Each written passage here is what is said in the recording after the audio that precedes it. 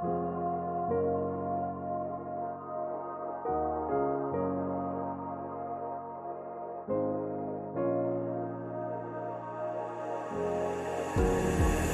you can miss me, baby, you can touch me.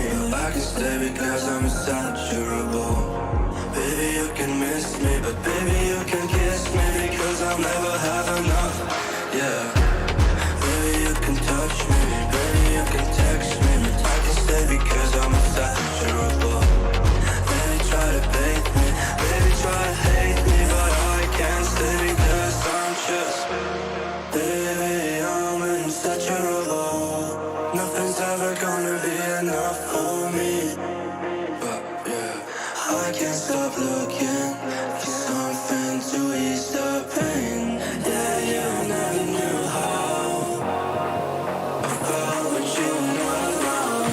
Got that insatiable appetite that you guess the friends were always right. Yeah, baby, I'm insatiable.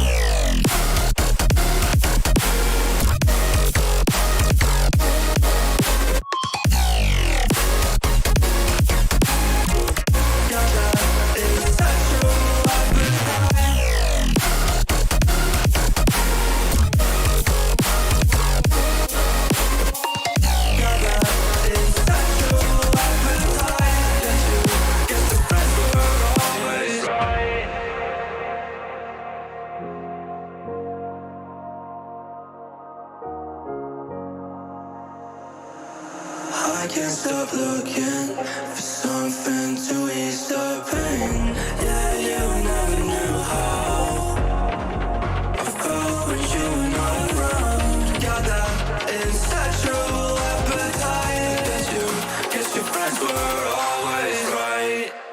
Yeah, baby, I'm insatiable.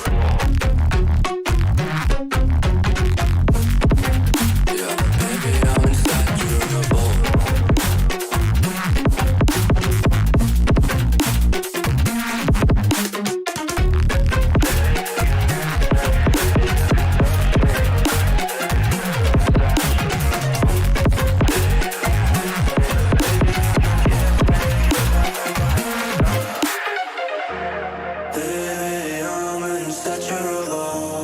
Nothing's ever gonna be enough for me.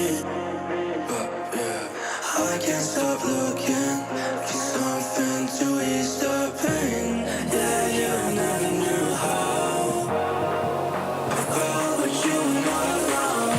Got that insatiable appetite that you guess your friends were always right. Yeah, baby, I'm insatiable.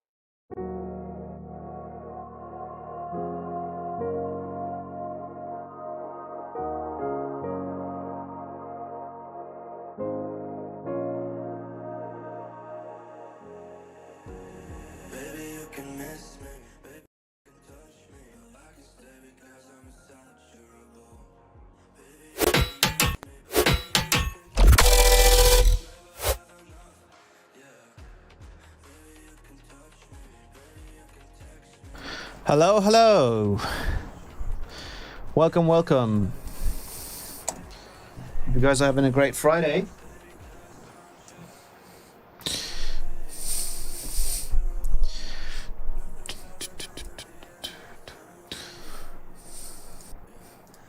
Turn on the microphone just a bit, so you can constantly hear me breathing. Holy shit.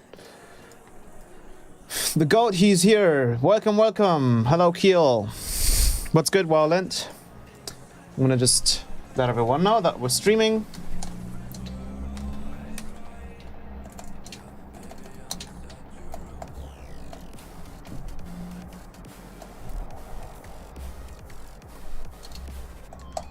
so dumb that I'm using my phone for the live streams. So I want to do an Instagram post, like a story post that I'm streaming, but I can't because I'm using my phone for the live stream, so that's a bit annoying. Let me check something real quick. I wonder if I can repost story mentions. Can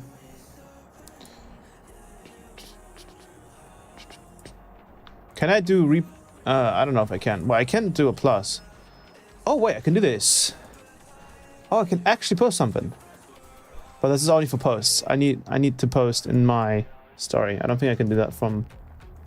Yeah, no, I can't. That's annoying. Anyways. Boom, boom, boom, boom, boom, boom. Sweet. Hope you guys have been doing great. Good evening. Nice to catch a stream instead of watching the VOD for once. Yes. Yes, I'm sure that's pretty exciting. Because you can actually get your stuff answered now. What are we gonna do today, boss? So today we're gonna talk about the new Ableton racks. Also one other creative tool that has been around for a while now. It's called Midjourney. You guys might have already heard from it, but I've been playing around with it for the past hour or two. And man, this thing, I wouldn't necessarily use it as the main tool for like artworks, but as an inspirational tool, it's fucking incredible. So let me fix something real quick. Check something out real quick.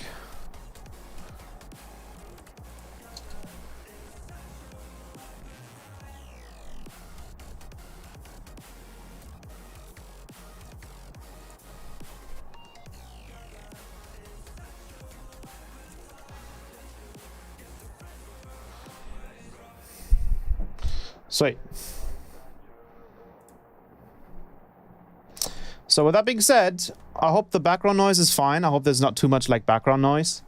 I do have the window open again. It's really hot. It's been really hot the past weeks here in Germany. So with that being said, of course, I need to have the fan on. I have to have the window open, all that kind of jazz, right? So I hope the noise in the background is fine. You guys please let me know if it's okay. Yes, what are we gonna do today? Okay, cool. We'll go to live chat. I think there's more, probably just the same stuff. Let me see if I can zoom in to a good amount.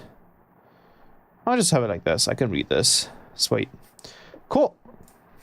So with that being said, let's get into the stream. I want to, since it's the Patreon stuff that we're going over, I'm going to switch the vibes to this. Yes, that looks cool. All right. Let's go here. And that should be working.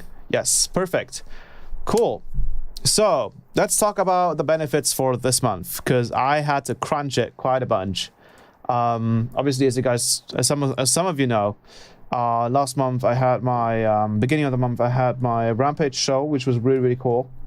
But I think either on the way back or at the show itself, I catched COVID, which meant I was basically just not able to do anything for 2 weeks.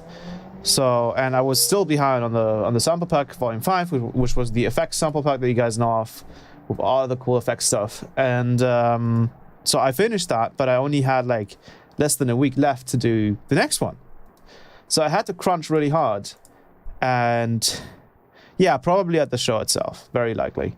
And I finished it still, and I was able to release it on the 1st. We also released I released some really cool racks this month. They're quite special. I've already talked about them on the live stream. Just thinking about all the people we partied between, especially Gab. Yes, exactly. That was probably someone in there that probably had COVID, right? But with that being said, I want to talk about sample pack volume 6, because this is the very first sample pack that has bass sounds, like proper bass sounds, not just like bass glitches and just like little hints at bass sounds. But this is like purely like, hey, here's bass design. You guys can start with this. This is the first iteration of bass design packs. Obviously, I'm going to be doing more in the future. And these basses are, what I'm really trying to do with these bass sounds is I'm trying to give you a cure or like a fix to the whole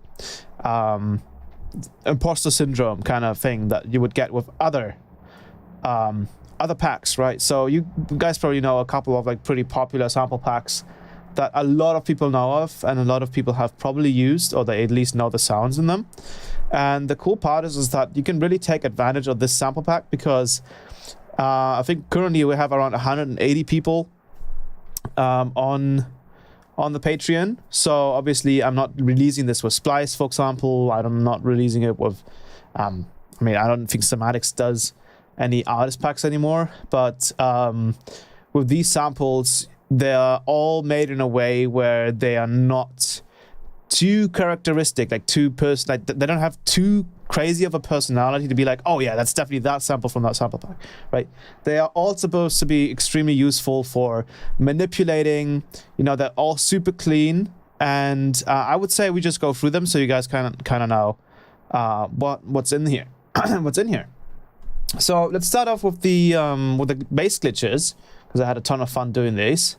And actually I have some pretty cool controllers now. I have some like knobs, like adjustable knobs. So those are like MIDI knobs that you can basically just map things to in Ableton. So I was using, what is it?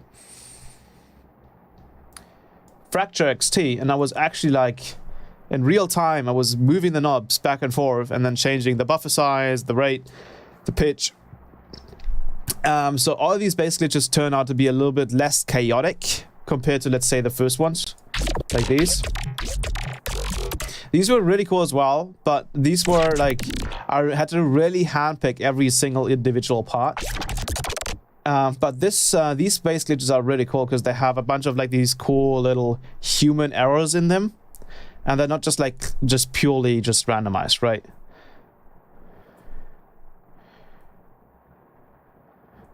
So with that being said, let's start with these, with the bass glitches, and they sound like this. So we have that one.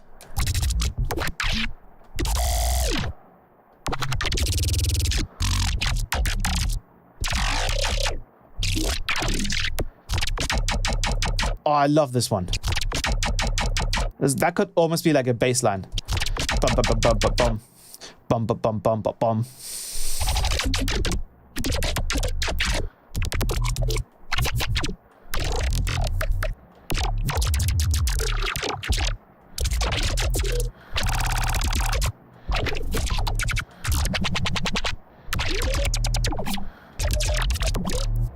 So those are the 20 bass glitches that you can use. Obviously, you can, you know, throw like pitch map on these and then just partially affect certain parts of the bass glitch and stuff. It's super fun. But now let's actually get to the heart and soul, which are the 50 bass one shots. 15 bass patterns. So there's short little bass loops that are not like a full like bass like drop loop, which I would usually never use, but here you can just take out little parts or like little cool sounds that I have in here that you can go ahead and use. And then I have 15 growl one shots, and these bass one shots, all as you can see from the keying, you can see that they're all basically one after another. So you have this kind of like range of samples of keys where it's like EDF, EDF, EDF, and it just keeps repeating. So it's really simple to kind of like, if you have an E and then another E here, another E here, so it's easier for you to kind of like pick certain samples if you don't want to pitch them. But yeah, these are the 50 bass one shots, and the way I've done them is I basically, the first 30, I believe, or the first 20 are all of a similar type, and the next 20 are of a different type, and then the next 10 are of another different type, right? So we have that as the first, and they're all pretty long. They're all like a 1/4, a little bit more than a 1/4, I believe. Let me check this. Is this a 1/4? I believe this is a 1/4 rhythm, right? Let me check. Yeah, so that roughly like a 1/8. A little bit more than a 1/8. Which is usually enough anyways. And then you can, the cool part about these samples is that you can always make them faster. And this is always something really cool. So you can always grab them and make them faster. And they don't really lose much quality, which is nice. But if you were to slow things down,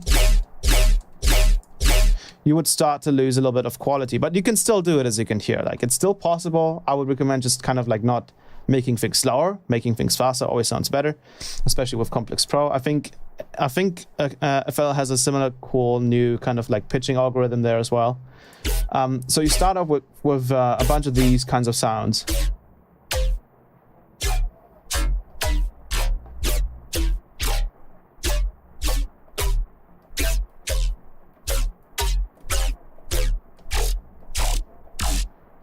Yeah, and then you go over to the more gritty ones.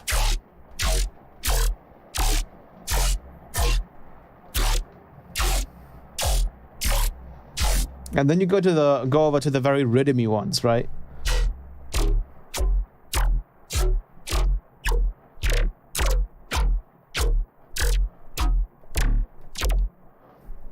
And then after that, we have 15 bass patterns, and these were really fun to make. And they're pretty short as well.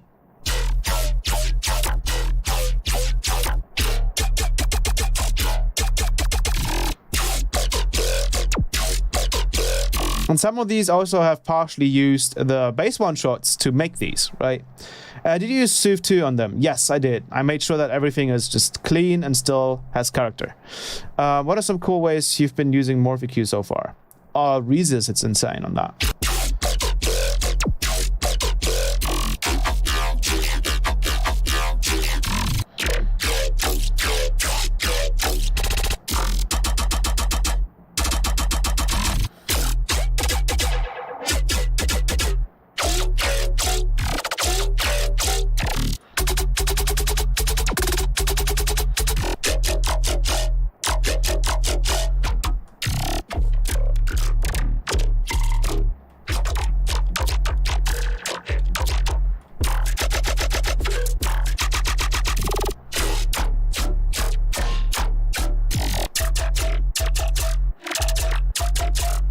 And then, to top it all off, we have a total of 15 growl one-shots, which sound like these.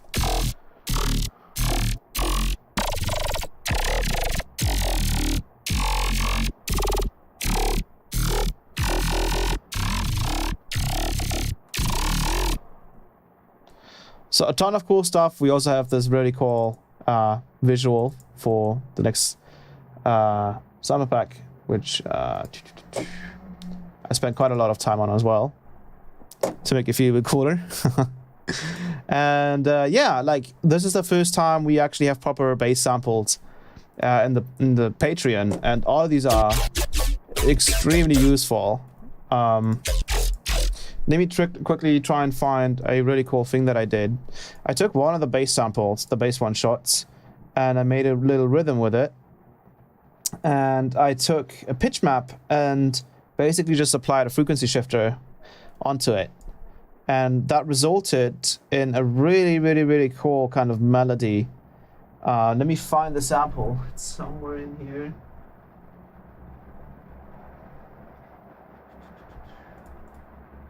It's the one file. It might be before. 1 second.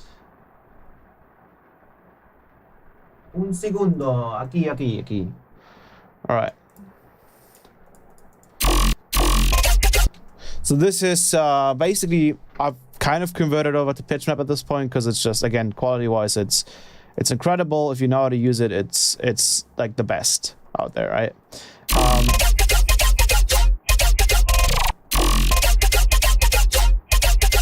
So you have that very high-pitched one, and then you have the lower-pitched one.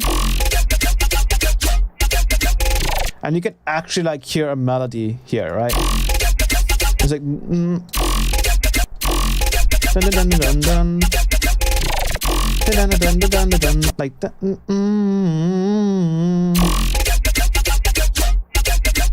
And then here as well, and here it's actually slightly different. It's like almost playing like a 7th, but it still has all of the notes corrected. Thank you, 5 steps. So I could literally like go in here, and again, this is just made with the samples from the pack, right? I could go in here and just start adding some drums. And also, I wanted to know, all of the people that are currently watching that are also subscribed to the Patreon, would you guys be interested to for me to compile all the sample packs from the past 6 months into one big one? For the 200 subscriber goal, because like obviously you have all of these packs individually, but let's say in 2 years you don't want like like 24 individual packs, right? We could definitely like make them be uniform, which I think is a cool idea. And then every 6 months we could do this. So I'm gonna grab the 4 drum rack 1/8. I'm gonna make the kick drum a little louder. Oh, I'll put caps lock on. Turn on the fade out. This was a bit too far.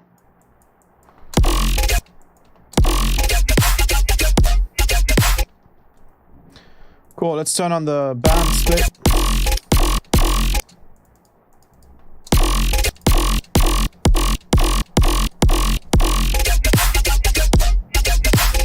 Let me add a simple top loop.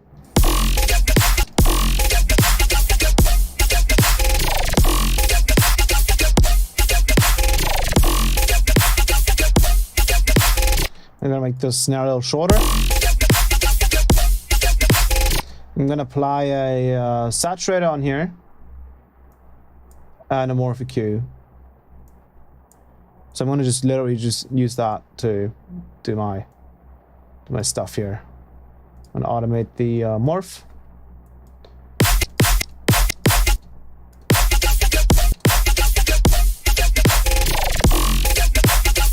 And then I can just control the frequency of this.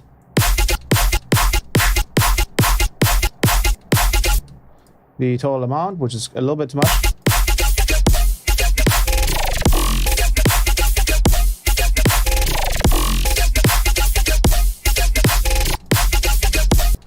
And there we go. Now, onto the racks as well.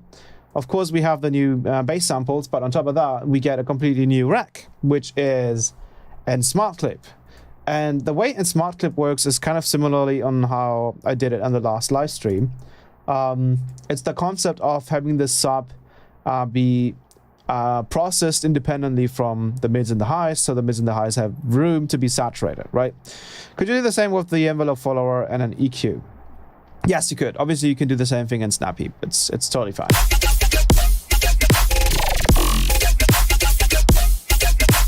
So the way in Smart Clip now works is it's like a really useful saturator that actually has a dry wet of sorts, right? So you have, I'm going to just show it with this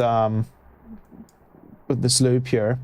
I'm going to load up a size scope so you guys can see what's happening to the waveform. I'm going to make this a little bit bigger. So I'm going to take a look at this specific bass right here. And let's just push it, like the preserve is all the way down right now on the Smart Clip. You guys get actually a total of 4 racks this month. You're getting 2 of the same for Ableton for Snap Heap. So you're getting N Smart Clip and you're getting N Smart Clip X. And N Smart Clip X is actually a linear phase version. They use this convolution to kind of undo or like slash phase invert phase invert the phase rotation that is happening because of the filter crossover. Because that's what convolution does, right? It does phase rotation, it does time, so like a delay like kind of diffusion network, and it does frequency. Yeah, it undoes the filters basically. But the thing is, unfortunately, with most convolution reverb plugins, is that they don't have any built-in latency, so they will just literally delay your sound. So you can see if I load up N Smart Clip here, you can see that it'll literally like delay our bass loop. Not by a whole lot,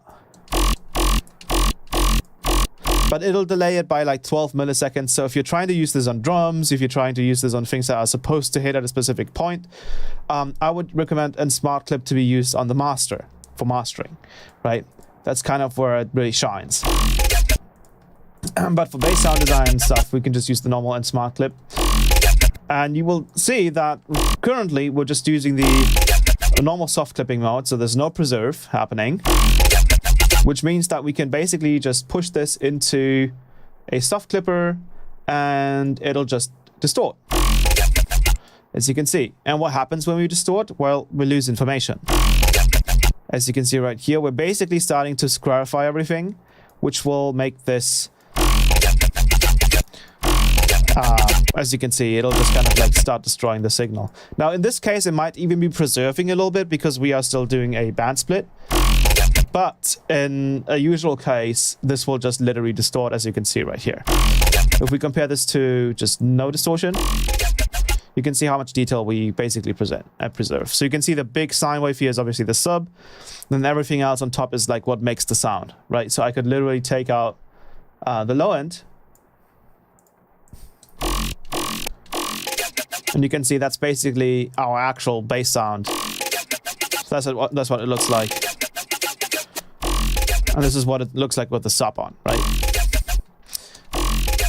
So the thing is that, again, if we start to saturate things, we start to soft clip things, we start to basically just squarify everything. And what and Smart Clip does is it starts to introduce limiting to the low end.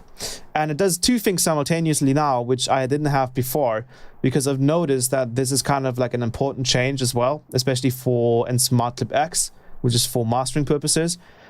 Most tracks that you will hear online, they do not have the sub laying at, let's say, 0 decibels. It's completely unrealistic to have your sub consistently hitting 0, because it's just going to distort everything. If you if you have a mixdown that does that, it's very likely just a purely heavy like rhythm section.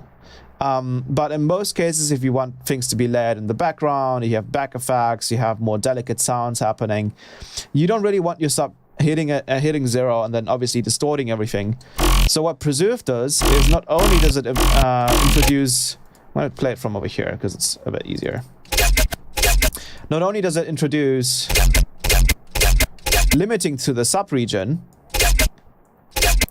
it also has a threshold for the limiter. So what it does, it pulls down the threshold to up to -3 decibels, which is the kind of like maximum minimum of what I see most tracks have the sub at. Usually a lot of tracks have the sub at like -5, -3, -4.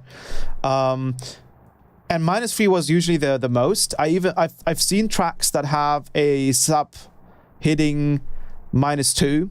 And some even hit -1, but it's very rare, very rare. So the thing is, you obviously have the option here. So when you turn Preserve down, what that'll do is, as you can see, it'll basically, obviously the first thing which happens is it'll do less limiting, but the second thing that happens is it pulls the threshold back to 0. So if you want a track where your sub is hitting, like, let's say -2 or -3, you can literally just pull back the Preserve a little bit. It'll make the sub be on par again. But say for mastering purposes, you don't actually want your sub hitting like 0 decibels. You want your sub hitting usually -3. And if you want -2, just push down the Preserve a little bit and then it'll hit that. But you can hear a big difference even at this stage here. If I take this down all the way, you can hear how much like detail we're losing. I'm gonna just play this and turn this back up.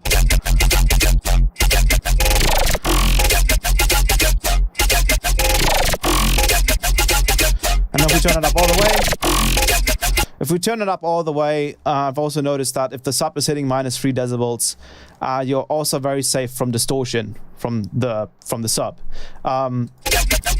So the cool part is if you have it like this, it's kind of like ready to go into the master. because the master is not going to change anything about the sub if you have an Smart Clip X on there, because it's going to just keep the sub in -3 as well.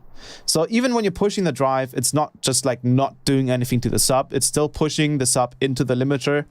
But if you have the preserve all the way up, it's at -3 decibels. So if you want more volume, you can see it already changes it a whole lot there. If we turn it down a little bit like this,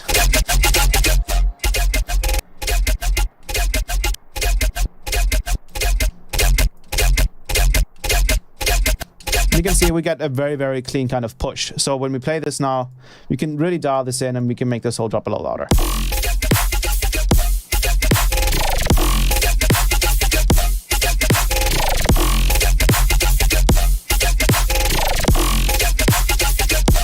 And then you also have the Smart Clip X version, which again is the linear phase one.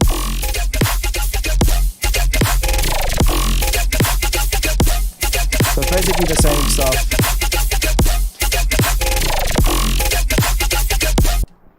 And then obviously in the previous stream, we actually had the sub being saturated as well.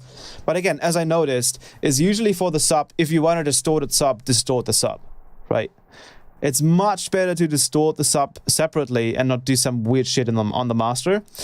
So I decided to just go with limiting for the sub instead of saturating it. Because if you want that effect, then just do it in the mix, you know? I'm trying to make a Smart Clip X is basically like a mastering soft clipper that is supposed to behave a certain clean way, and obviously you can always push the preserve back and have it be a little bit more dirty. And then you have the same thing for Snap Heap. So anyone that is using FL Studio and currently watching, you guys can use this as well. So you have Snap Heap, you have Smart Clip here, and then you also have Smart Clip X here. And funnily enough, if you try to install Smart Clip X for Ableton, you will have to also import a impulse response file. It's a WAV file that you can download separately on a zip file. You'll have to install that because it doesn't internally save the WAV file. But with Snap Heap, it's already kind of like, it actually saves all the files inside of the patch, which is amazing. So you literally just need the ADG file. Oh, what's it called? This .snap heap preset file. And you can start using this right away. And another note is a little bit of a difference in gain. So you can see that Smart Clip here, for example, can push up to 16 decibels, while Smart Clip X only pushes up to 12. I've done this because I want to, again, emphasize that Smart Clip X is more delicate, is more supposed to be for mastering purposes. Soft Clipper Patcher. You don't need a Soft Clipper Patcher because you have Snap Heap, right? You can use it in FL Studio. How do you make and try delay on FL Studio? You can just use and try delay for Snap Heap. Right over and one delay and try delay right here.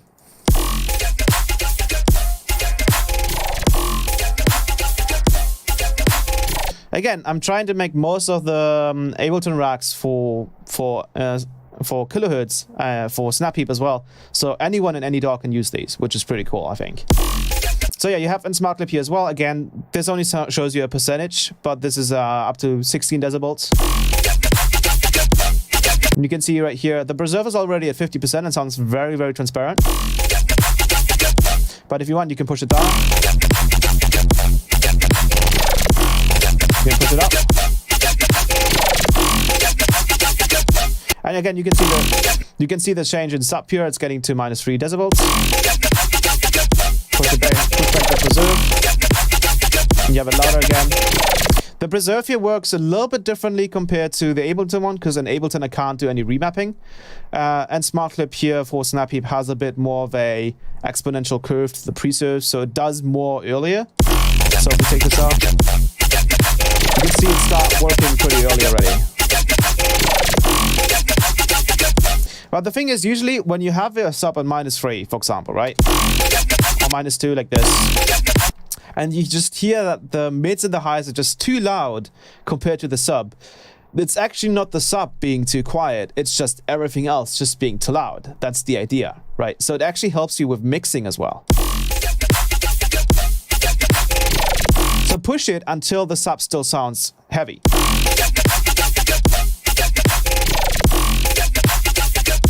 That's how you achieve a good loudness in your mixdown. And again, the same thing goes for ein Smart Clip.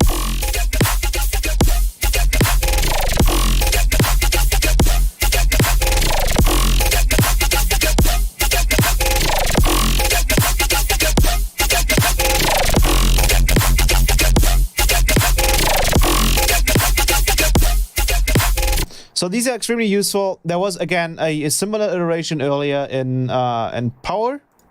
It also has a similar smart clipper that works a similar way, but in this one we don't have any like limiter threshold adjustments and stuff, and we don't actually get a preserve knob, so we can't do like a dry wet of the two.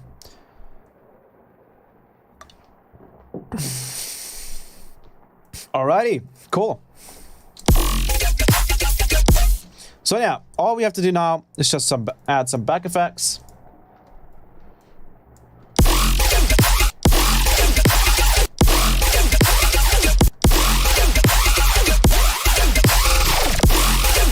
Let's add a smart clip on here.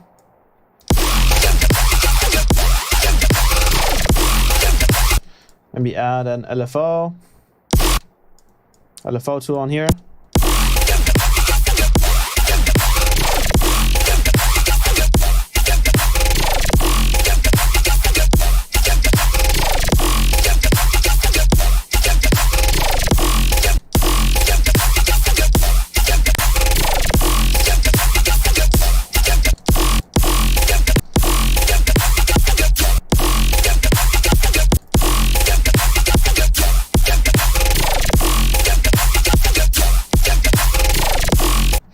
Bigger in the second one, which should be somewhere over here as well. What file? It's probably this one. Nope, that's the same one.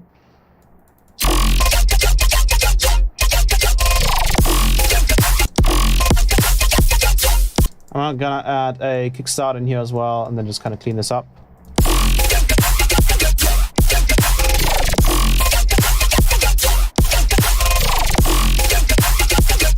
And again, we can try any of the bass patterns that we have in the next sample pack. So guys can kind of hear what that sounds like. Let me grab the snare here and just kind of pitch it down a little bit because it needs to be a little harder.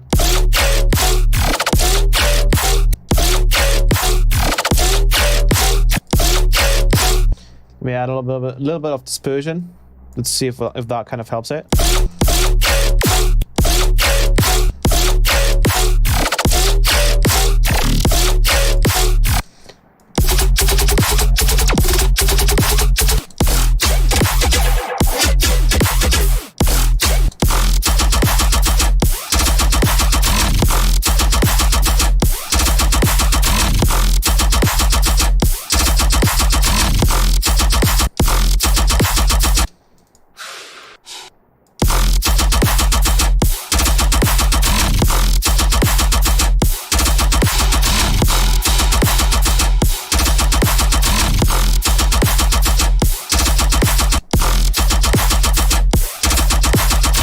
Try the next one.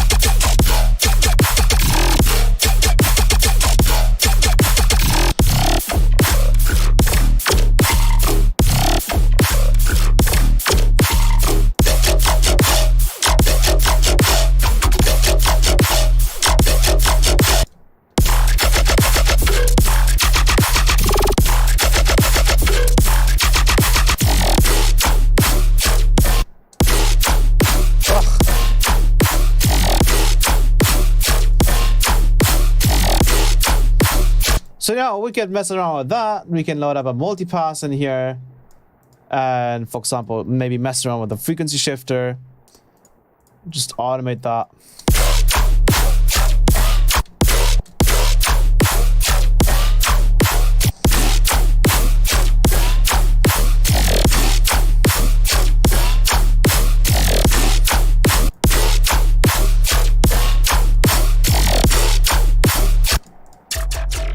We can lay another one maybe. Obviously, we might want to take out the sub here.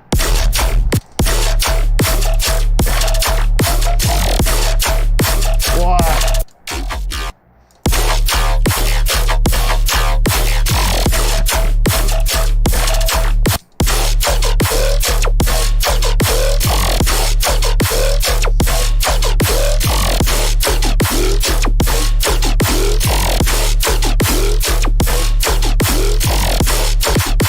Let's try a clap instead.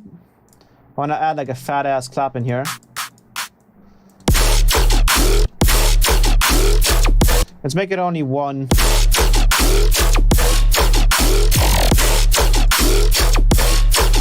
Add a fat ass transient to this.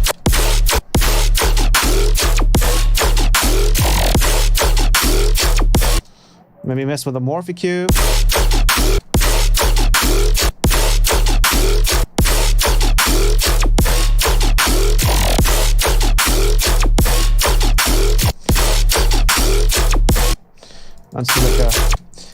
Let's what I like doing is duplicating the drum rack, and then just using the kick, but a little bit quieter.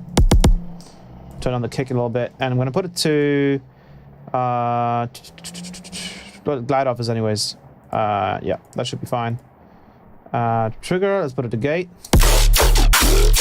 Let's do like a triplet grid. Put it right here. Huh, this is not a triplet grid, is it? Oh, is it? Okay. And then let's do like a...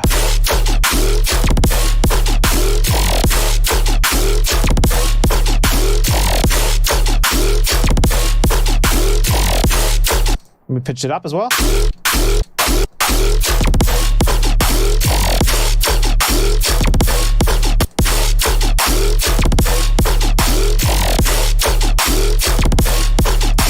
And we can maybe change the first one.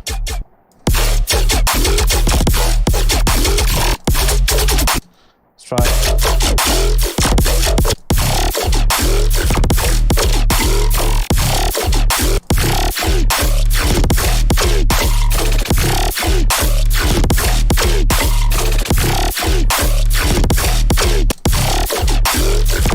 And we can obviously also repeat things.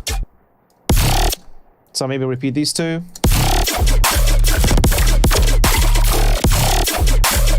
We take the multipass out.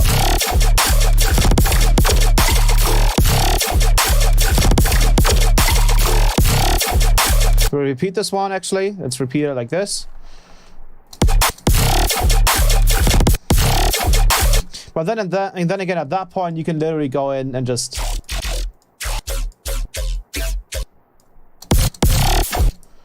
do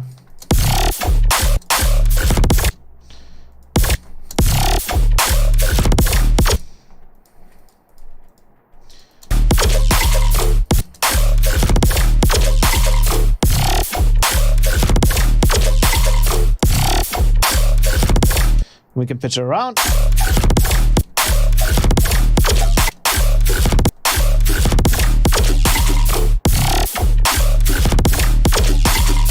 So you can have a ton of fun with this. You can write your own little things as well. So we could just take growl. Another thing that I really like doing with growls is actually like cut them up and then pick different phases of it.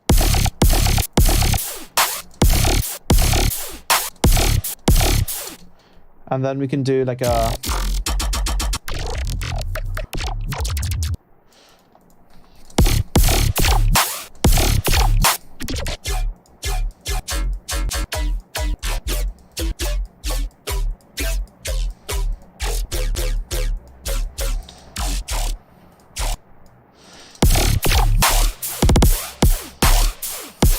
I want this to be like a layer. And then one thing you can always do is just add a frequency shifter and just completely change the tone of it, right?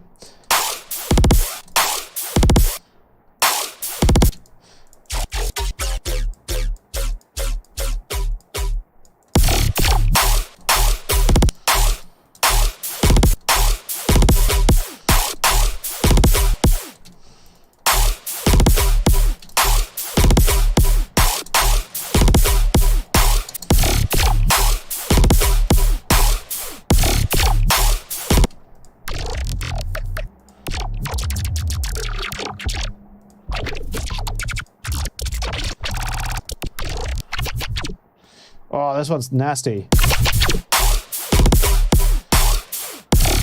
And I highly recommend trying just multipass for like pitching stuff with sub. So let's go.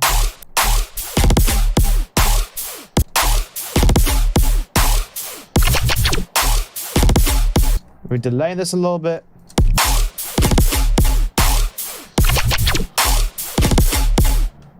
Let's try a different bass glitch here.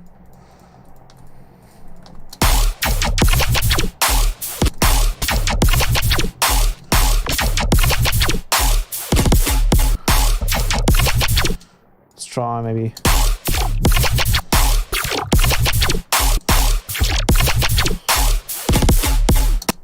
Let's go something crazier for the end here.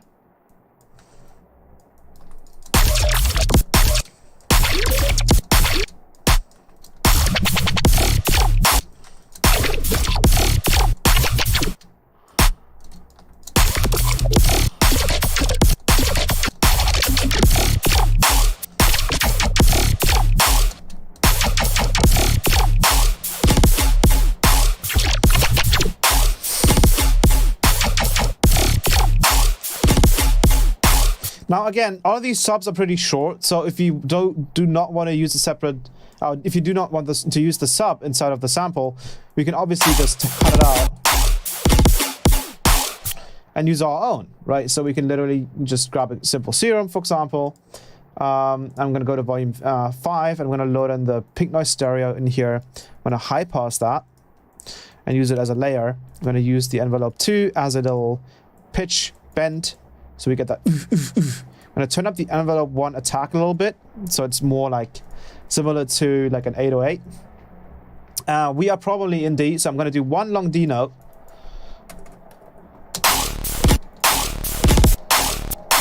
And then I'm going to switch it to sine wave. Turn down the random.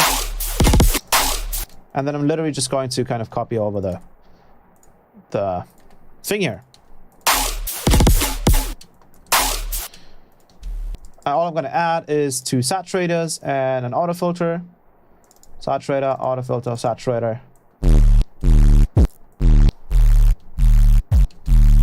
And the second saturator is going to have its high quality turned off.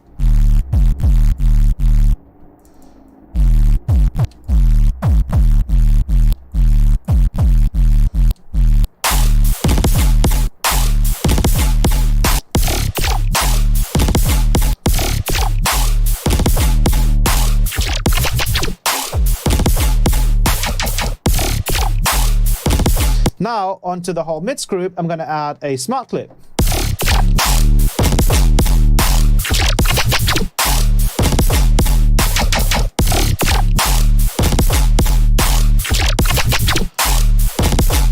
And now we can really start messing with this bass here. So I'm going to add another multipass. I'm just going to add a normal snap peep. And I'm actually going to use a frequency shifter. And I'm going to use an LFO. I'm going to start messing with the melody of this thing. So I kind of want something like this. Let's try that.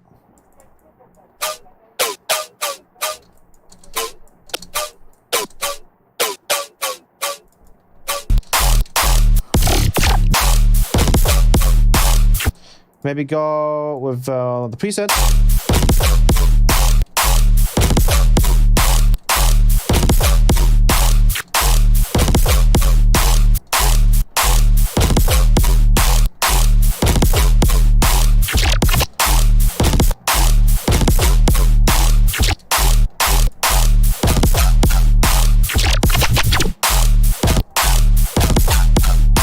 It's a little bit less.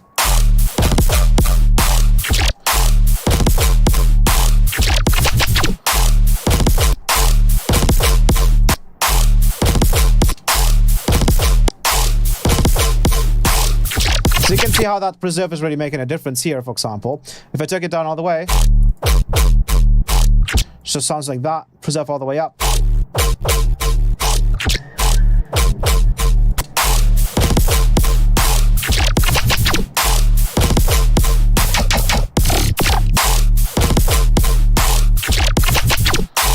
And we can literally just go in here and just replace the space, right? So we can go maybe with a different one.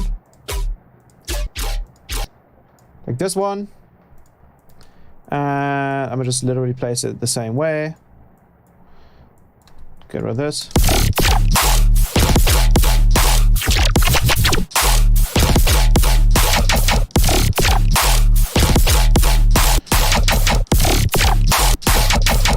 Let's also delay these two channels here. I'm just gonna literally put them together a little bit. I'm gonna add a line delay to the sub. Just delay that a bit.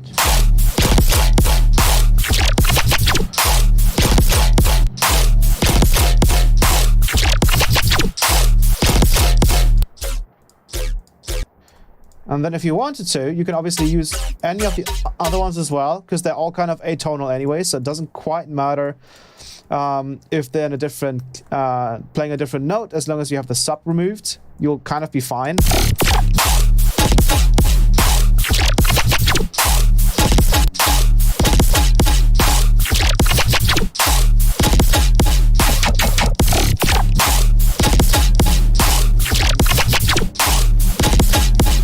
And what I want to do is I want to add a melody to this, because I feel like this could sound really, really cool.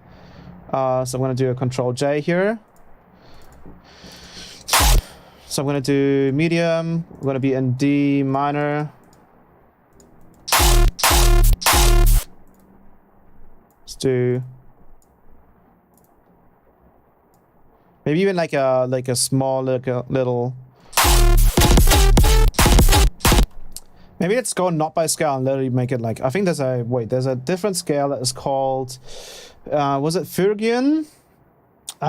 Which one was it? Was it Lydian? Maybe it was Lydian. Oh wait, we're in F. That makes no sense then. Okay. I want one of these. Let me check. Was it Phrygian? Yes, I think it was Phrygian.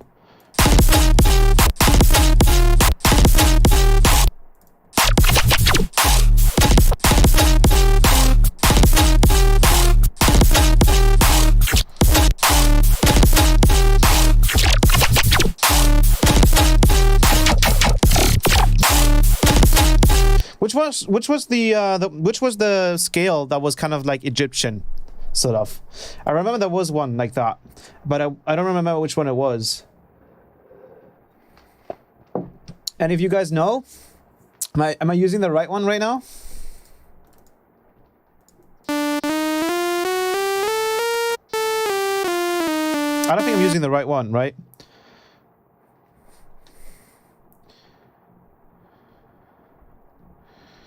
Which one is the like kind of Egyptian style? Is it Phrygian? Are you guys sure?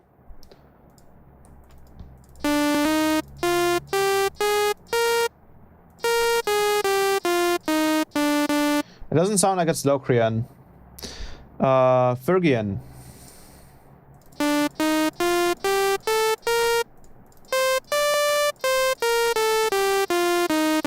Are you sure?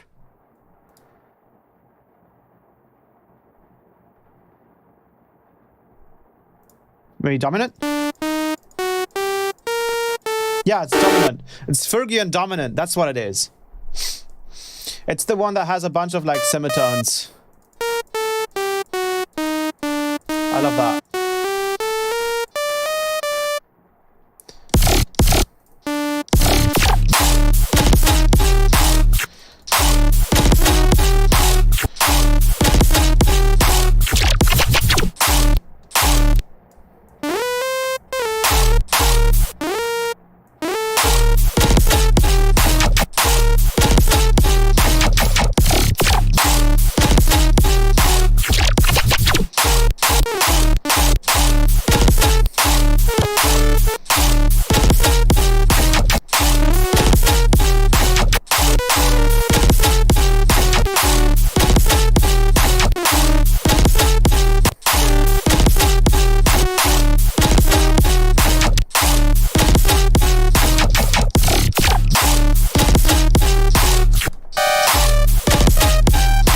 So again, if we go back to the mids here, turn up the preserve all the way.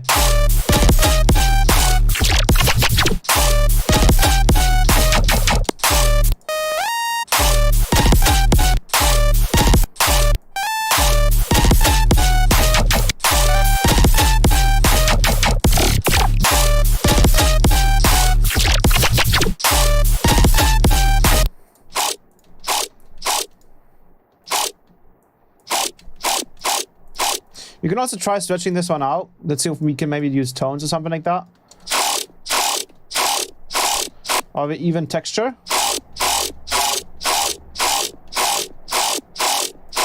Because it doesn't quite matter, as this is kind of like a growly sound and we should just be able to.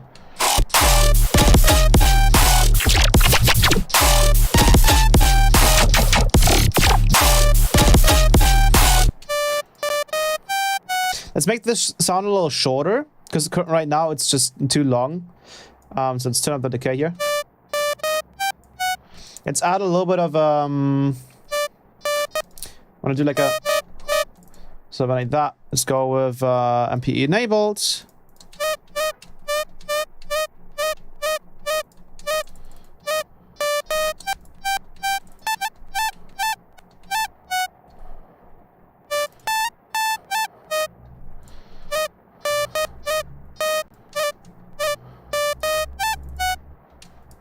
Maybe this one's just too long.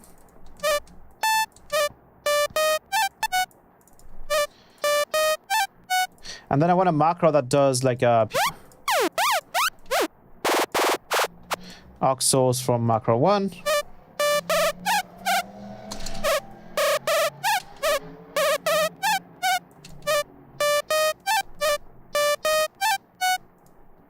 Because I love this kind of style as well.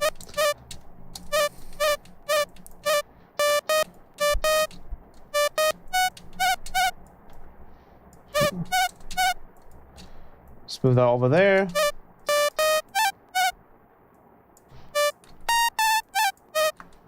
I think that copied wrongly. Yeah, that copied wrongly. Cool. Let's add a little bit of a pitch envelope to this.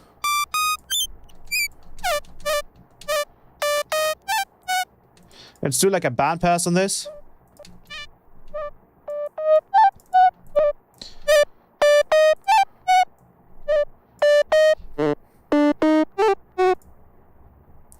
Let's add a little bit of a ODT.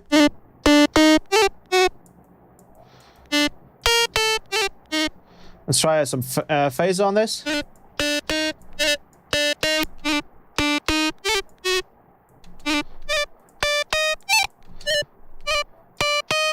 Maybe a square wave with a PWM on it.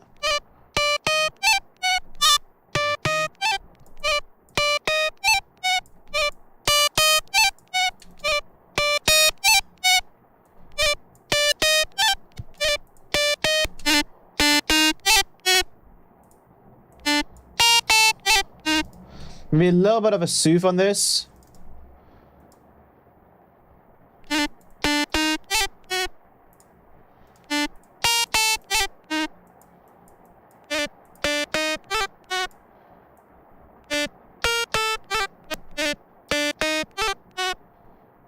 Let's add some stereo to it.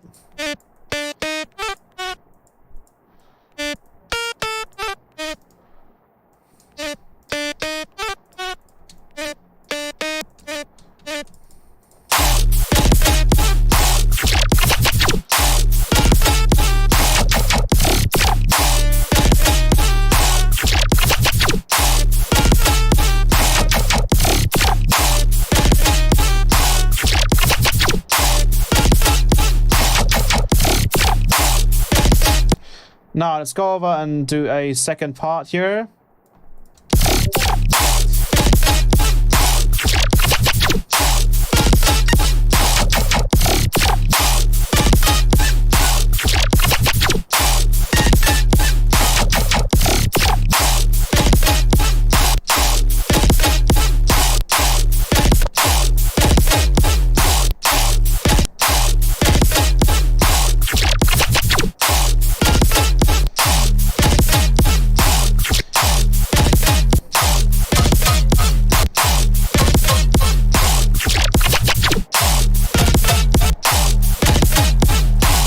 Let's move this up a little bit. Let's move it up here, and then we have a B section like this.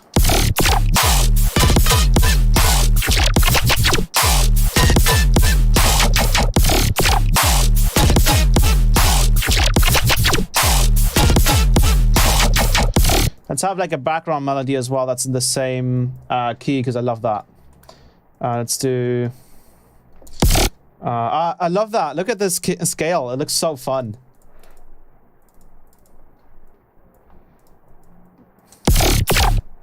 This might be too slow.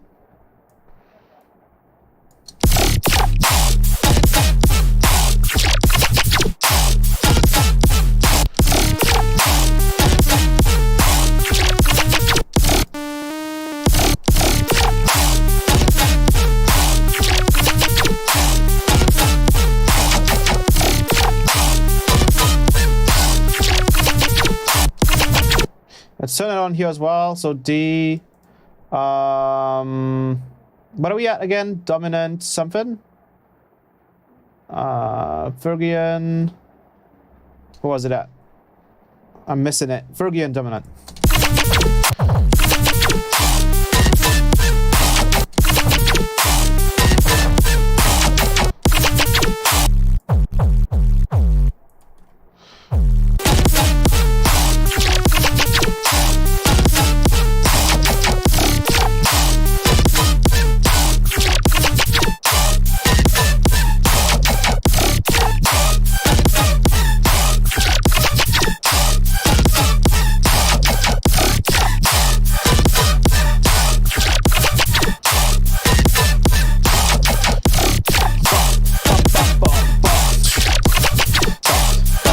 And then maybe do like a double here.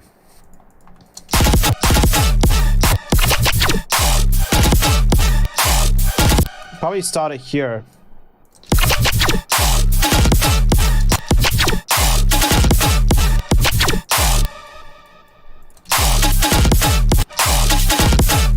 And then these we can make faster using Complex Pro.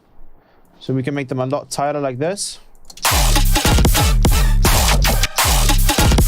And you have this one even go like a triplet.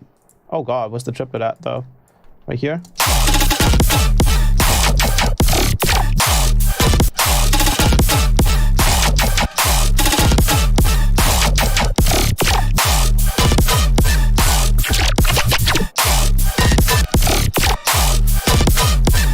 Let's move this up a little bit further. Maybe even give this a little bit of a pitch map, just because this could fit more with the vibe. Really weird to do this in heavy rhythm kind of stuff, but I want to try this out. I wonder if they have this kind of mode. Phrygian dominant, they actually do. Oh, that's awesome. That's so sick. Phrygian dominant, and then we start with D, so we need to move. This is always something about pitch map that I have to get familiar with. The way you have to do this is you have to kind of set it in place the way Retune has it. So currently, whenever you do any key transforms, it always goes from C, as you can see right here. Always goes from C. But we actually need to find the base note of our scale on the right side of the piano. So currently we are in D. Doesn't matter the scale, we are in D. So C, D, this is the note. And what I usually do is I just double click it so I kind of know where it is. And I have to align the first note of our scale to the first note in the piano roll here, down here. So you can see this is our D note right here. Even though it's on C, it doesn't make sense. So we need to move it until we hit D as well. And now we should be getting it.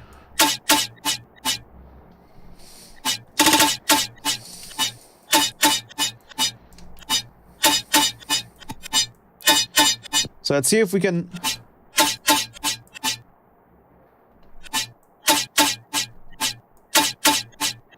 I don't know if this is gonna work.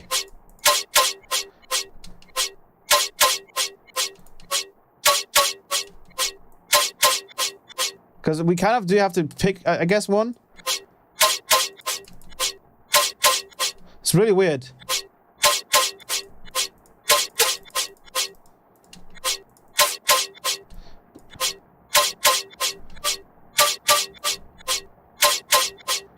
I don't think this pitch map is gonna work for.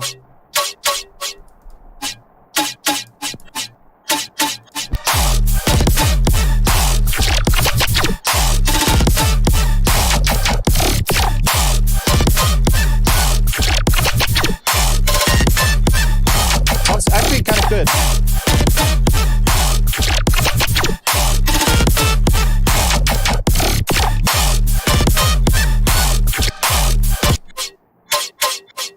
Yeah, it kind of works. It's struggling a little bit because it has some note somewhere that it doesn't like.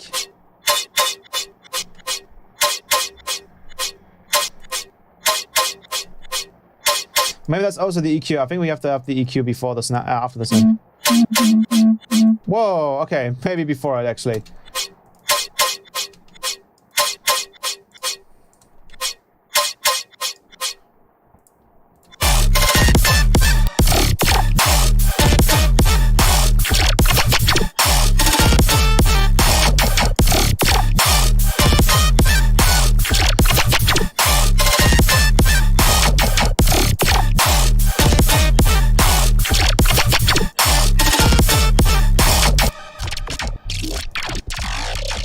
Oof.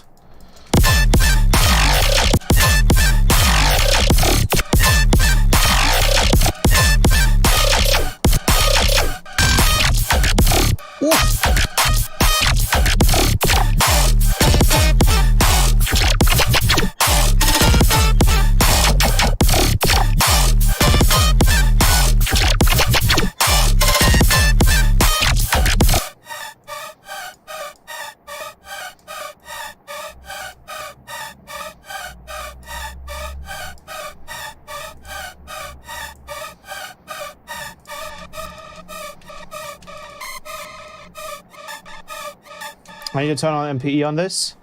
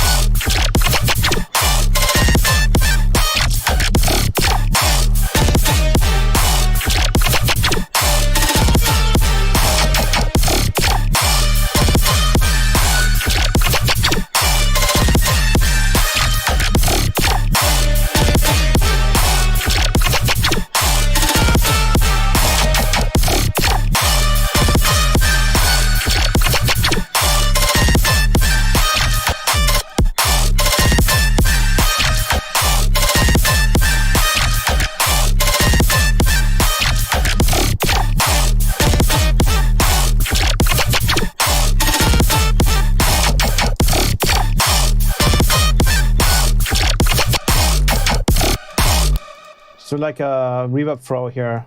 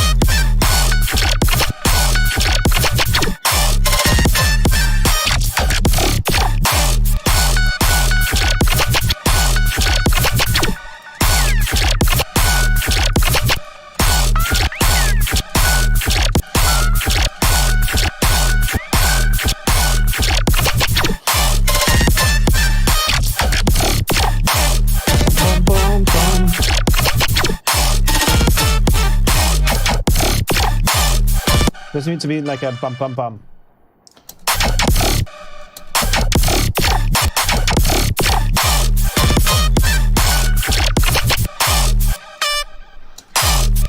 Let's go in here.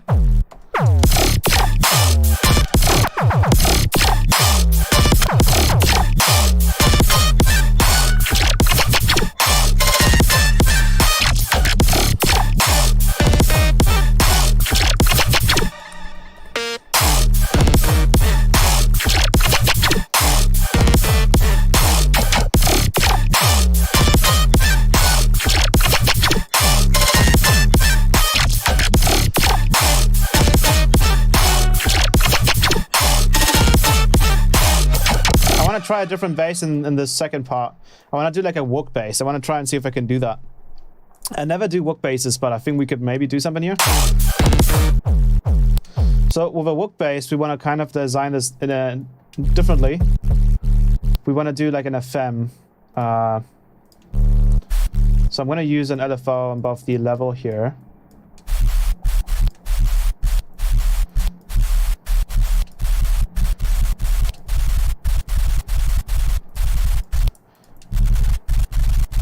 And I think what we need to do is we need to do an FM from B.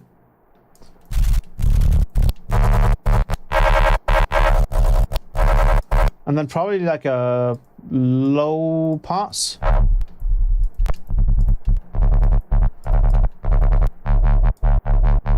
And let's put this on trigger.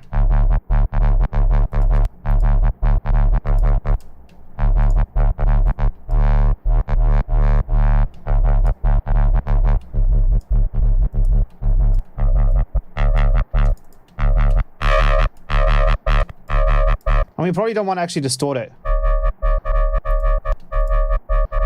Let's go to the A warp. Where is it? Oh, we don't even have that automated. Let's automate that.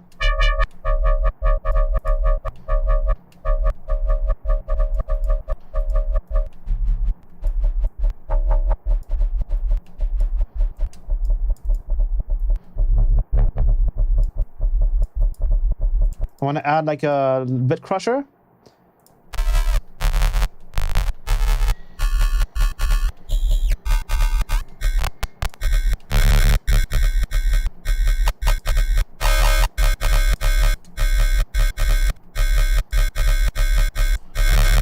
Let's do like an actual like power rack in this case, and power rack, for example.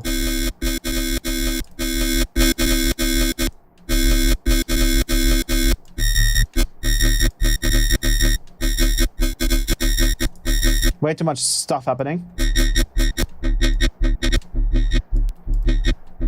I think we have to switch the OTTs to peak mode because they kind of like come in kind of annoying.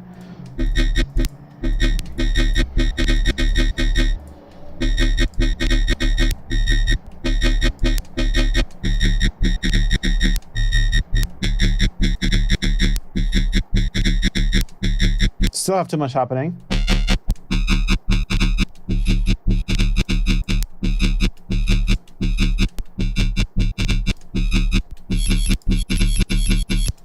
Ew.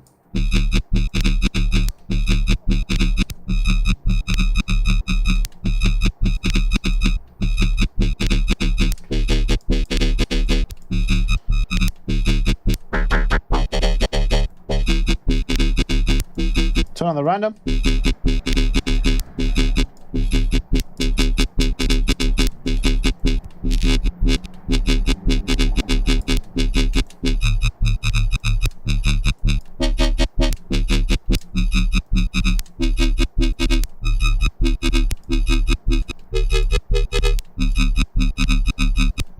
Kind of like that. I might also grab a Morphe Q and kind of just use that to make it even more.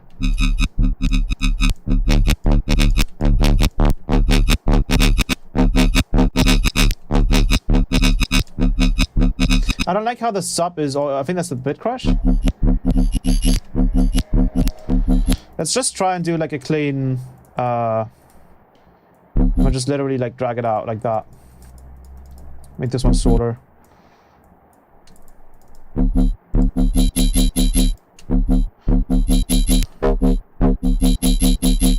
I don't want the high end to come in like that. Why is that coming in? It's just OTT.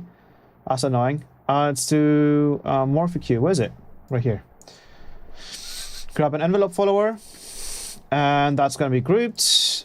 Create a chain here. Do an EQ8 to kind of just do like a...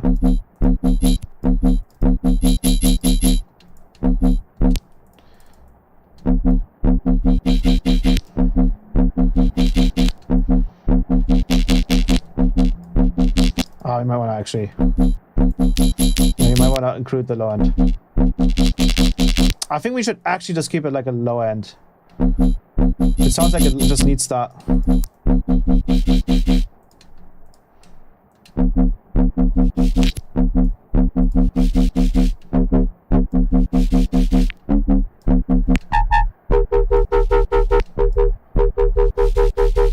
Yeah, that's good.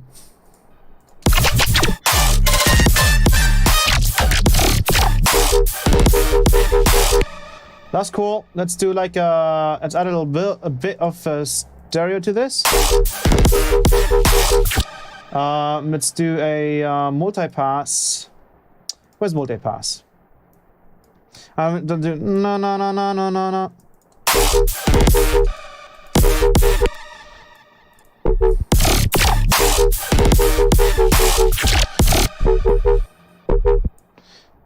But I don't know if I want to do this in...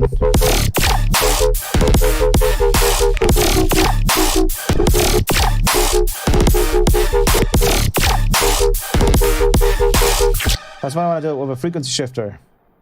So I think it's going to be easier with that.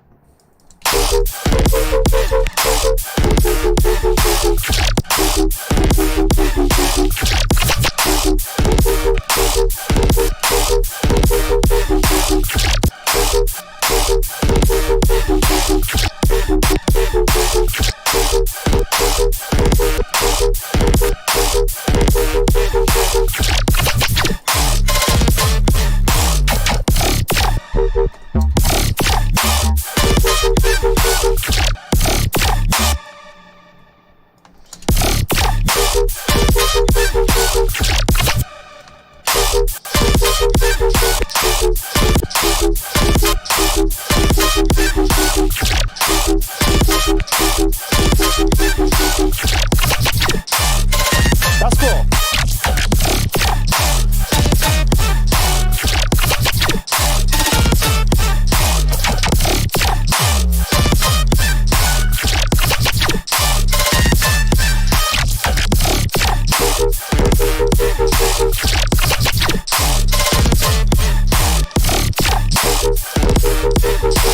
Let's try to actually have it play that note first, maybe.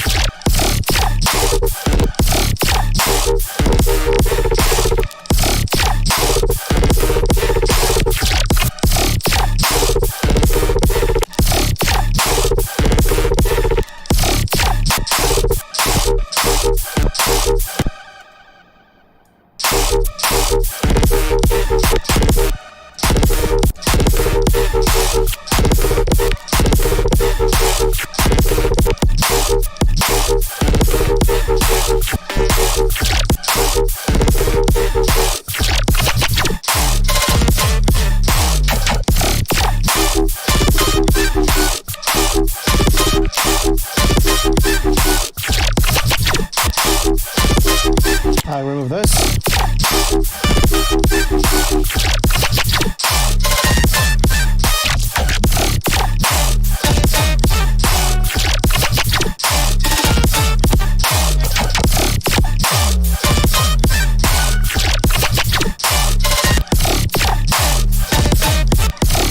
Now switch this up for a snare.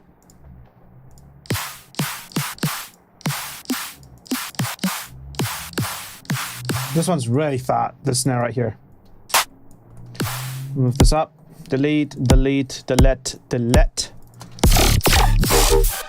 Let's push this.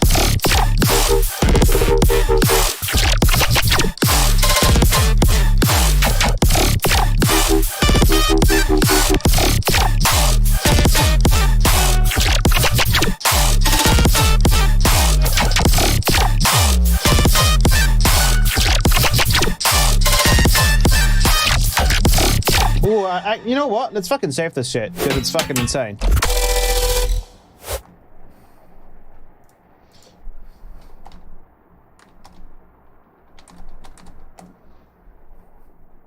This is actually kind of nuts.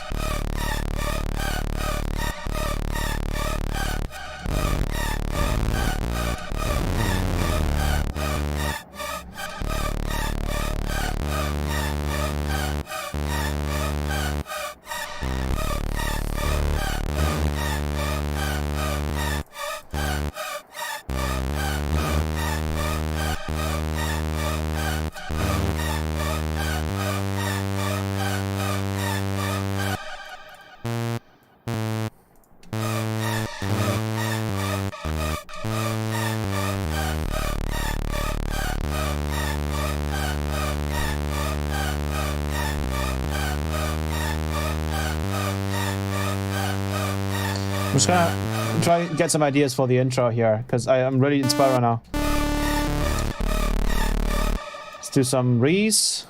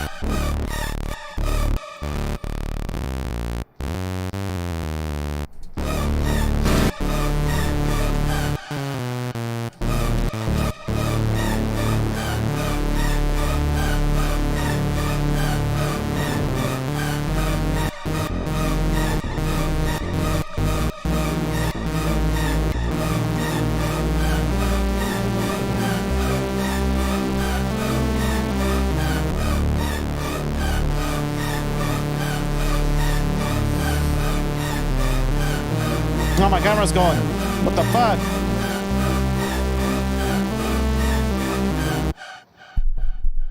What happened to my camera?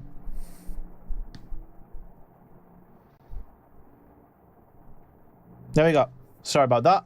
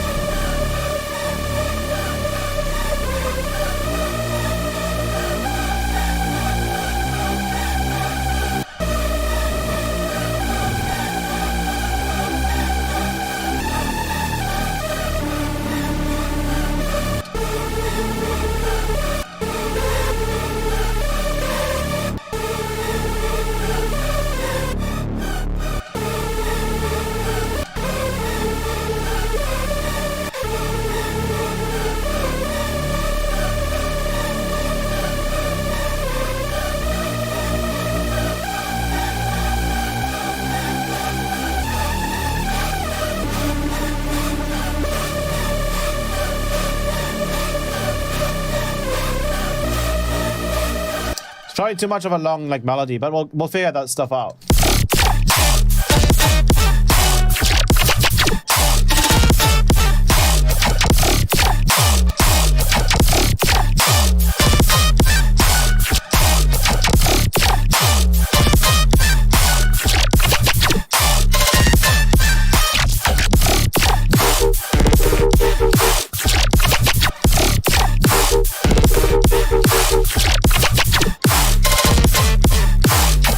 Also go this way.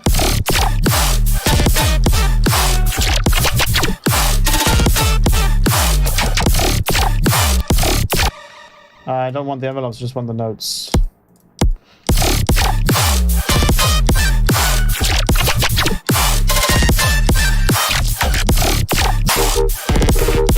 Yeah, I think that's better.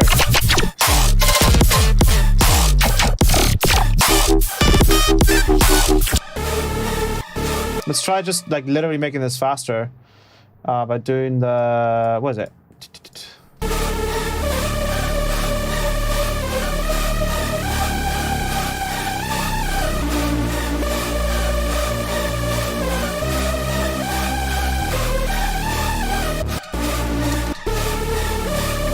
Maybe do like a little bit of a trancey kind of vibe to it, maybe.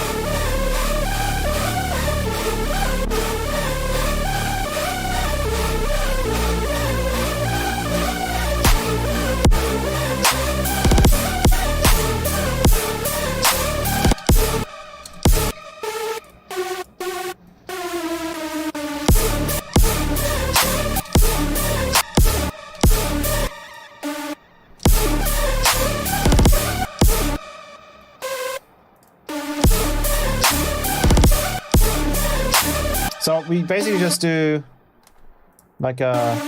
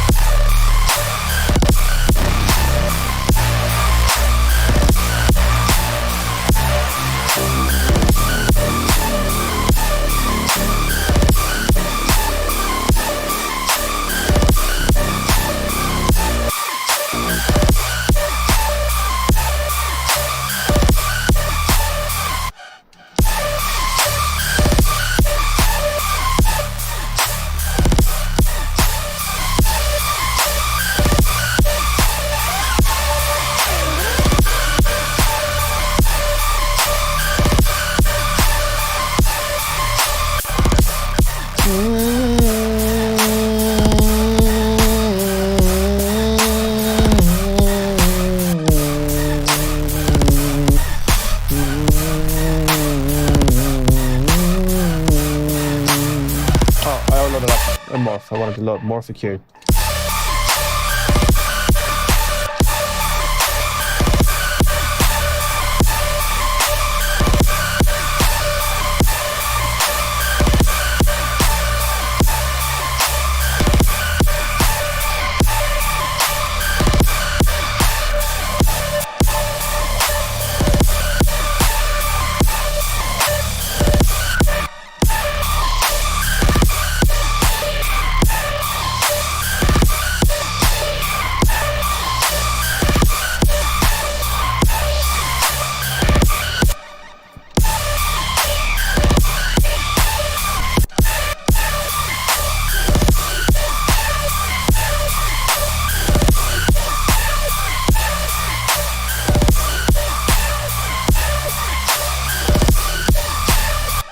Put the smart clip on the master,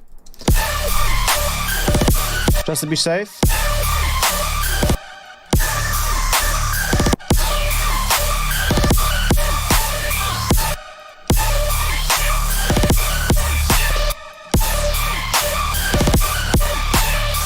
Just trying to find one that kind of like gives a good character.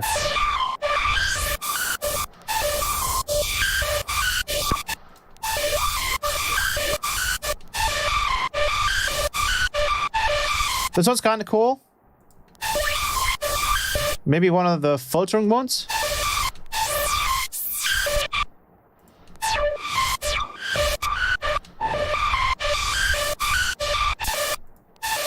Well, it's just a high pass sweep.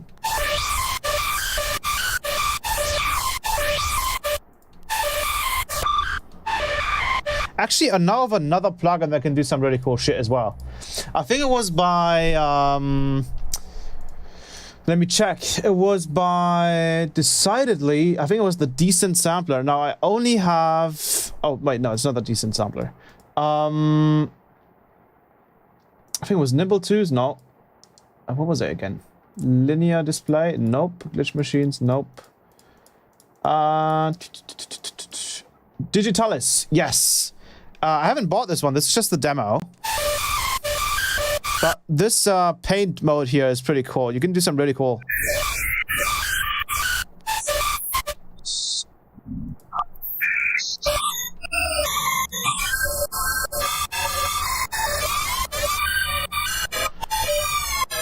I have no idea if this is gonna work out though. Sounds a little silly, doesn't it?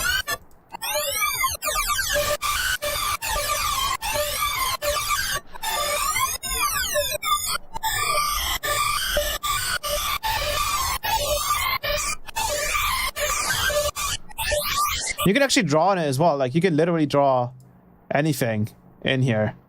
I believe. Yeah, right now we're drawing white.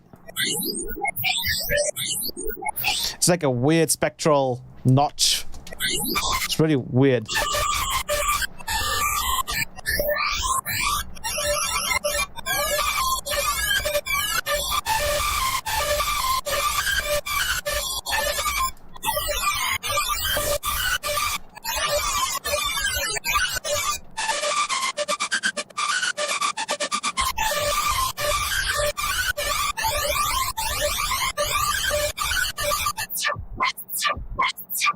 As you can hear from here, it sounds like a filter, right?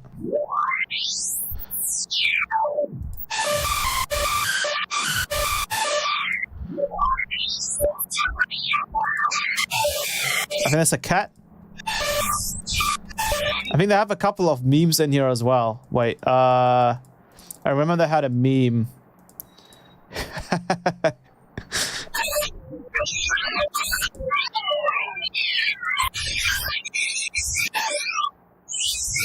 It's pretty nasty. It's really interesting, a really interesting sound. I don't know if this is gonna work on this. You also have a pitch shifter.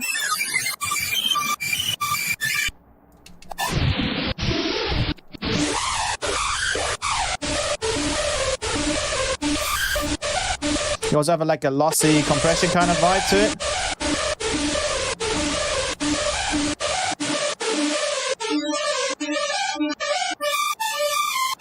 Which can be pretty cool for like smearing stuff.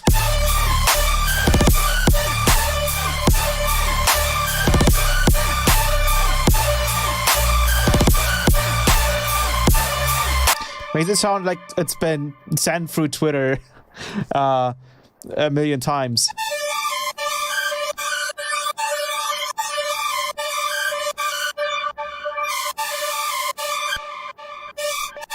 It's like a spectral gate of sorts, right? It's the bad internet connection effect.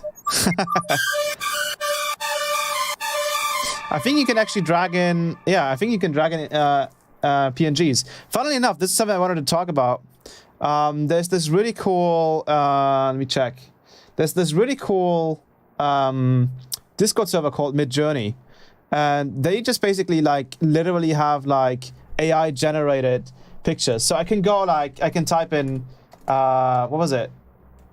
This is such a cool site for like getting inspiration for stuff, or even like making your wallpapers. It's so cool. Like let's type in night, cyber night, fighting giant robot snake. Something like that, for example.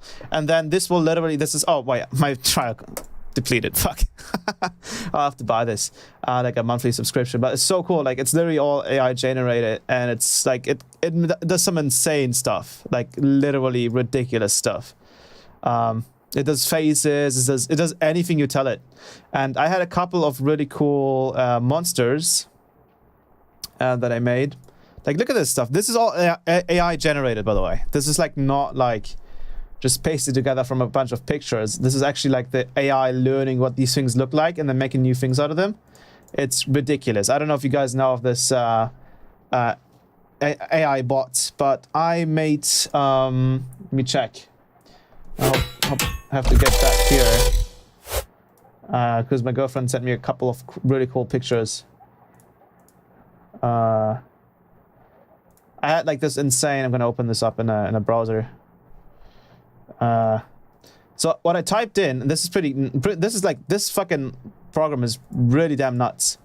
Where's the other one that I made? I think it was this.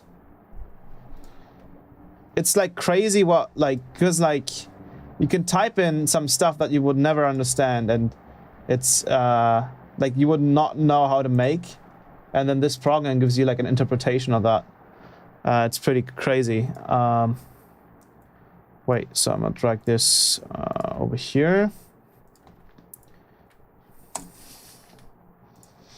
So these are two things here. Let me go back to All two. So this was like supposed to be like a giant sea monster in a desert. So it's kind of like not supposed to be in the desert, but because you can tell this AI to basically make you anything, it works. And you can see it looks like a sea creature. It almost looks like a giant like mutant what's it called, like a shrimp. It's in the desert. I think you even have a couple of like, it looks like it's people down here. I'm not entirely sure. But it's even got like the lighting right and everything. Like you literally have the shadow down here and then the sun coming from that direction. It's pretty nuts. I wanted to see if I could like literally take this picture and just drag it into the plugin. I don't know if that's going to work. I'm going to have to see.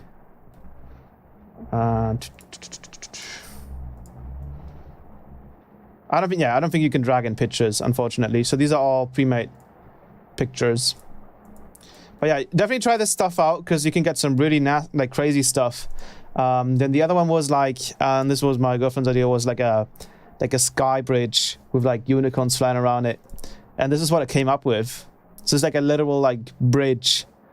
And then its interpretation of unicorns is a bit weird. It looks like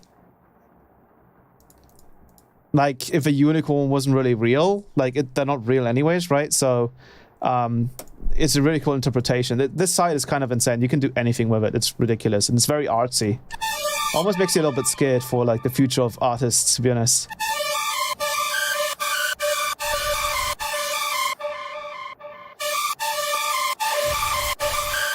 Oh, I even cleaned up my frequency spectrum because it's just focusing on the most important stuff.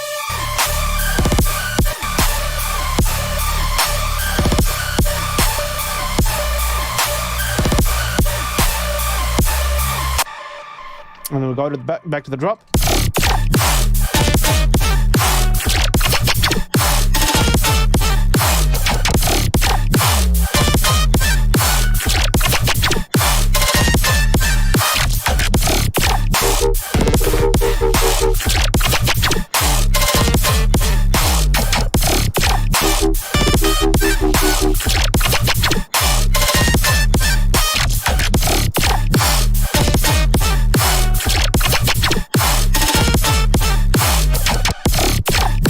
This even has like a wind up over here.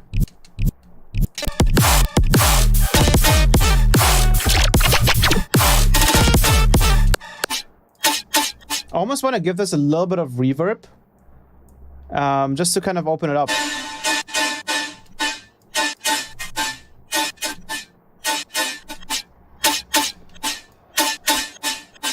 I think that could sound pretty cool. Let's have it after the pitch map.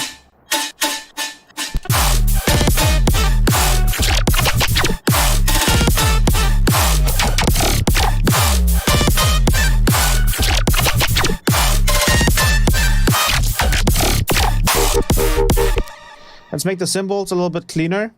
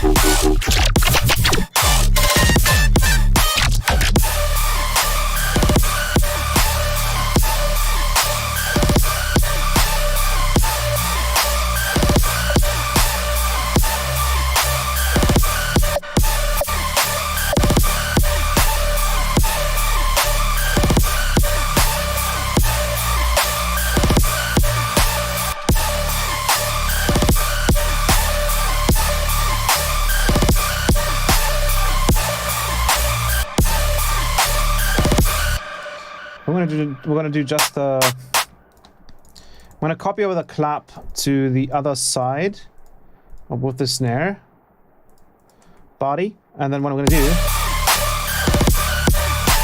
I'm literally gonna have to take out the actually.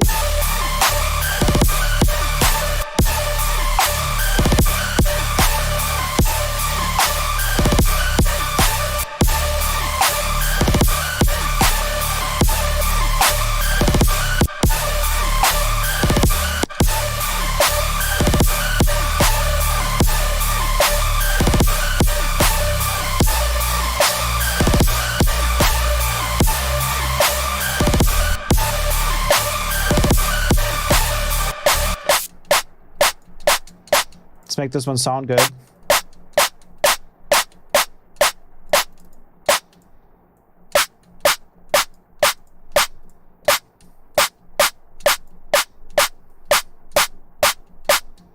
I think we need to cut out the low end here, because it's too much low end.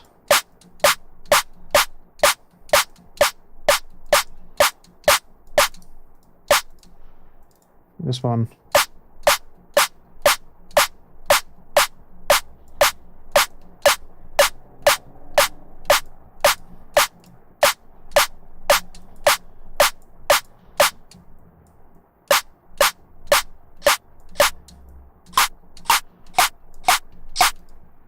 Let's do something like that.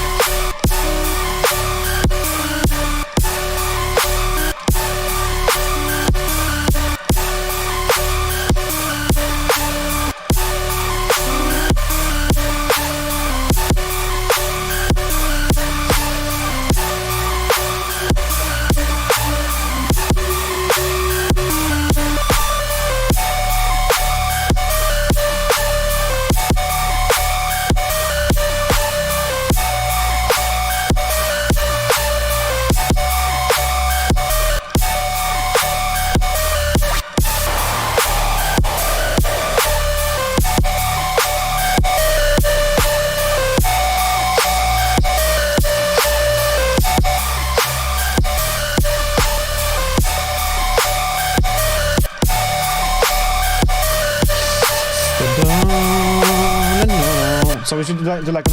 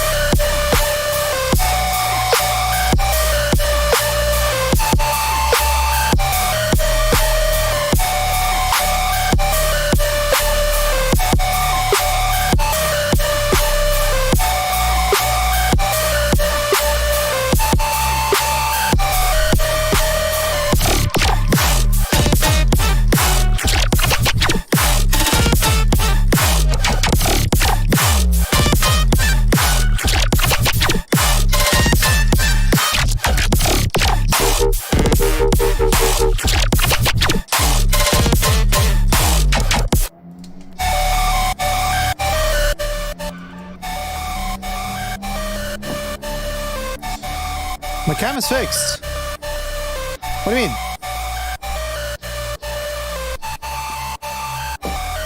Or is that like a really old chat message?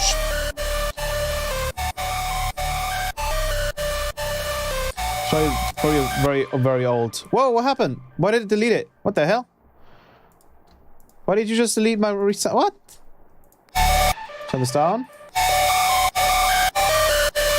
Okay, everything messed up right now. Maybe go back to intro break.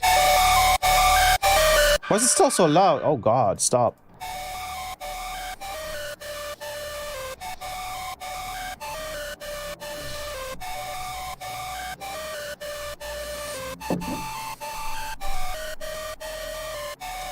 Cool.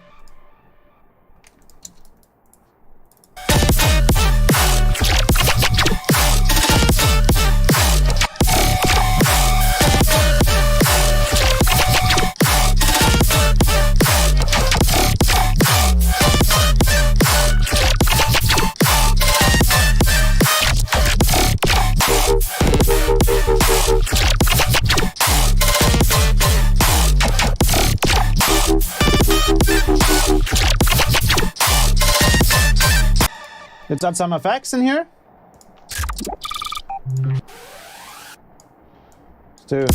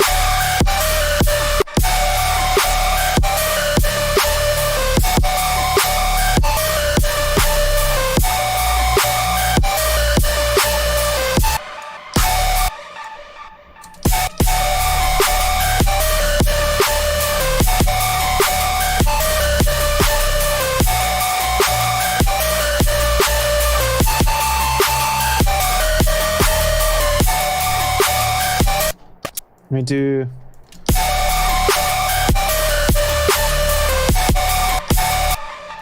Do like a even shorter.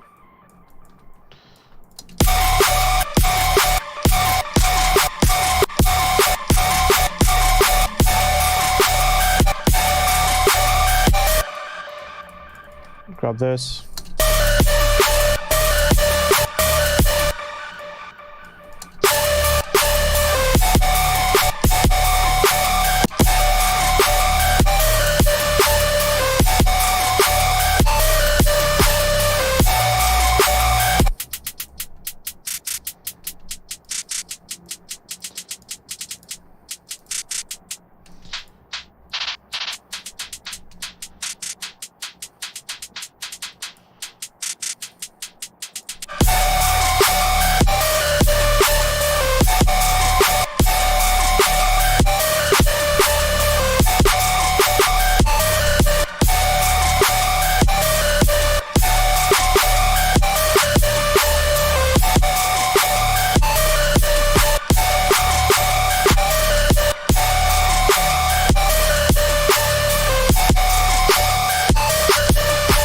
Try something as well. I want to use the impacts as sort of like drums.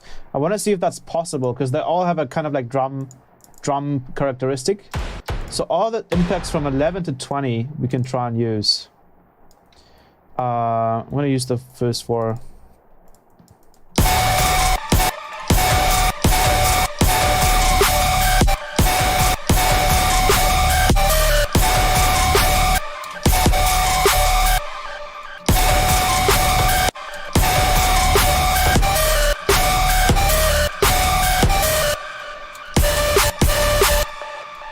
Let's try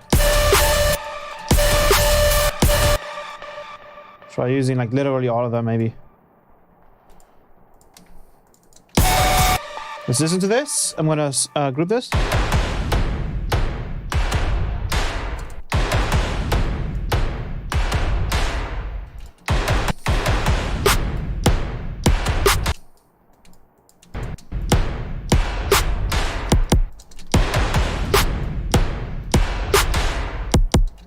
Maybe something like that. And then obviously we take out all of the low end on these.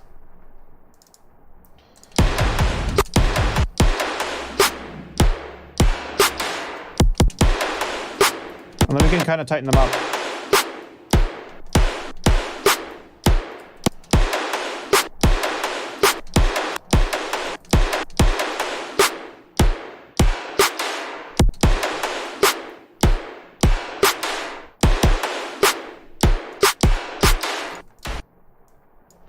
Try using the last three as like a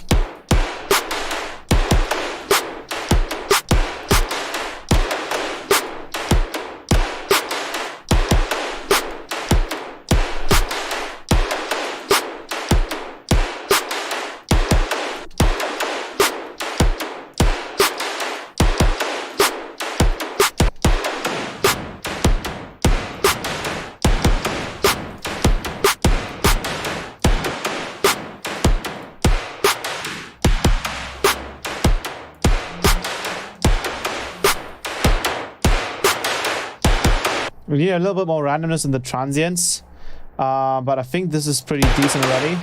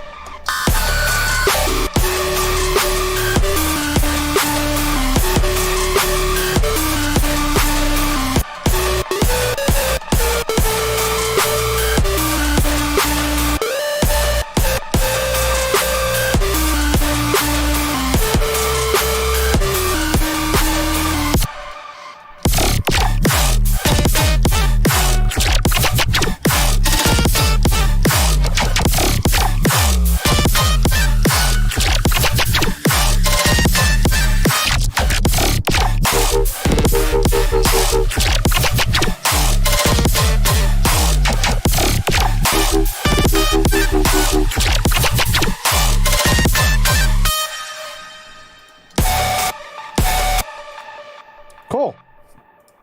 And I think we should add some, so this is kind of like the breakdown kind of thing.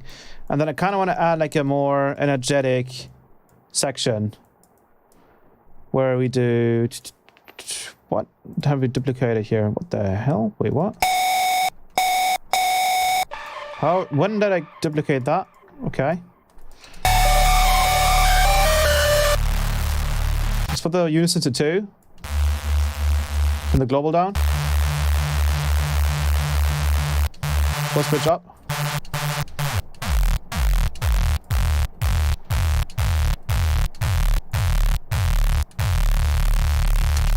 And now instead of doing this processing, we're gonna just literally do like an power rack.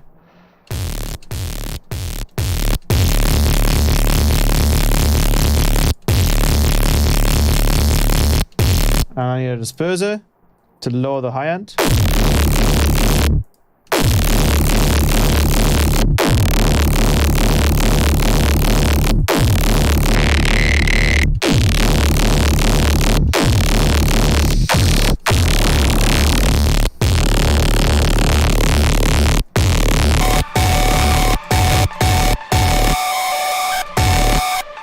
Go medium. Let's grab a notch.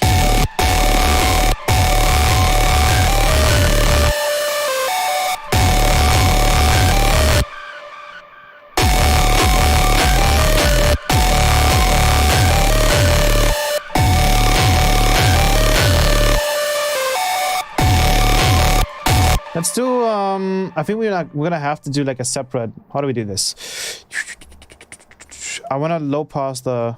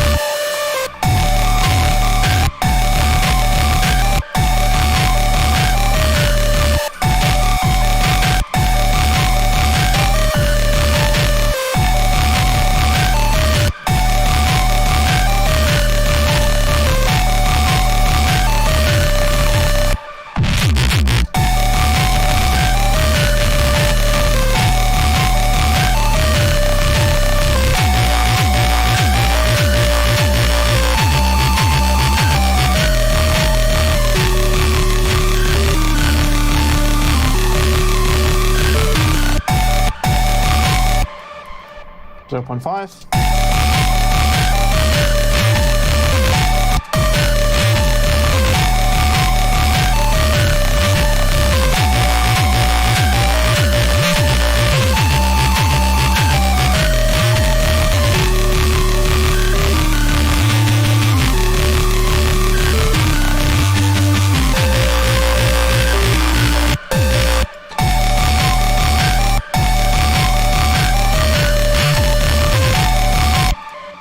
This needs to move though. This needs to move over here.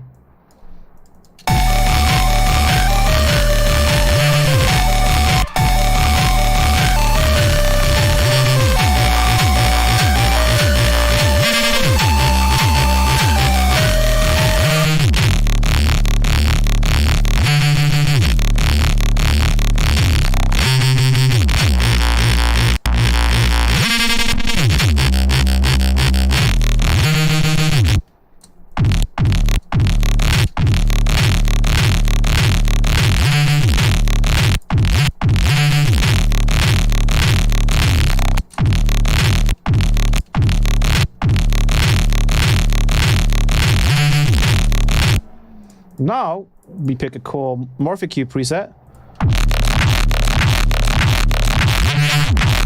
Wow. What the hell is happening?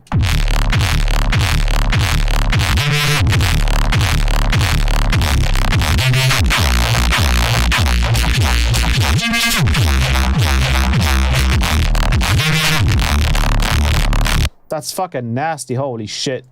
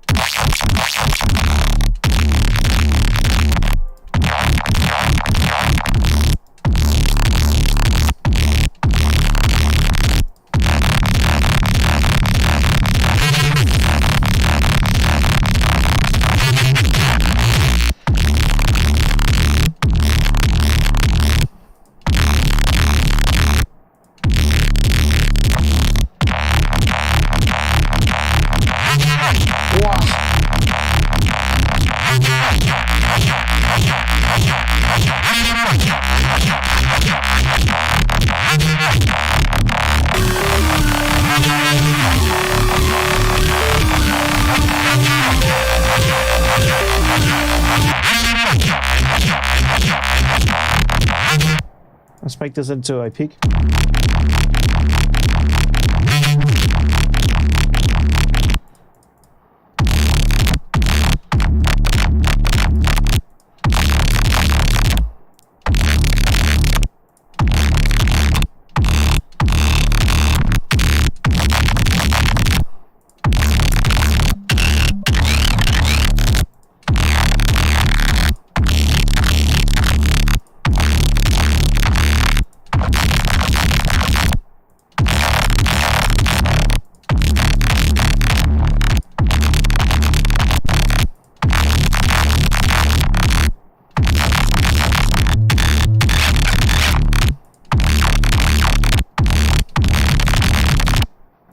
Some of these are obviously doing way too much in the morph department. Like we would have to like, we can take one of the early ones. Like like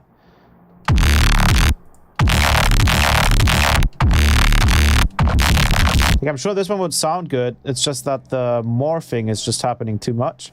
So all we can do is we just turn this down.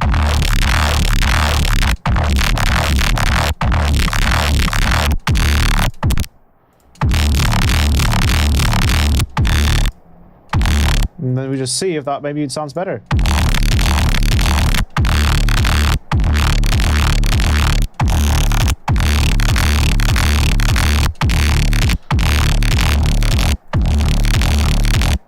I want to push this back up.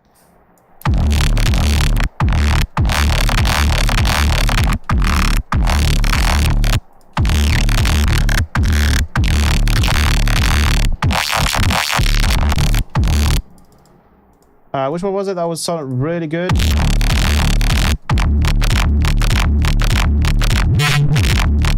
Oh, that was nasty.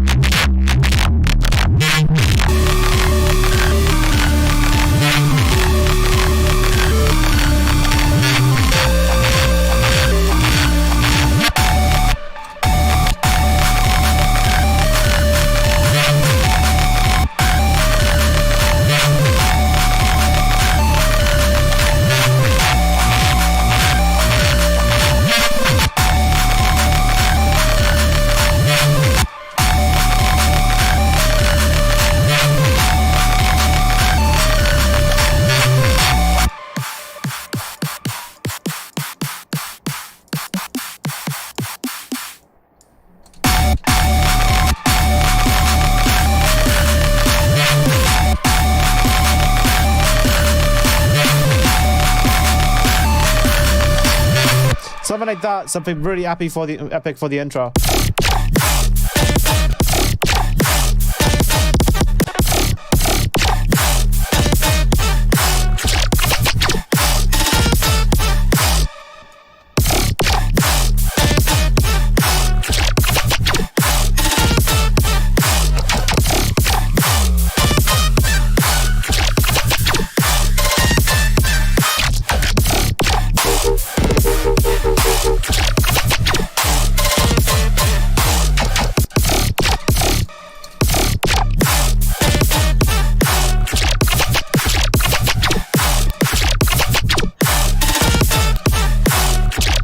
I think we gotta take the this little what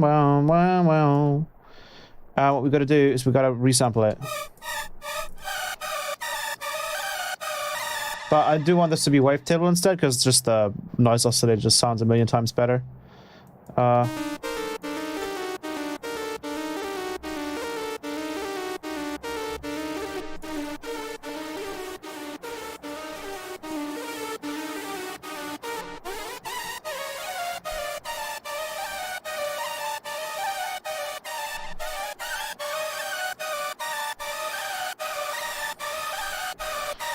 And then we just resample that. We throw the LFO back on. And we literally just like take this part here.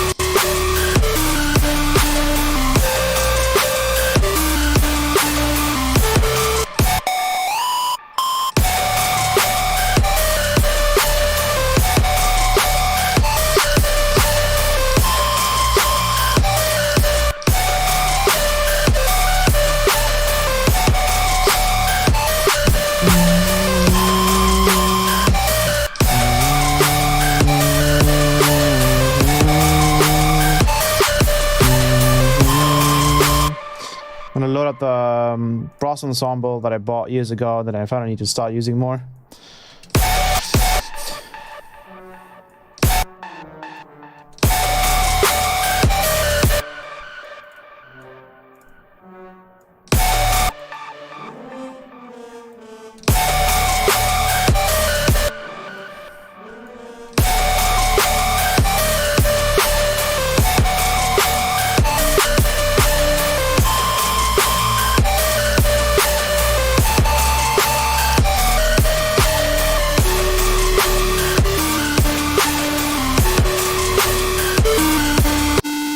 Let's give it like a crazy like layer to it.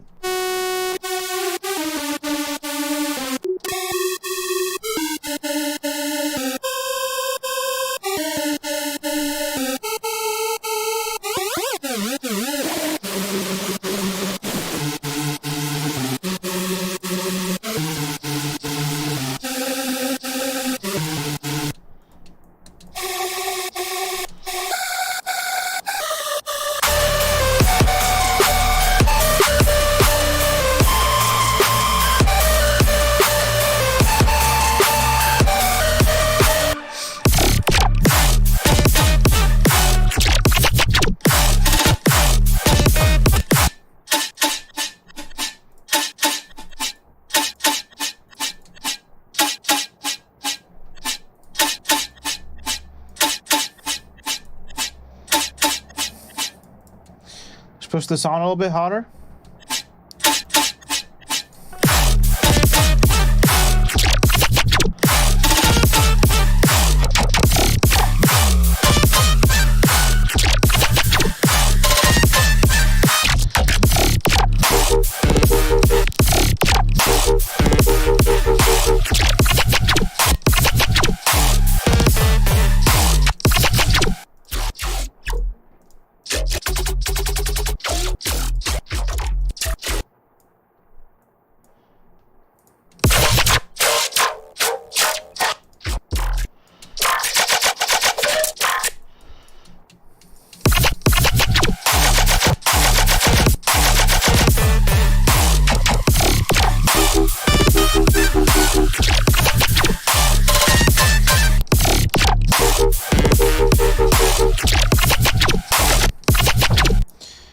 Triplet grid. Bum bum bum bum.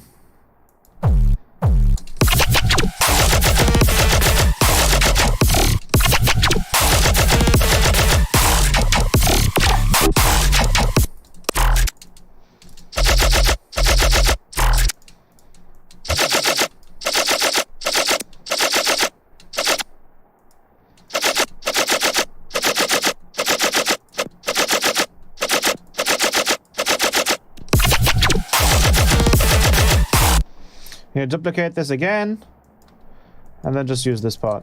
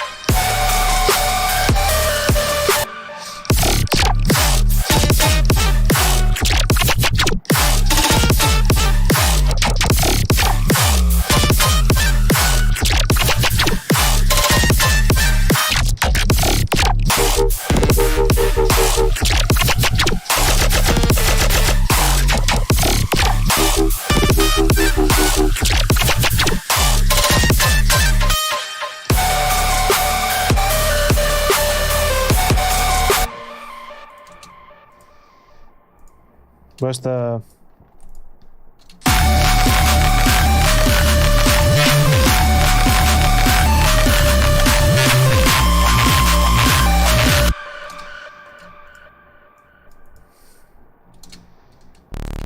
I want to do like a really ominous intro.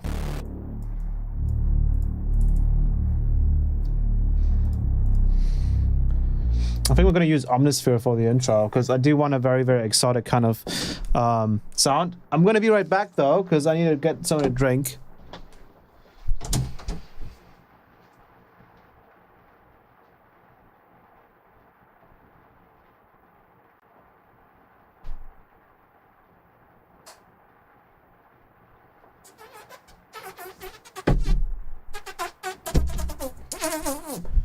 And the second row is going to be different. It's going to be more like bro step, guys, I would say. Are you guys enjoying this so far? Obviously, all of this is being done with the sample pack, which is, I think, pretty nuts. What are the popular drinks in Germany? I mean, mostly just like stuff that you probably have in other countries as well. It's not that crazy. I don't even think beer is all that like loved here anyways. It's kind of a stereotype. But I might also just be a minority in that case.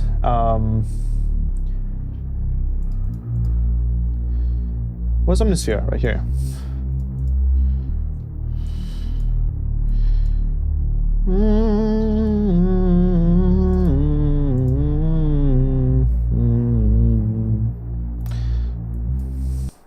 So if we have like a pad plus strings, we can just kind of like start sampling stuff.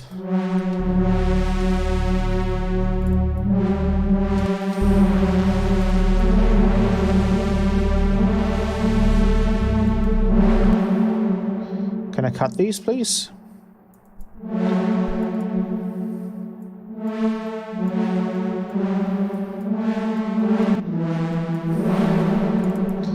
This one's pretty cool. Let's check the next one.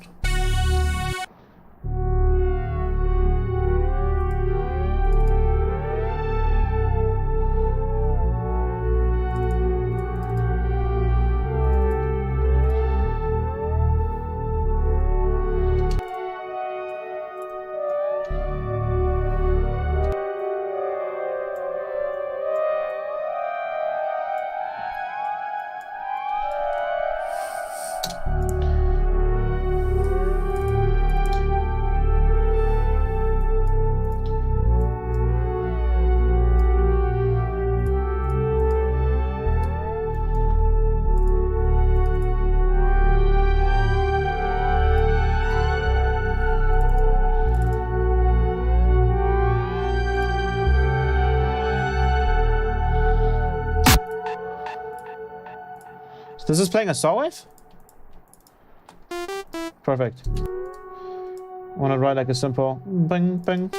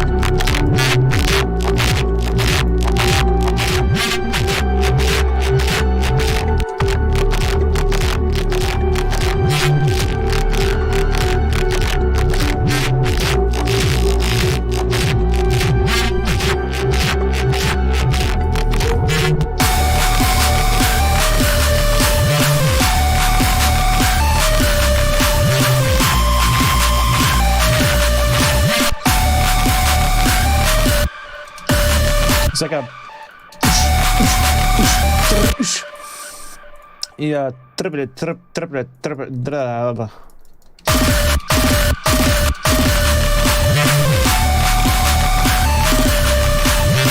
Actually, that's one too early. This one should be like here. No, it should not be there. Stop.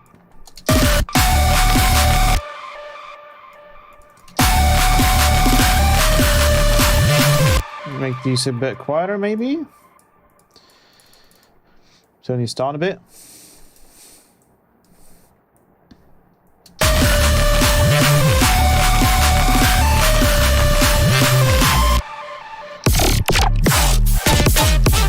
Oh my god, this stupid app. Holy shit. I might just have to switch to a different one because this is fucking annoying as shit. Holy crap. This is the last time I'm using this like this. No way.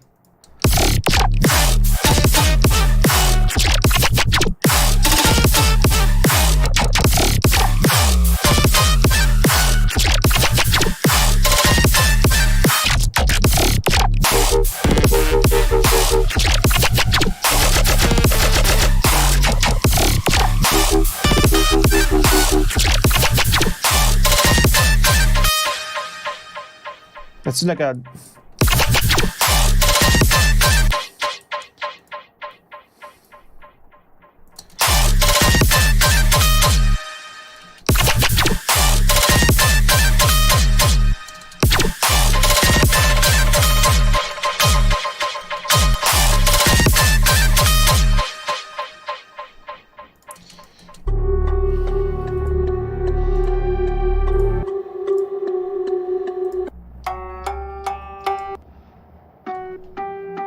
I want something softer than that. Percussive organic? Those don't really have a...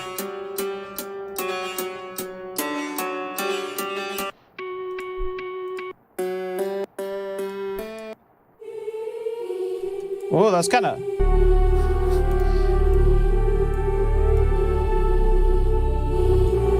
Sounds a little silly though, so I'm gonna have to use...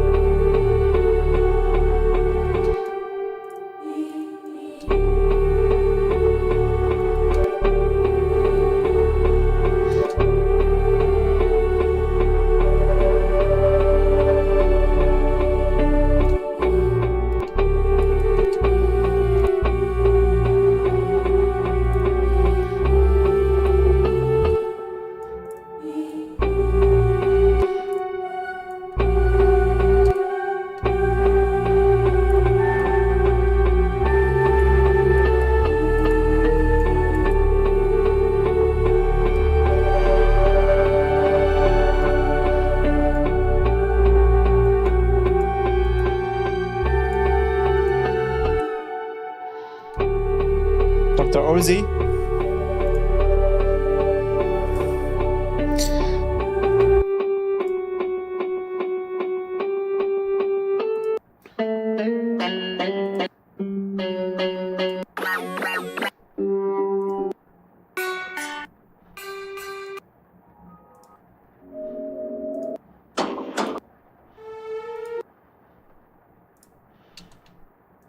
I want something like plucky. Is there plucky something?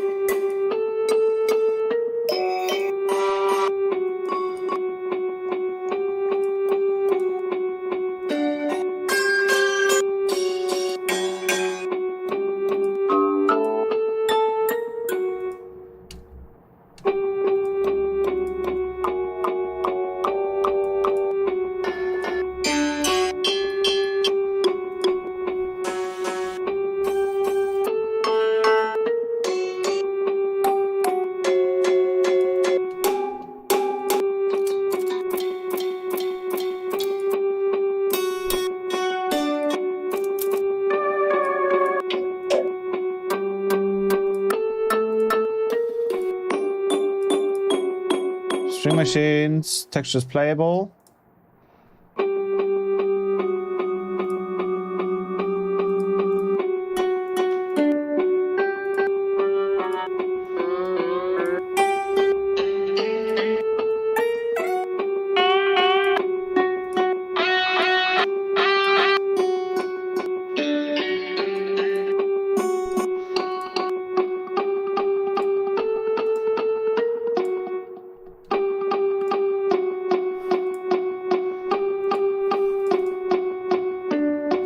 I'm gonna do this only one time. I'm gonna use the Haas effect on this.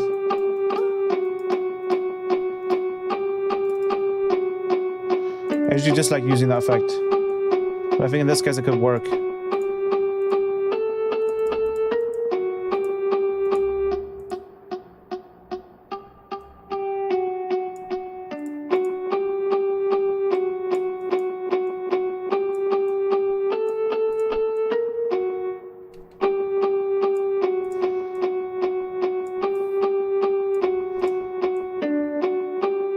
Why is it still playing like a sustained note when I'm changing the envelope?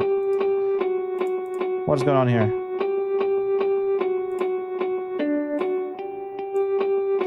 Does it not react to the...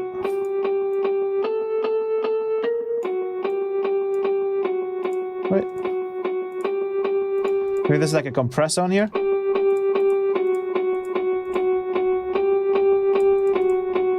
Smoke.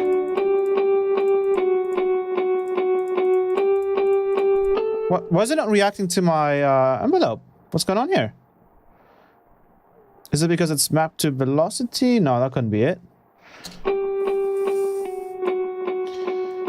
Maybe this...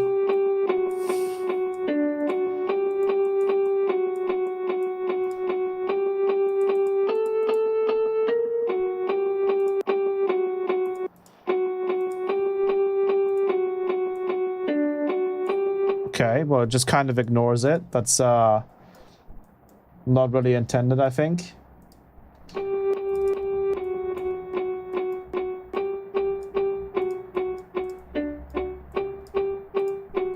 Let's group these two.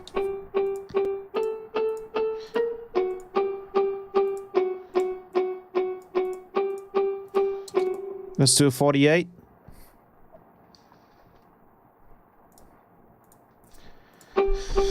Record it.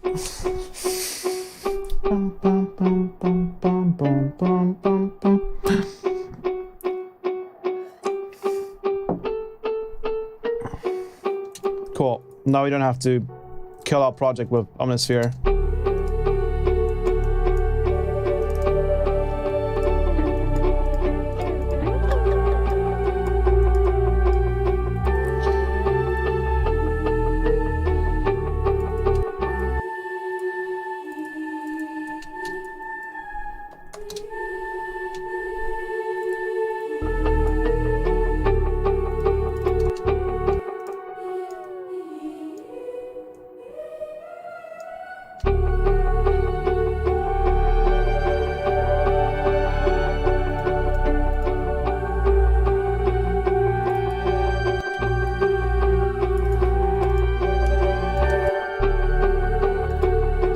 So to turn this one down and then see if we can find a cooler sounding one.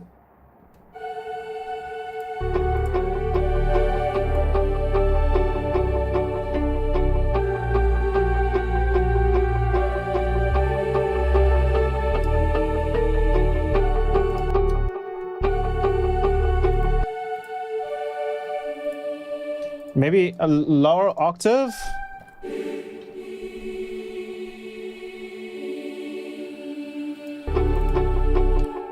I mean, it's voice, so I have to go with non-voice.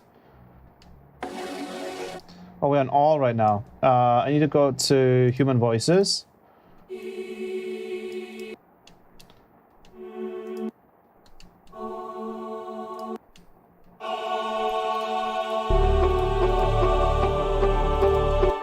And now it's playing it.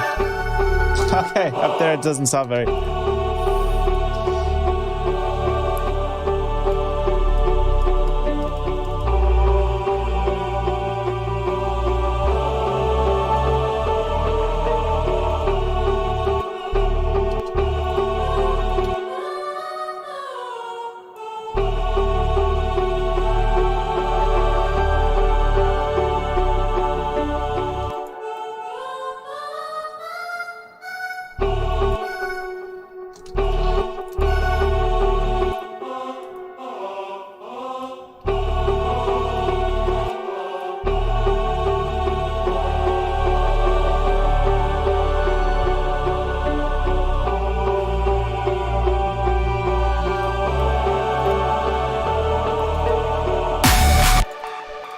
freeze that.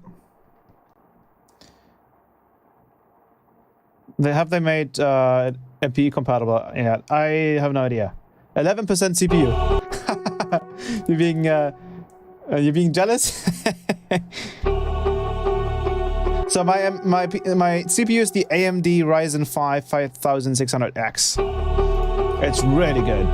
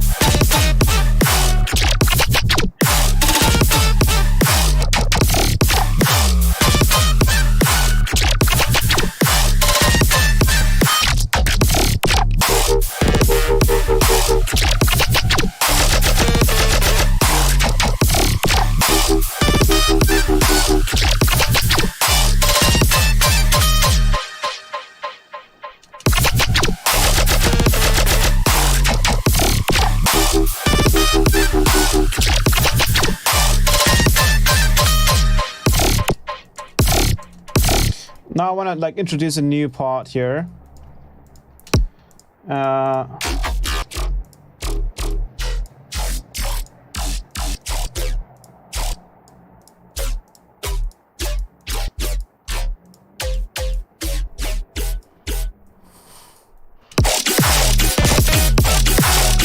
So I'm gonna get rid of this, get rid of this. Actually, this can stay.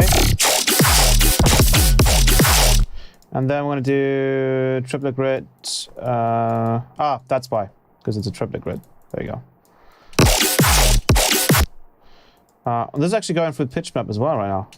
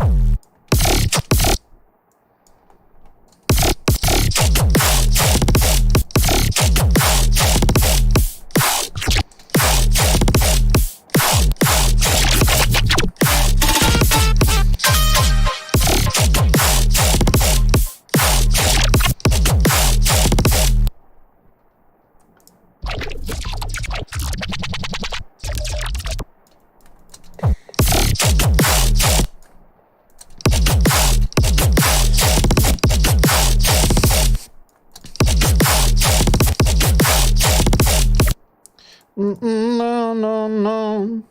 Bum, bum, bum. Bum, bum, bum. I love layering like actual melodies on top of my basses.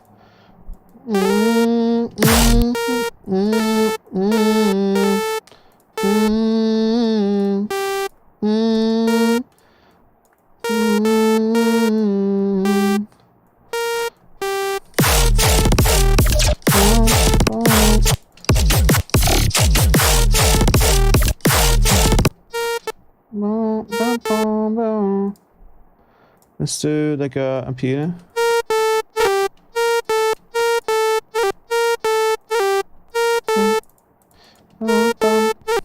Obviously, there's a...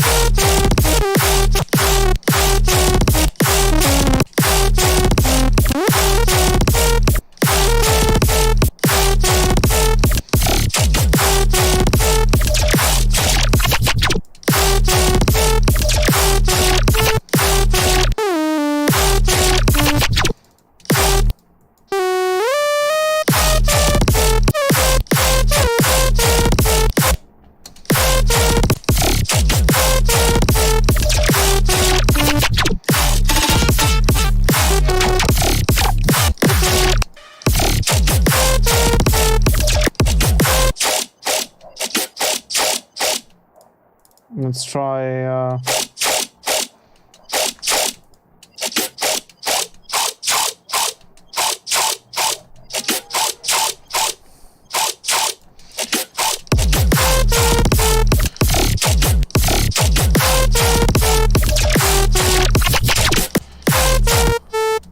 Let's draw on wavetable.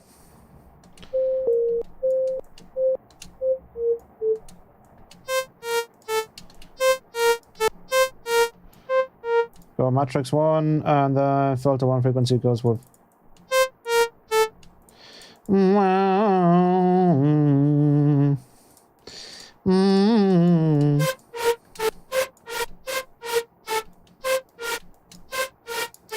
I need like an amp, like an OTT and a saturator and an EQ.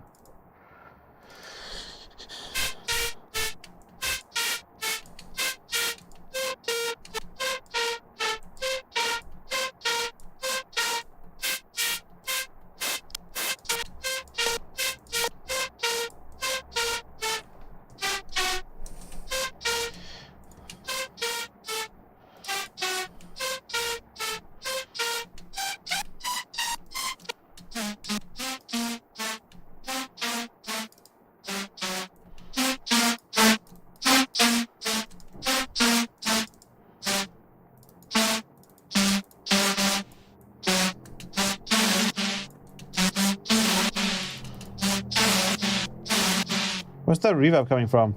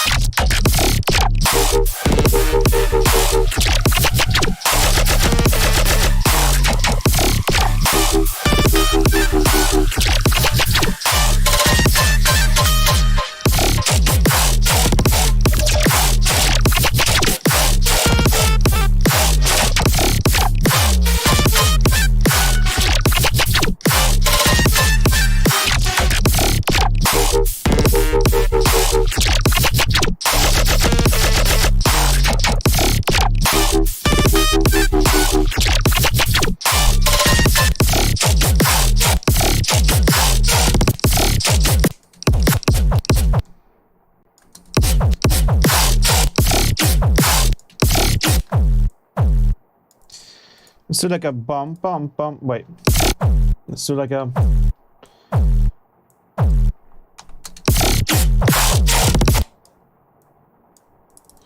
turn this off for now.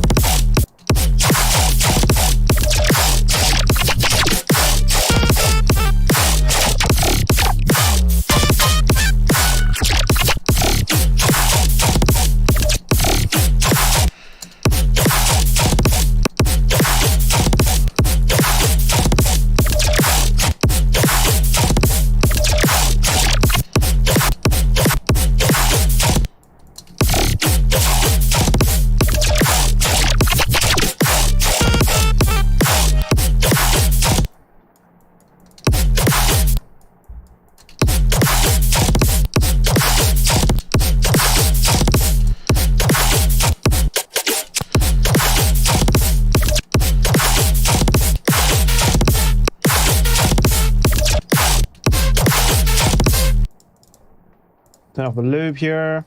I think what we need to do, you basically need to have the sustain all the way up and then the release up. And then the way we kind of...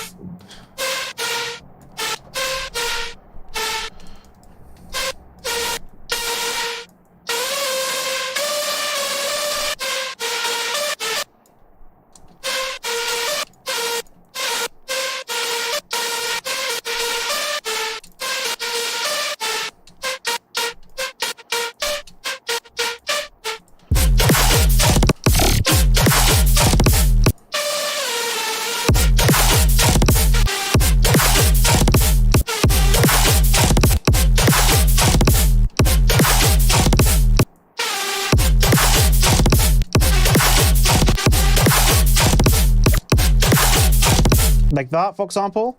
So we get a little bit of a cool melody there. Maybe we can even have the second one go an octave up. And have it like slightly delayed from everything else. So we get like a little bit of a groove here.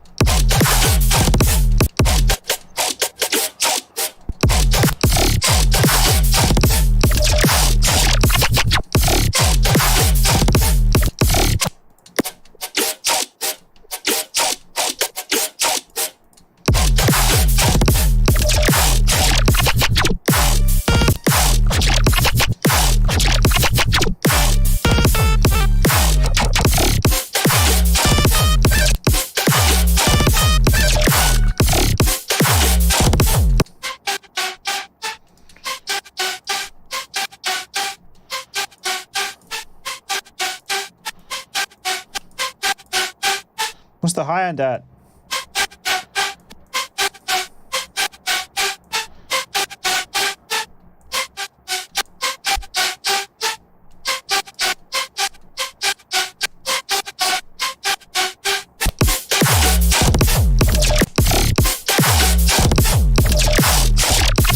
So we'll keep working on the second part. I do want to go back to the intro though.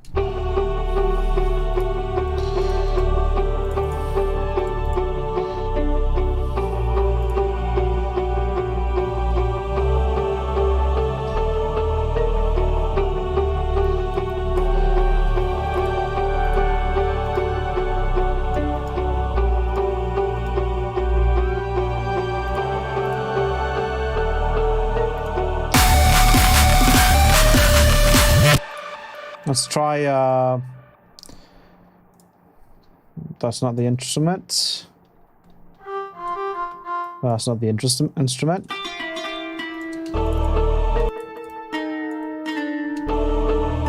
And then I think we have to go off-grid, actually, for this. Oh, I mean, we could just go medium and then...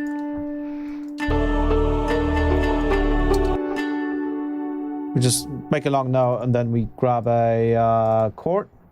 Nope, an arpeggiator.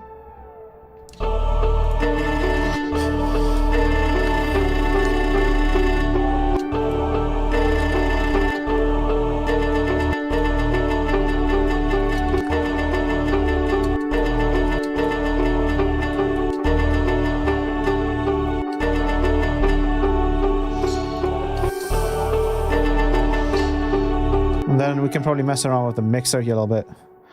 Where's the reverb at?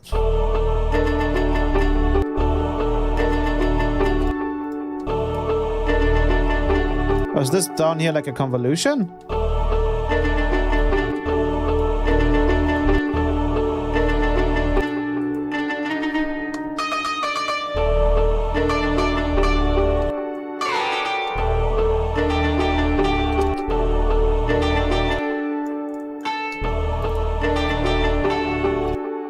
So like a chord trigger.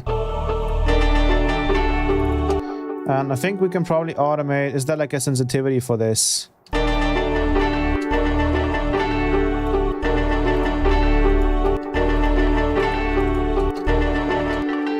has to be like a really pitch bend. Not pitch bend. I need like modulation.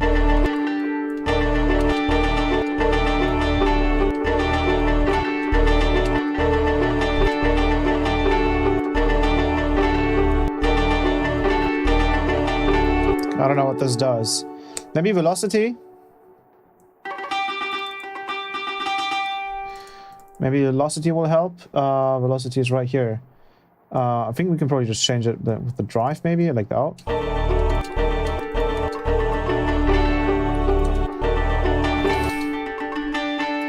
It's just distorting. It's like it's distorting inside the plugin. Is there like a distortion in here? I can hear like a distortion or something.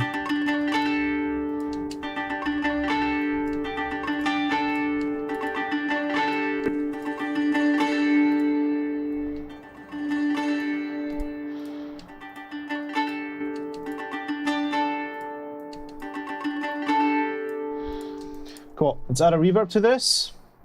Preferably Valhalla.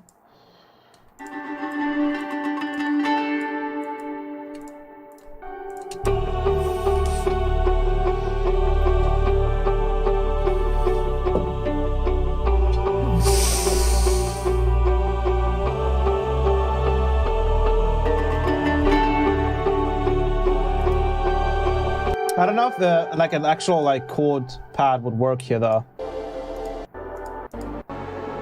What we could try is we could try having the pitch map kind of corrected to this kind of key, which will probably sound really fucking weird. But we can try it. I don't know. I don't think it's gonna work, but let's see. Not really, no. I think we'll have to decide.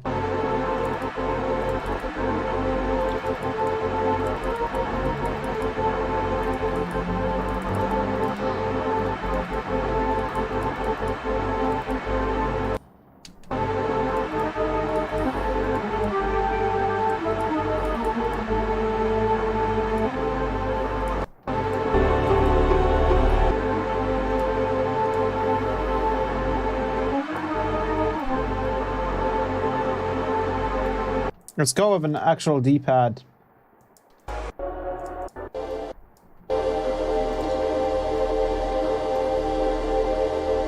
Let's go with the same thing again.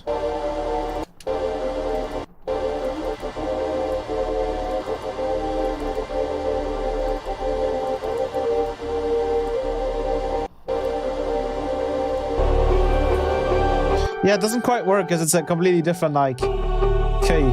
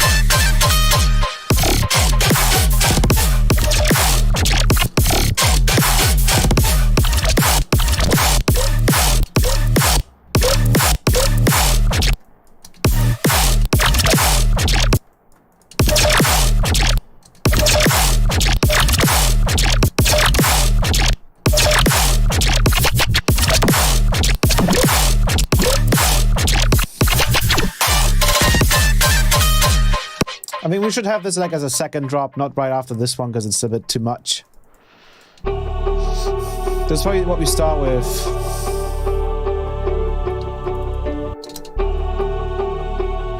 We should rather start over here. Let's start over here.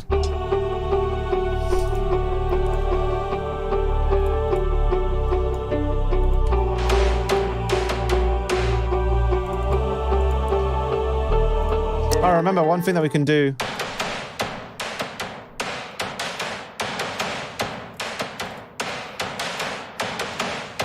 With like with drums like these, we can basically just record. We can resample it, and then we can actually just like offset it, and then suddenly.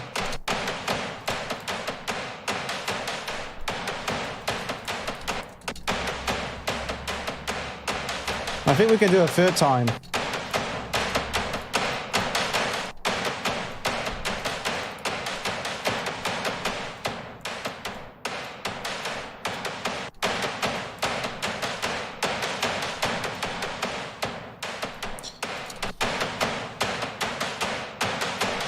And then we're getting that proper like.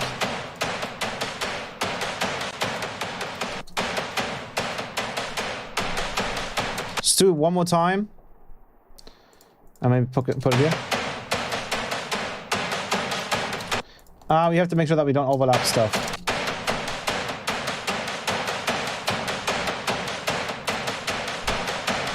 And then offset that again.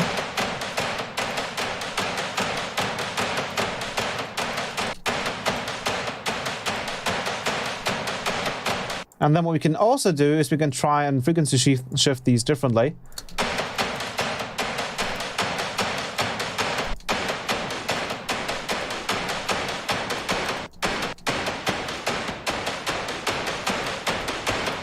The last one's probably a little bit too much.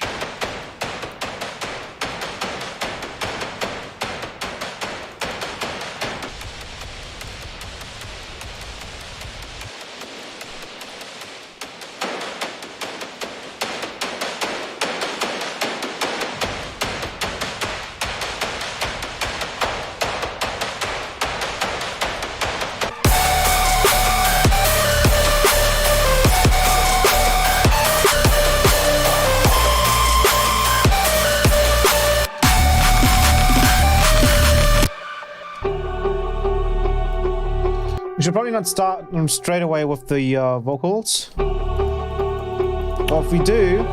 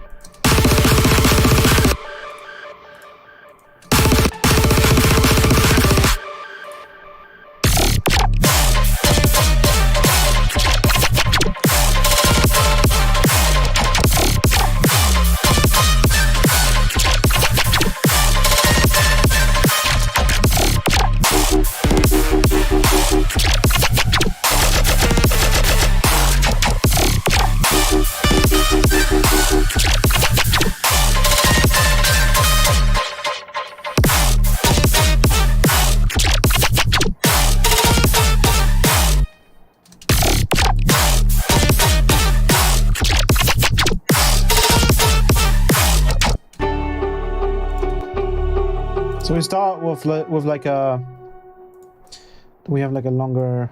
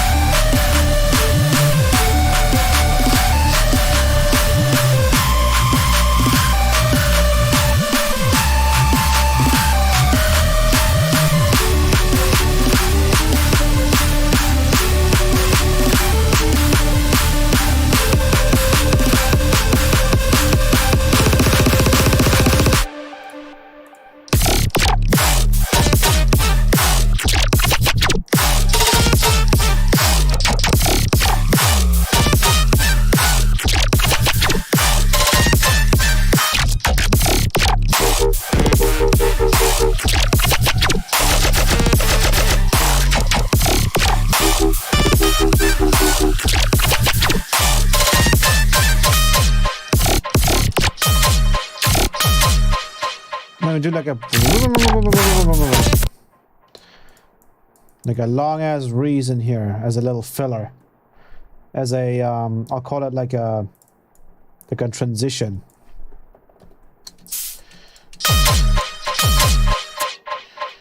I'm gonna make this one insane with more.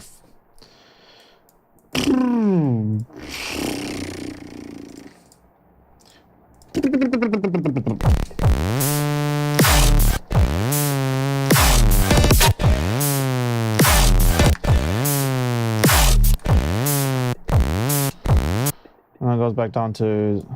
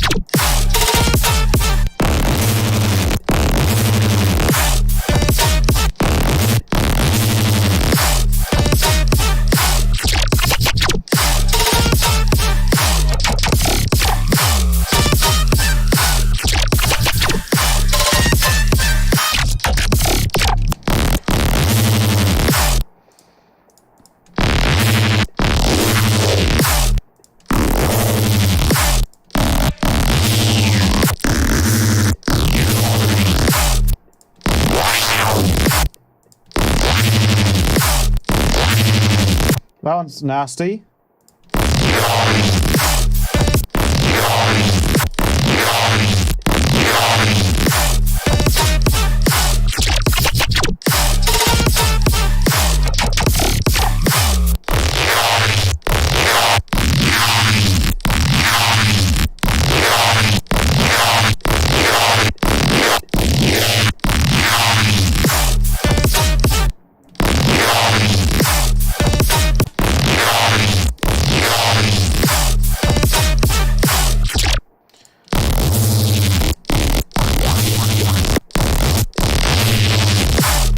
Give me a good one.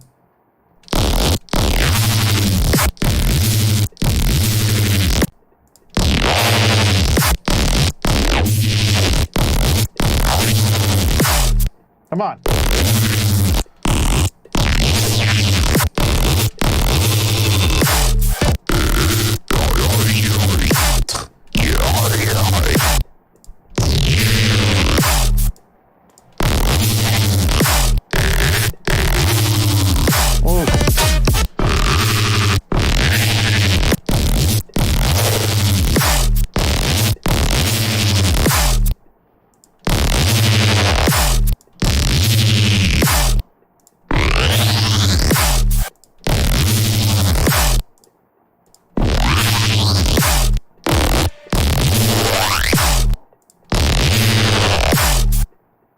These are pretty creative.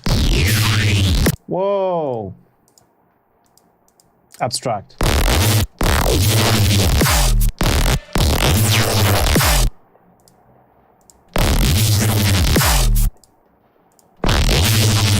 Let's turn up the scale here a little bit just to see if we can. Oh, okay. That's it.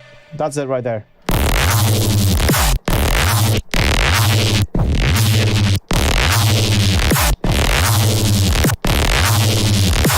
That's fucking insane.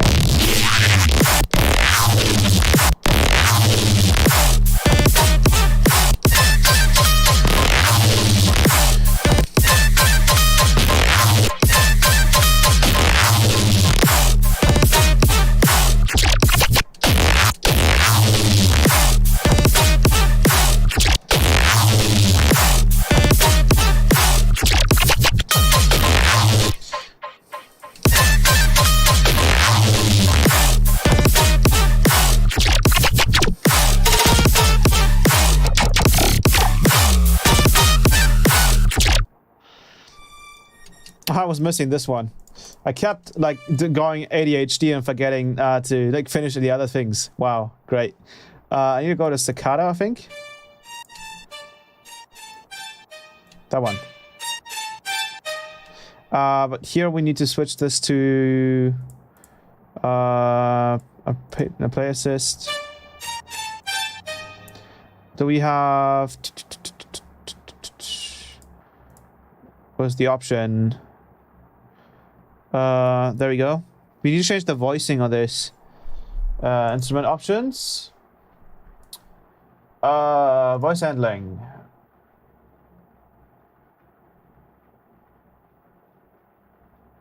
What's there to one? Is there no like glide or something like this in? It's a bit annoying.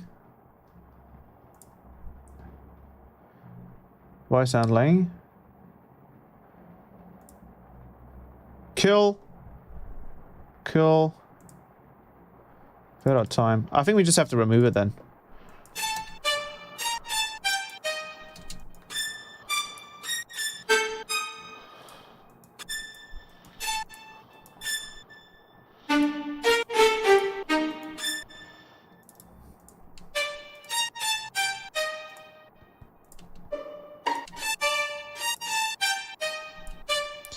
Was it like pitched? Like, why is it panned?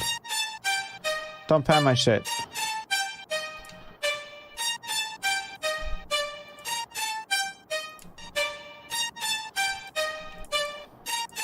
And let me add my own. Oh god, the panning is really annoying.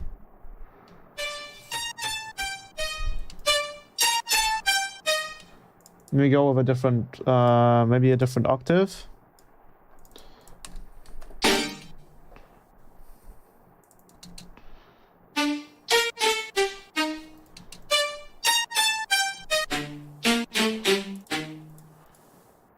We should probably just make this kind of like more mono in general.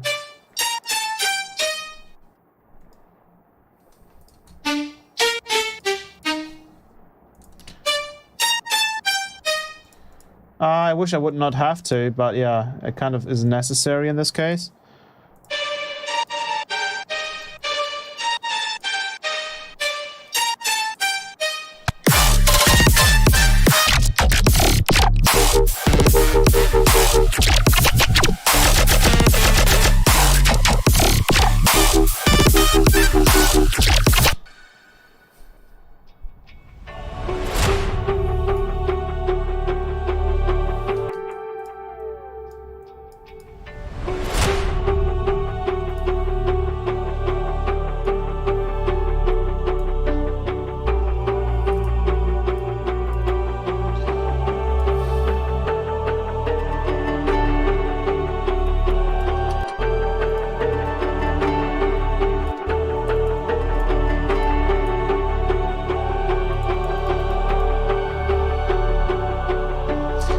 And then we do like a bam, bam, bam, bam.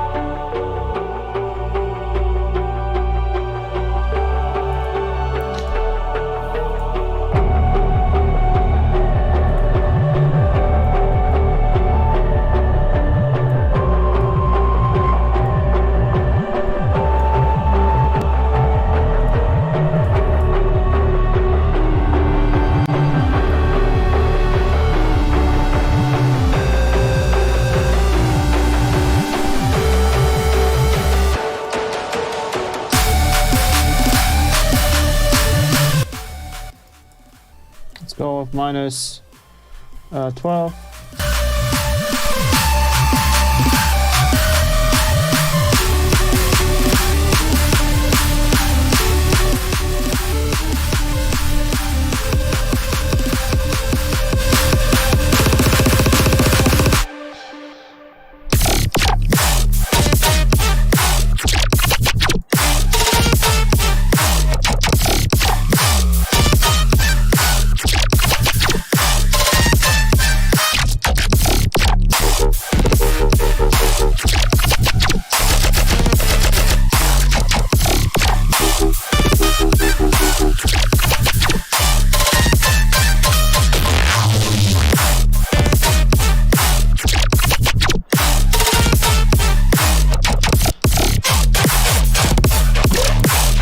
I kind of want that part to be the next part, but I think it's fine if we...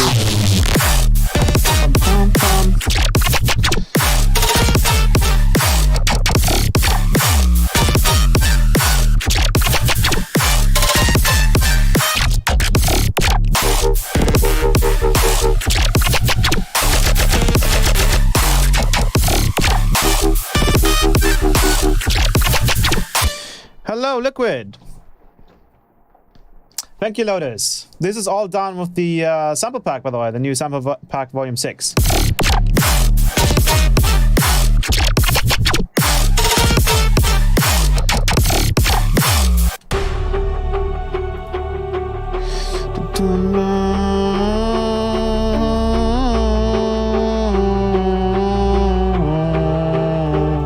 kind of want to record my own vocals into here as well and see if that just works.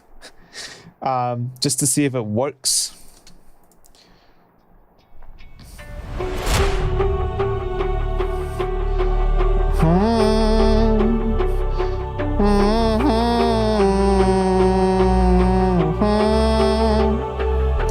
Just something like that. Auto-tuning this will probably be difficult. I don't even want to listen to it.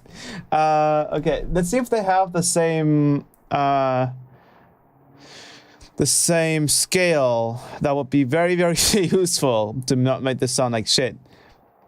Let's go with D. They have Pythagorean,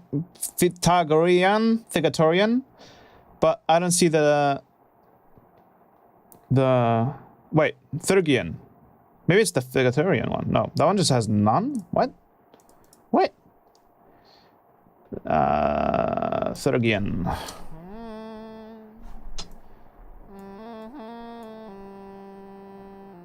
Yeah, okay, so I can just kind of do this.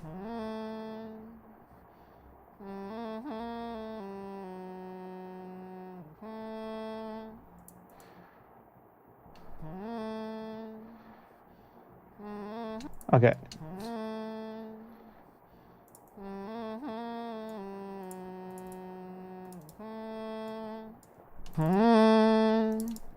And then we'll just add some ODT to it, because we don't really have to care too much about processing on this. This is going to be pretty much just reverbed anyway.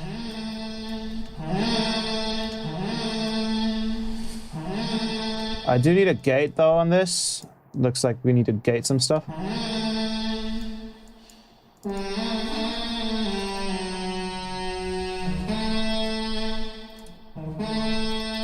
And then let's turn this up even further.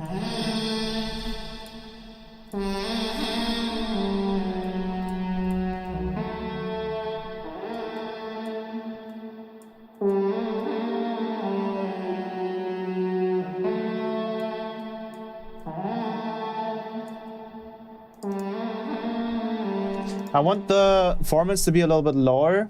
So what we can do is we can grab an elastic pitch V2 and try it that way.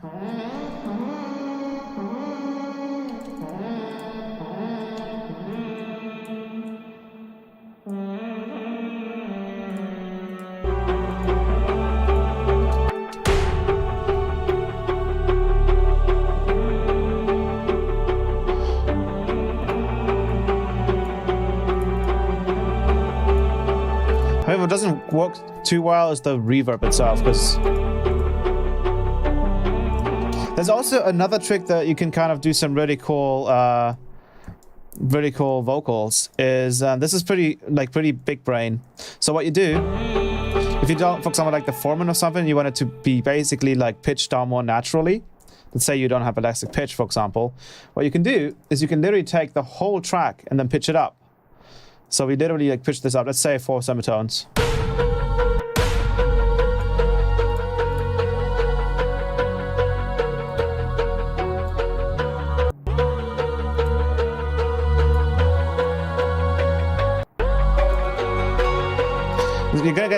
It's gonna take a while to get used to the melody change.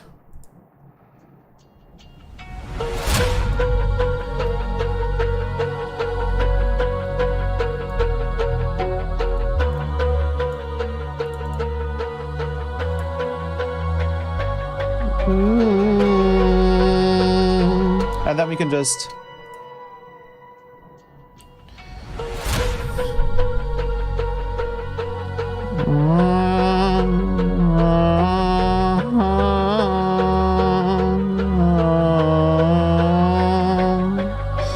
and the cool part is that now we've basically recorded this 4 semitones too high, because obviously we had the track playing 4 semitones higher. So we can literally just turn the thing off again.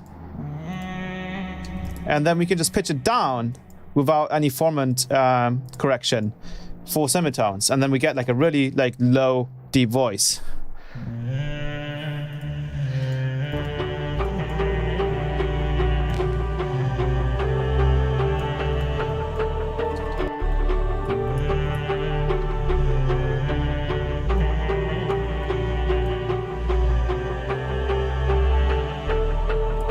You might want to try a little less though, like maybe 3.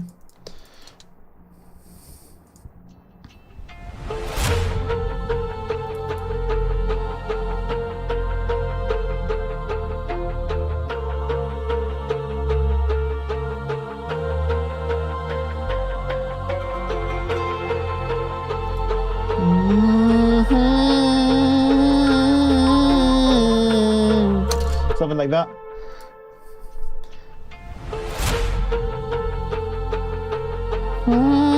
No, oops. I gotta get the vibe down.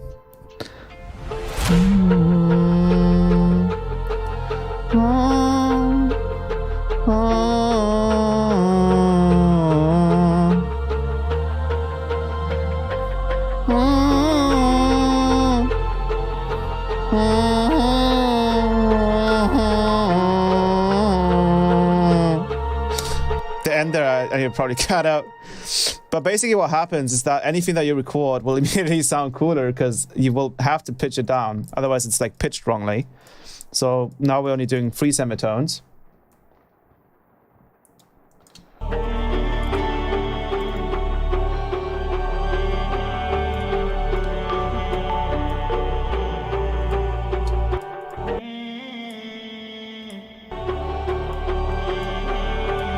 And we won't need the elastic pitch anymore.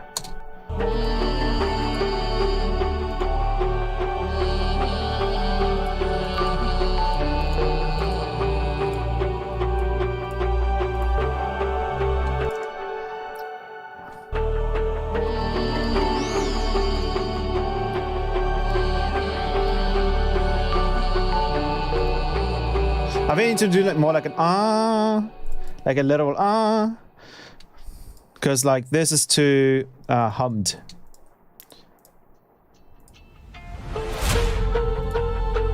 I always get so confused with the fucking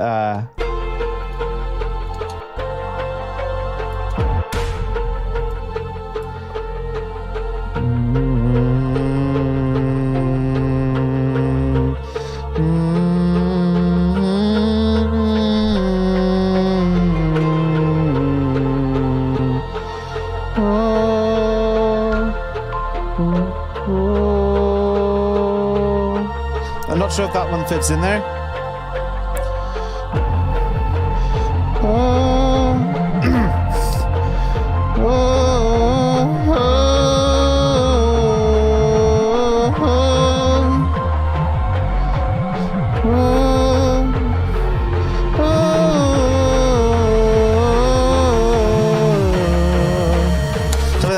example.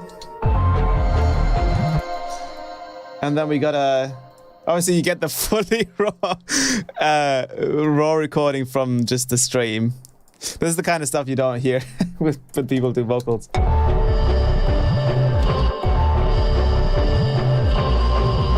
Can't even hear it.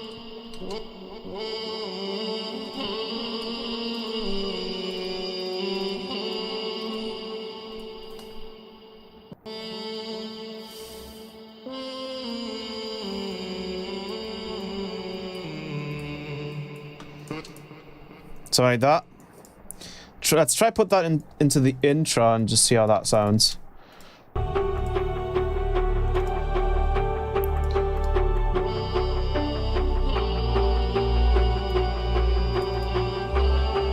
Obviously, usually the guys that like do this kind of stuff, they have a lot more vibrato and stuff in there as well. We could potentially add that in there.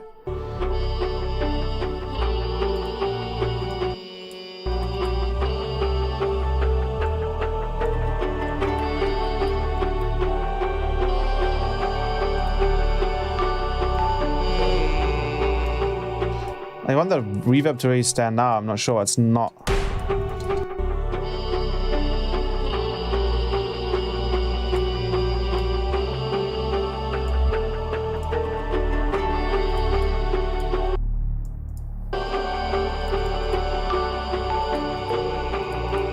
Maybe we need like a second. We need one on the left and one on the right side.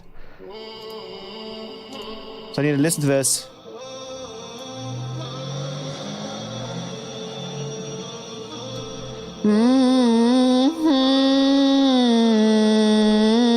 I'll have to record. I'm sorry, guys, that you have to go through this, right? But I need to record this twice.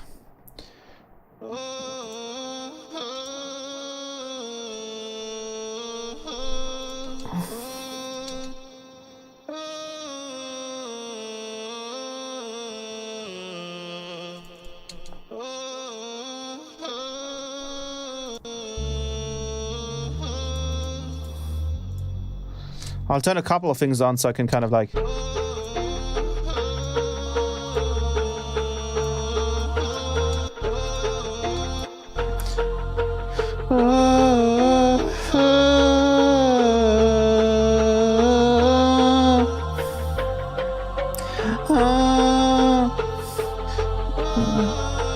And then... Wait. Wait, what?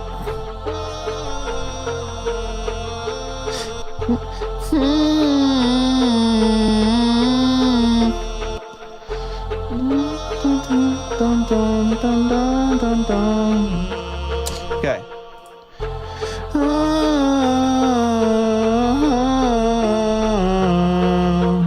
Something like that. And then that's literally just like copy over the processing. And just try and see what that sounds like. If we miss any big spots. Turn this up. Obviously, you need to pitch this down. 3 semitones.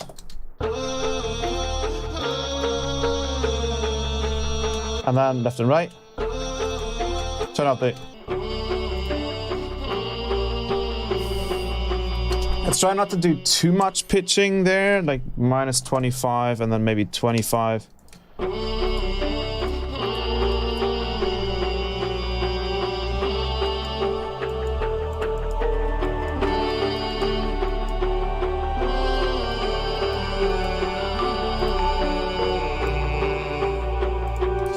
And then we can add the reverb into it.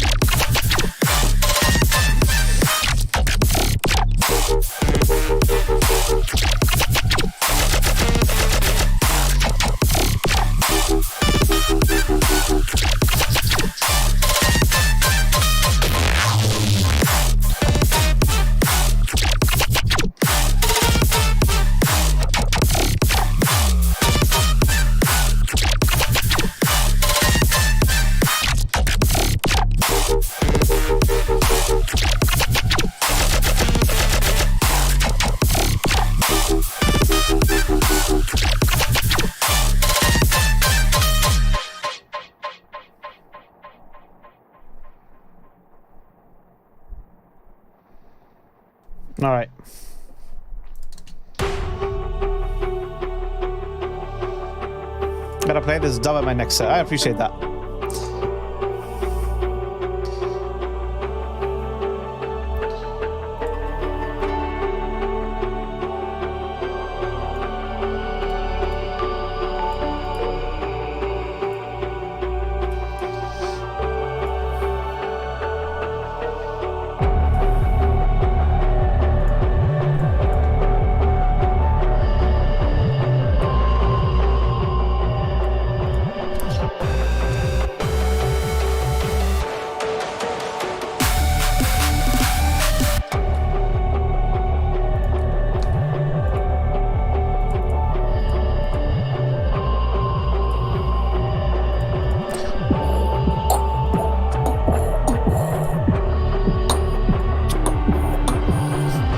Try and do like drums literally just out of white noise and this part like literally just like a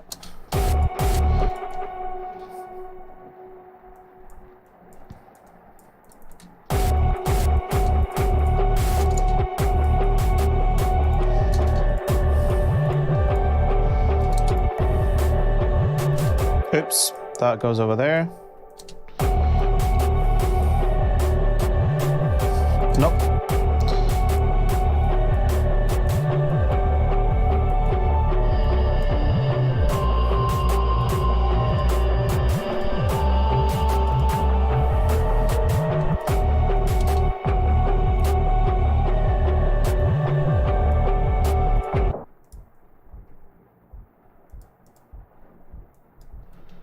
Utility.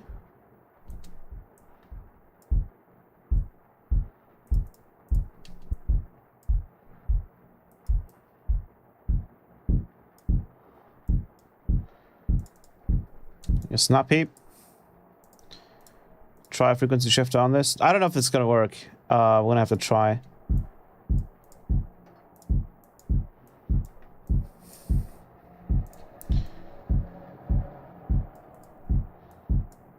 Trigger it.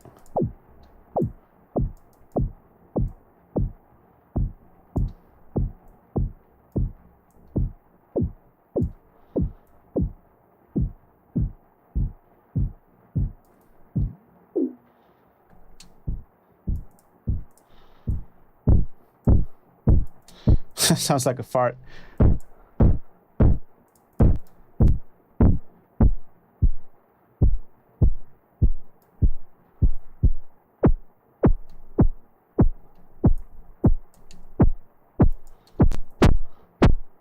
Still sounds like a fart.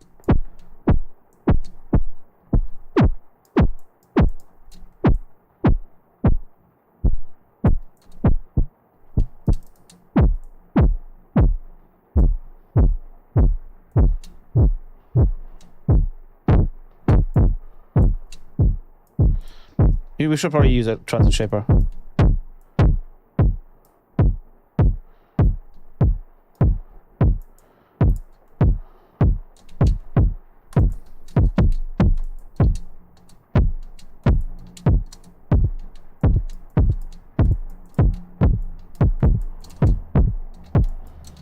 I guess the issue here is that it's just too consistent. What we could also do is we could literally like filter out a single higher frequency.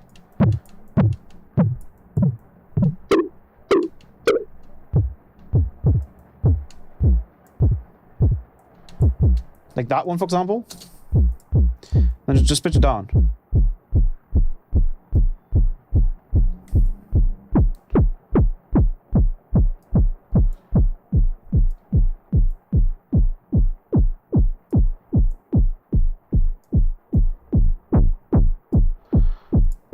Kind of. I don't know if that works. Let's try and see if we can like freeze and flatten this. I mean, it looks kind of like a kick, doesn't it?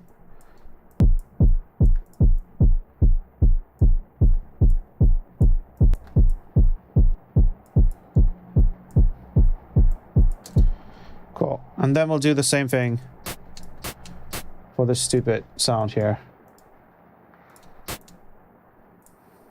Save the project, because I know that Slice EQ sometimes crashes my shit. Come on, Slice EQ. Oh, Oops.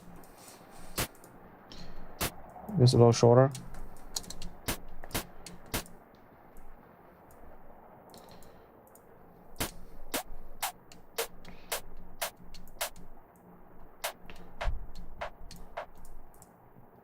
Distortion.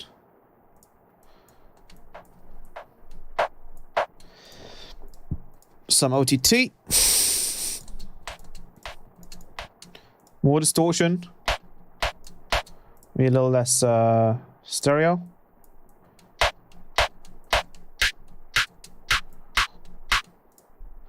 Make it a little tighter.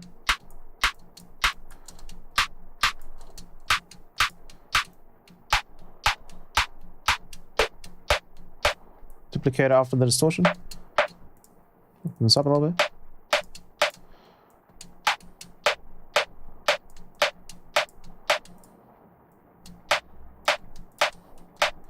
Let's try and see if we can add some transient shaper. Some disperser.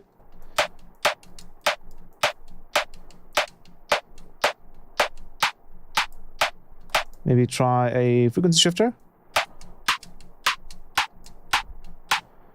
Cool. And then let's add a Valhalla room.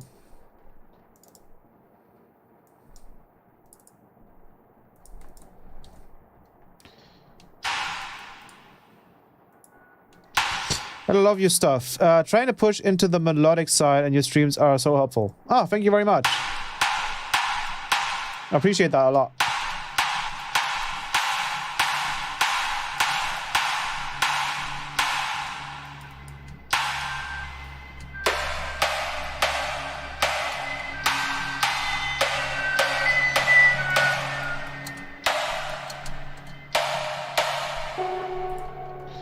Let's do bam bam.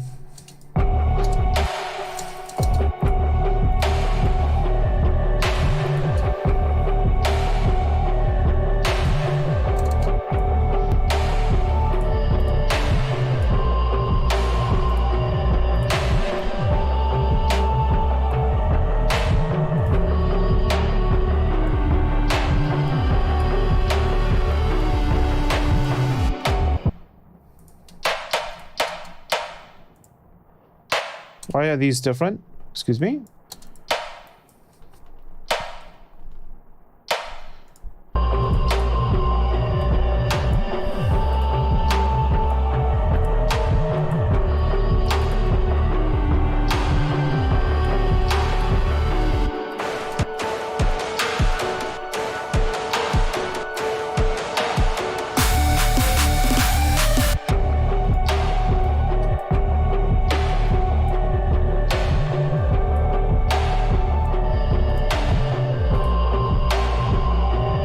This would kind of have to be inside the drum rack as well.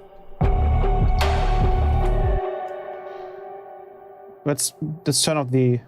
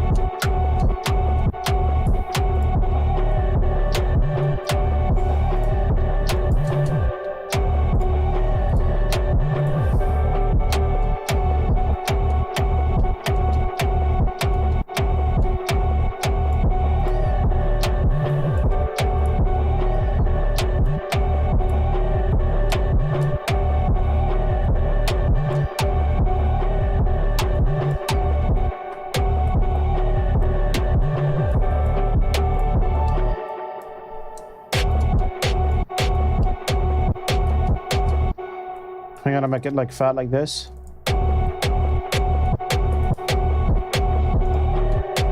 The envelope really matters on these kinds of like small snares.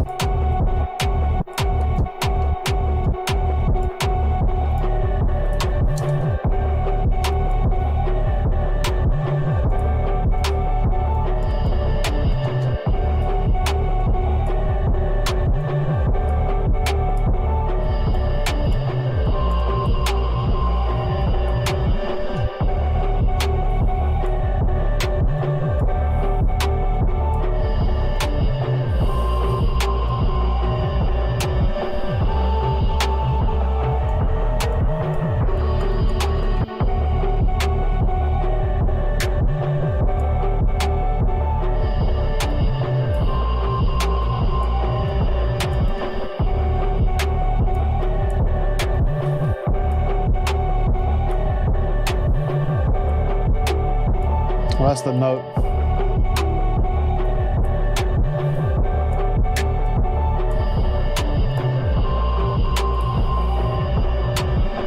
It has so much white noise at the end.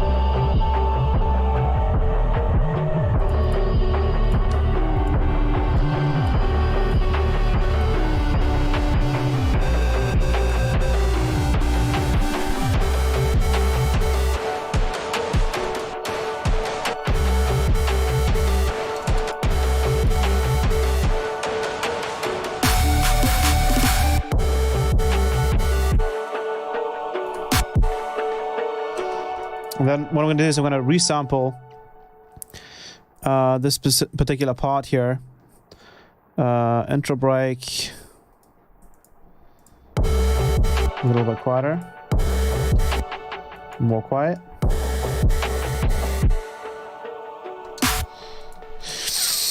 And then, so that was around 8.4. 8.4. Get rid of everything that's in here. And then we actually shut this off for this duration.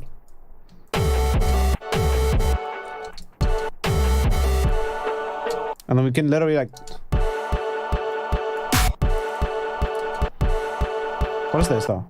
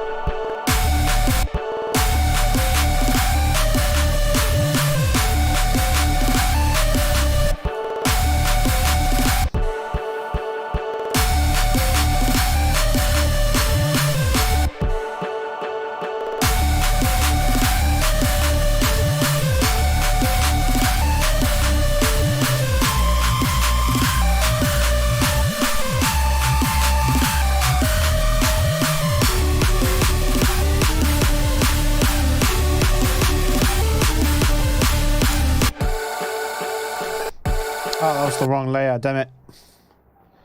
That was the wrong layer. I need the... Where's the reset? Here we go.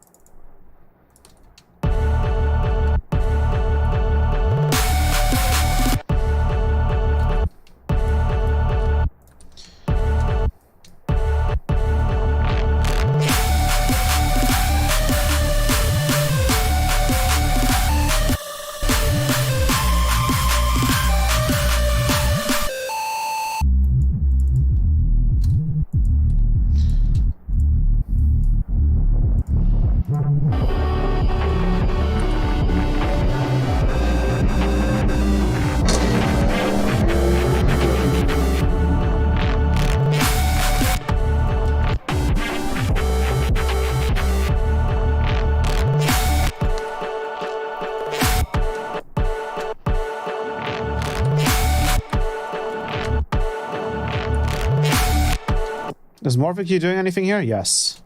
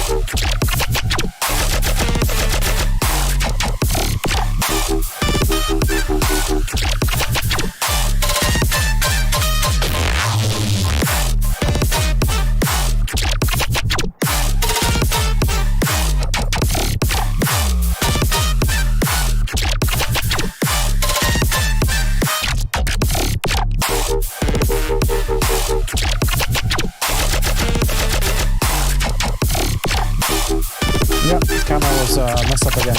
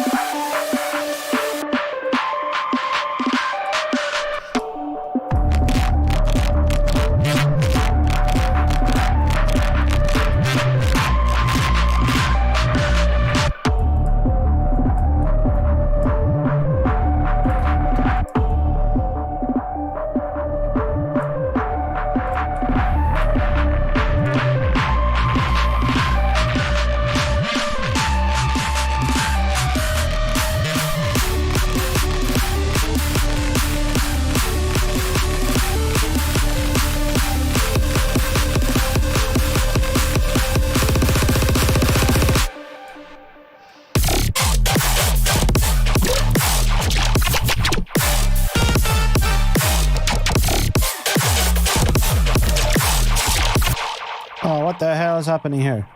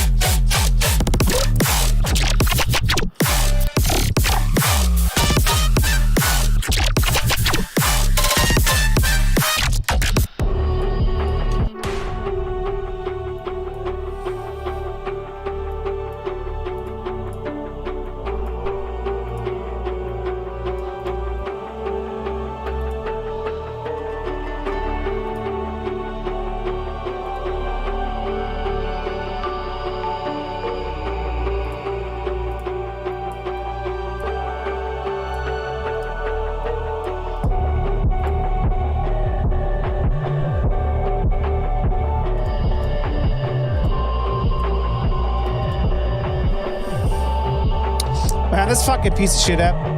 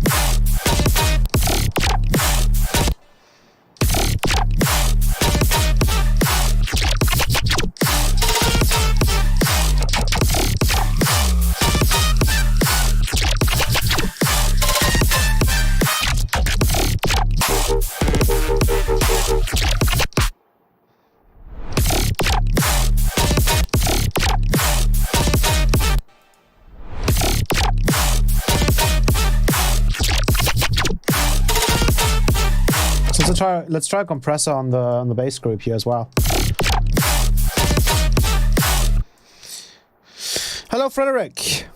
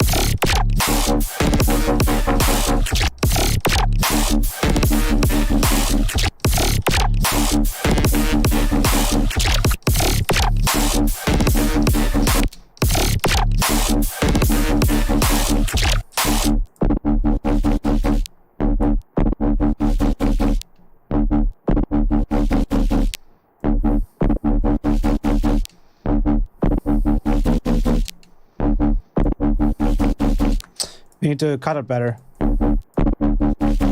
Yeah, there you go. That was the issue. Because it wasn't cutting it nicely.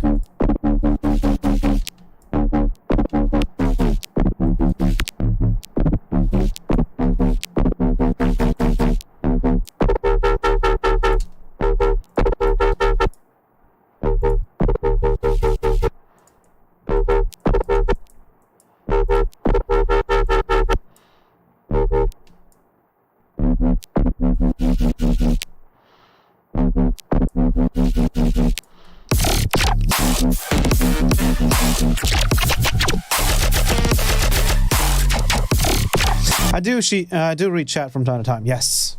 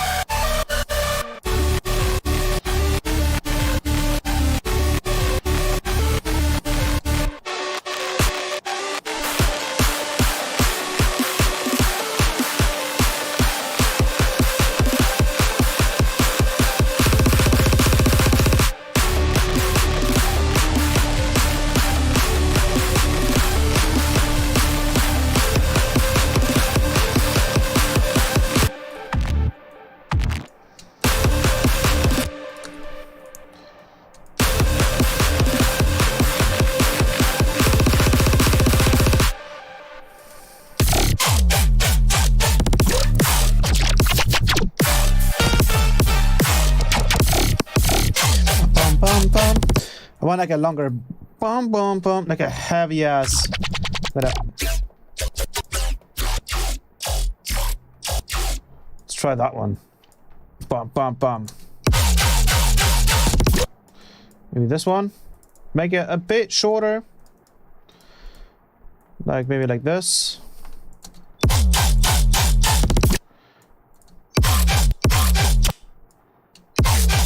Actually, this one could fit quite well if we did like a wham bop bop wham bop.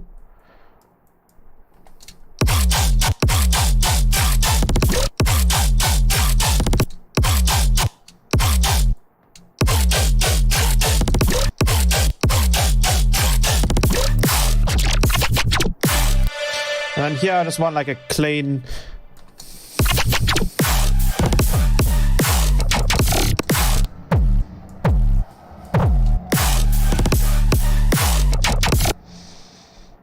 I'm gonna pick this the specific bass line right here.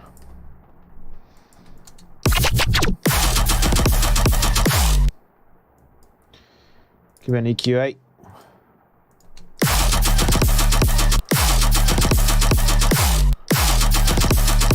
Smart frequency shifter.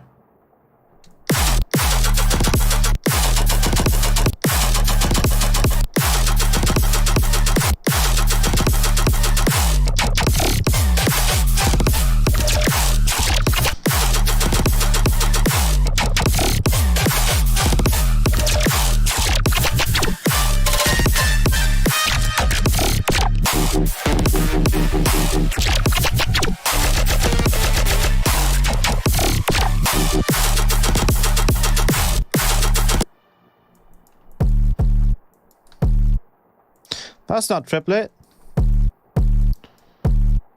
This is triplet. That still needs to be taken in a little bit further.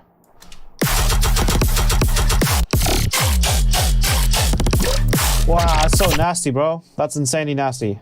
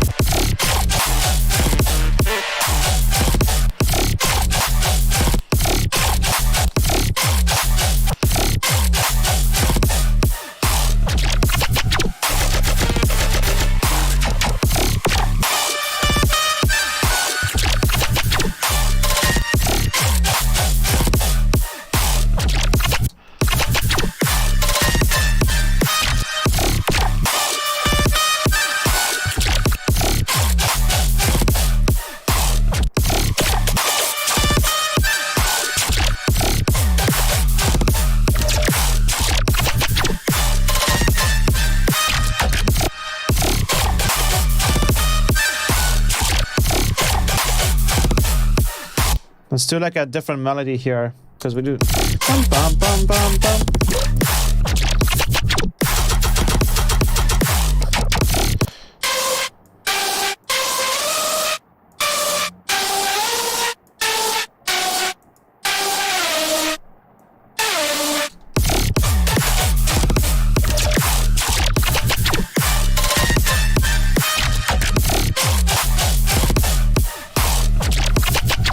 Yeah, that's fucking nasty right there.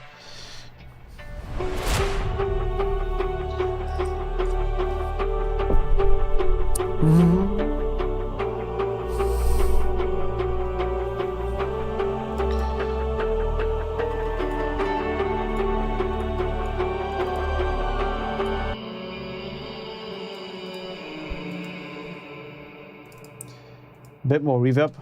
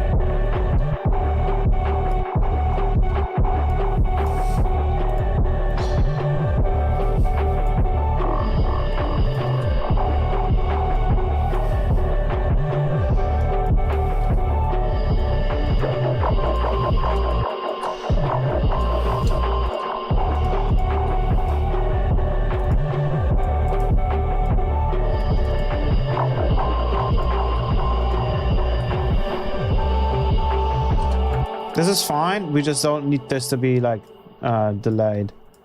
So we just do this.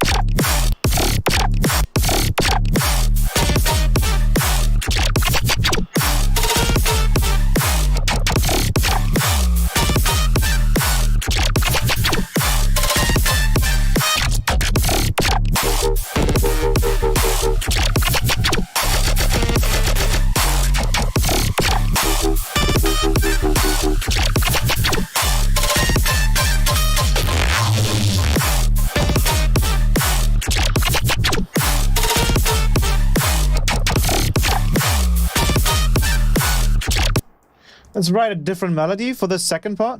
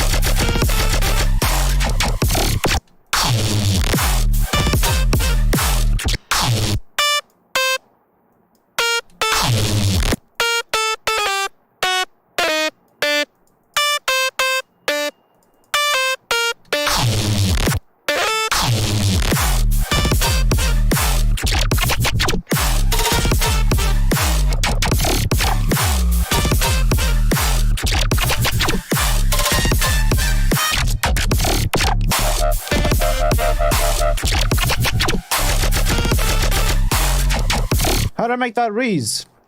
Extremely simple. The magic is really in Morphe-Q here. So without it, Morphe-Q is really the secret sauce here. And then it's literally just a saw wave with 2 unison. It's like you could even take a sine wave. It's the same concept. So you could take a usually I used to do Reese's with a sine wave, and then with pink noise, like this. And the main issue with that is that it sounds very non-harmonic in a like melodic context, while the saw just uses even harmonics, so it just sounds better, and it has a kind of like natural top end to it as well. We also have to make this. Oh, this already fit. Okay. Man, this is so fucking nasty.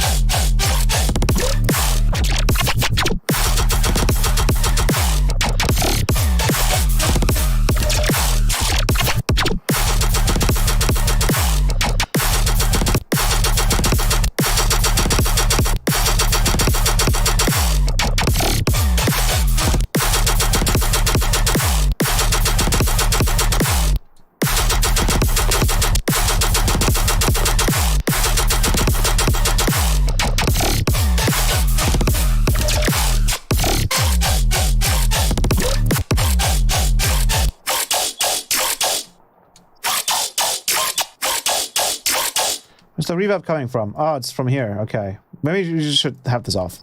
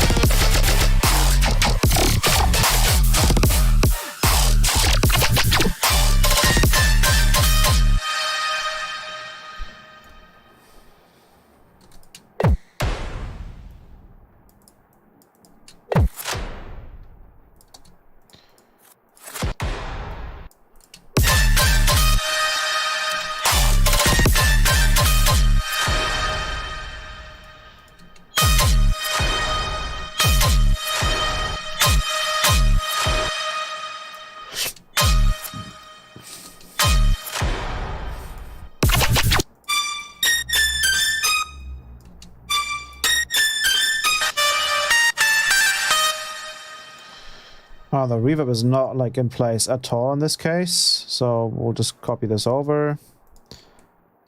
Man, this fucking app can suck my ass. I'm gonna find the fucking dev for this shit. Holy shit. Like, bro. How can you, like, mess up an app like that? Like, how do you just, like, update an app and then just mess it up entirely and not fix it in months? Bro.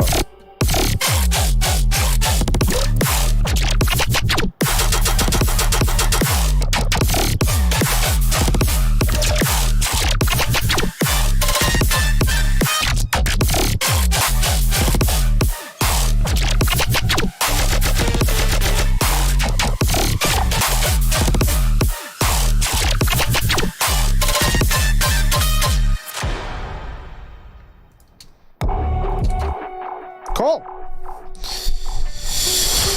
How did you do that sub bass? It's just a sine wave with like, basically you treat your sine wave like an 808, and then you add a little bit of pink noise, high pass pink noise to it, distort it together.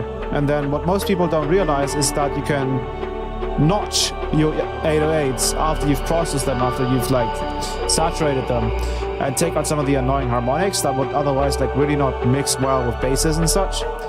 So I just have like a saturator that heavily saturates, then you have an auto filter with a notch filter, and then a little bit of saturation again.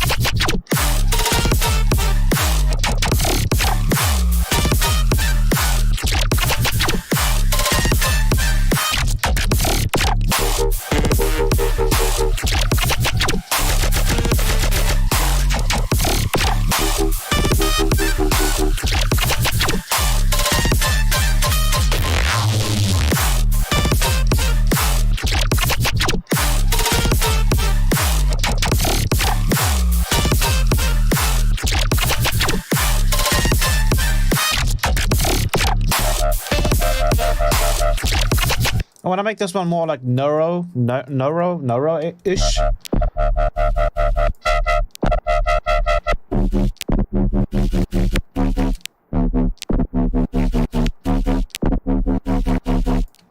So I'm gonna do like a bit of like movement.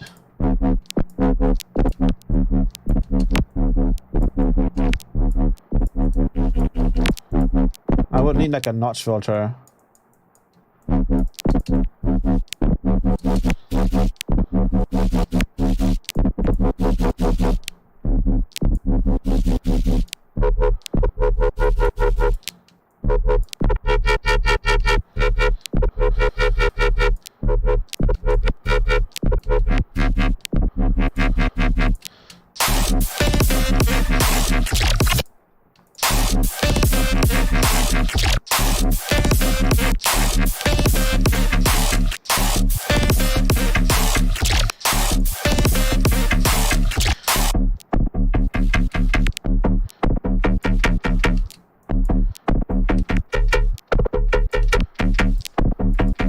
Let me add a cool little plugin by Minimal Audio. called Riff Feedback Lite. I want to see if that maybe also fits quite well with this sound.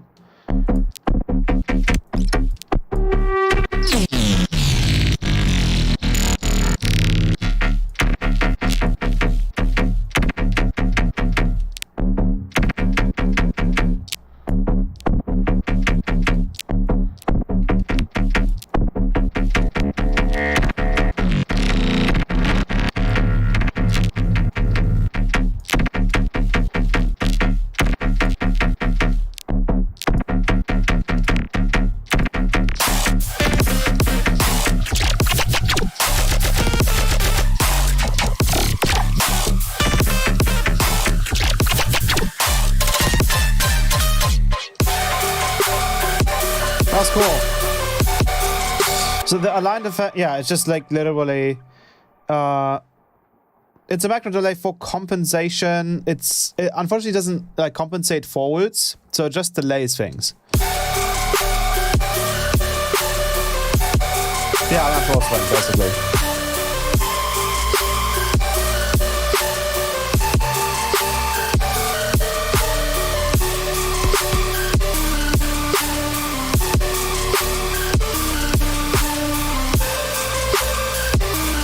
Try a different kick for this part.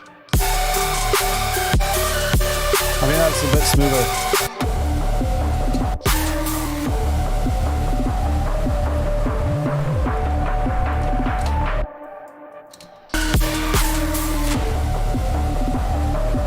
There's a lot of loudness here. Hence why the limiter has to work quite a lot.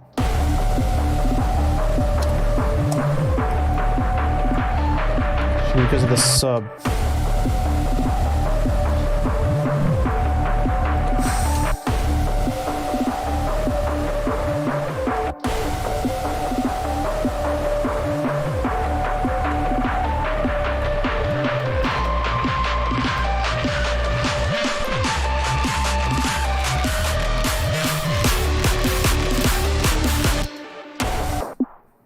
I'm gonna take out this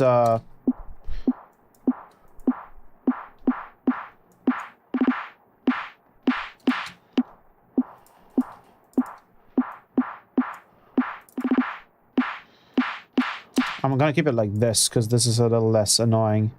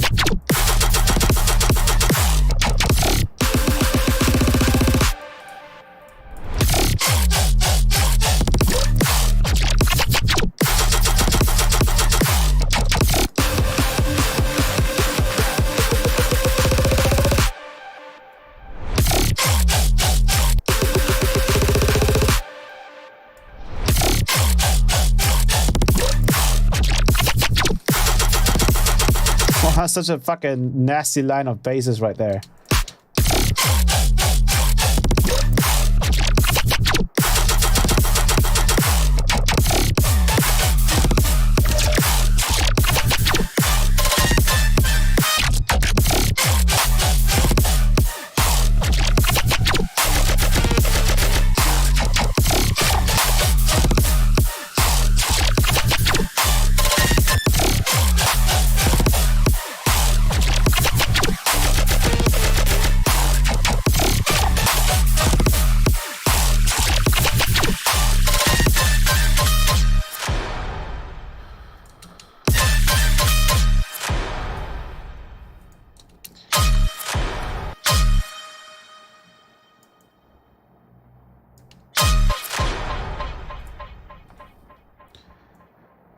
Sweet.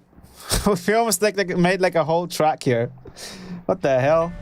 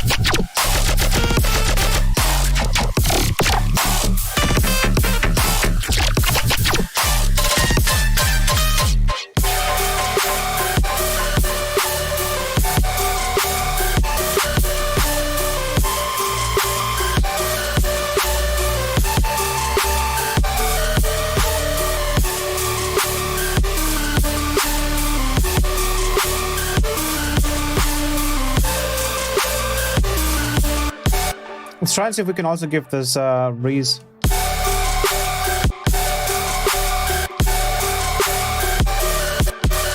It's just to the place to not often enough. Okay.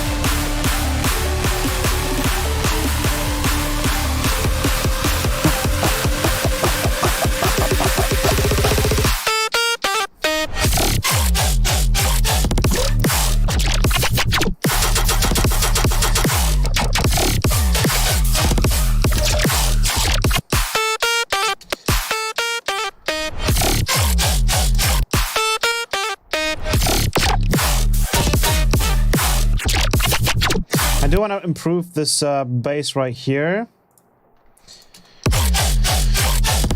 I like that sound. I want to see if we can find any other ones that would also fit quite nicely.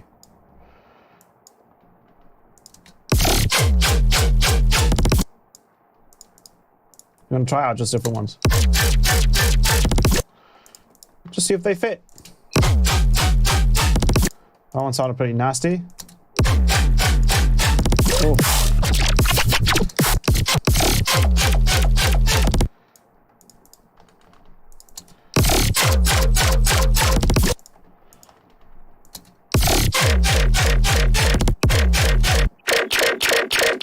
What's the snap heap?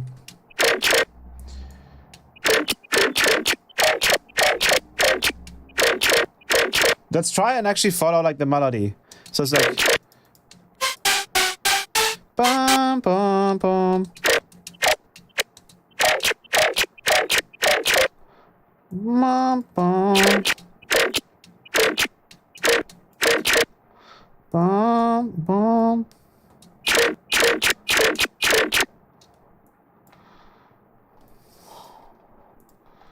Bum bum.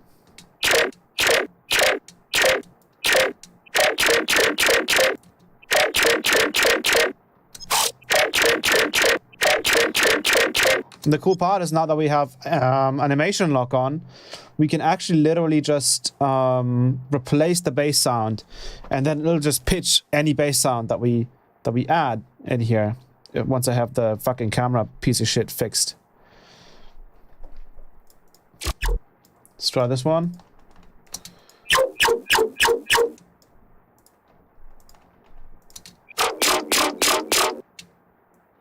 Try this one.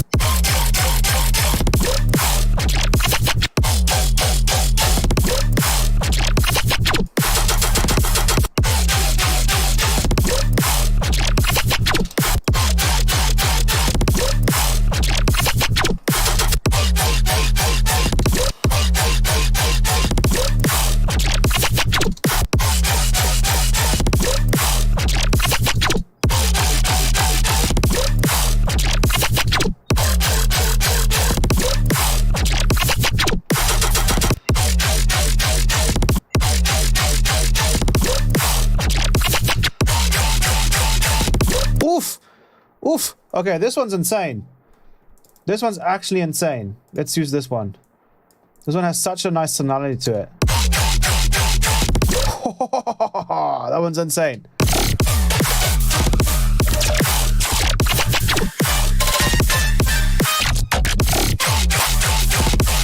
Whoa, what the fuck, dude? Good app. Very good app.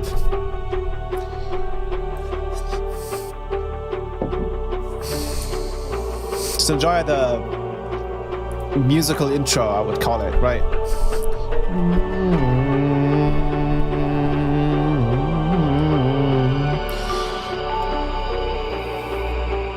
You know what we're gonna do?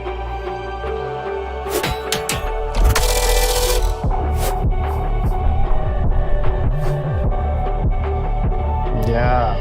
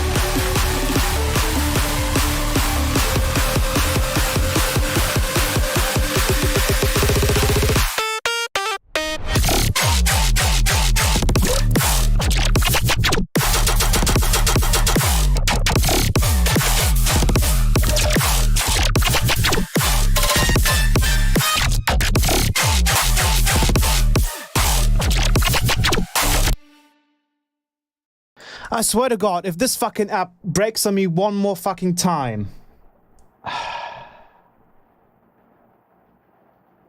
The fuck is... I bet the guy saw that I was using the app and he was like, you know what, I'm gonna make this guy's life fucking awful. What the fuck? You just fucking turn off without any reason. What the fuck? Piece of shit app. Piece of shit app. Rewind that.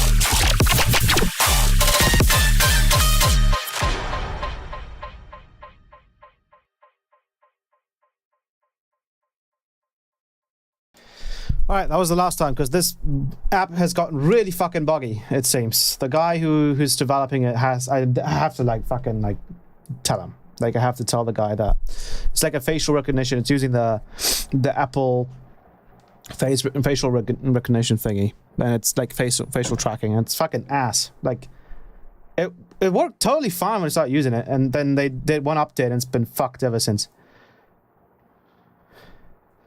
I swear to God, if this banger doesn't get released. Yeah, you're right. This needs to be released. Ah, Jesus. Alright, that was fun. Anyways, that was tons of fun. I hope you guys enjoyed this stream. I think I was able to show you guys what this thing is, what the sample pack is capable of. Again, I think the only sound that was like self-made here was the work bass. In the B section of the drop. Let's go. Face filter doesn't work as soon as it recognizes your face. Yeah, probably. That's probably why. They are probably. The shit way too hard. Thank you. Epic stream. Thank you. Anyways, I hope you guys have enjoyed the little live stream today. That was super fun to make. It was surprisingly fucking heavy. Is it still saving it? Oh, that's why. Okay, 1 second. Oh, there we go. So with that being said, Goose is already saying bye. To anyone that is watching that's from the Patreon live stream, we're probably going to be doing a project breakdown this Sunday of my newly released track, Take on the World. So that's going to be super fun. And also, we might be able to hit 200 patrons this month. So that's going to be super fun. I think I'm going to like compile all the samples into one big sample pack from this past 6 months. So you don't have to like mess with the individual packs anymore, which is nice. And probably some like work in progress goodies, like unreleased music. Hello with Alan. Anyways, thank you guys for sticking around. Damn, I gotta get the Patreon now, I guess. Yeah. So with that being said, I think we should wrap this up. That was super fun. I'm still not entirely sure what to do with Twitch, though, because, like, again, it might just be Streamlabs, OBS, I don't know, but whenever I try to do a double stream on Twitch, the Twitch stream itself doesn't work. I have no idea why that happens. But I'm going to try to get that figured out. Other than that, I'm not even sure if you're allowed to double stream. I mean, Streamlabs is offering a service so that you can do that, so it would make sense. I have decent amount of followers on Twitch, but I feel like on YouTube it just makes more sense because you have the VODs there, and then people can rewatch the streams and everything.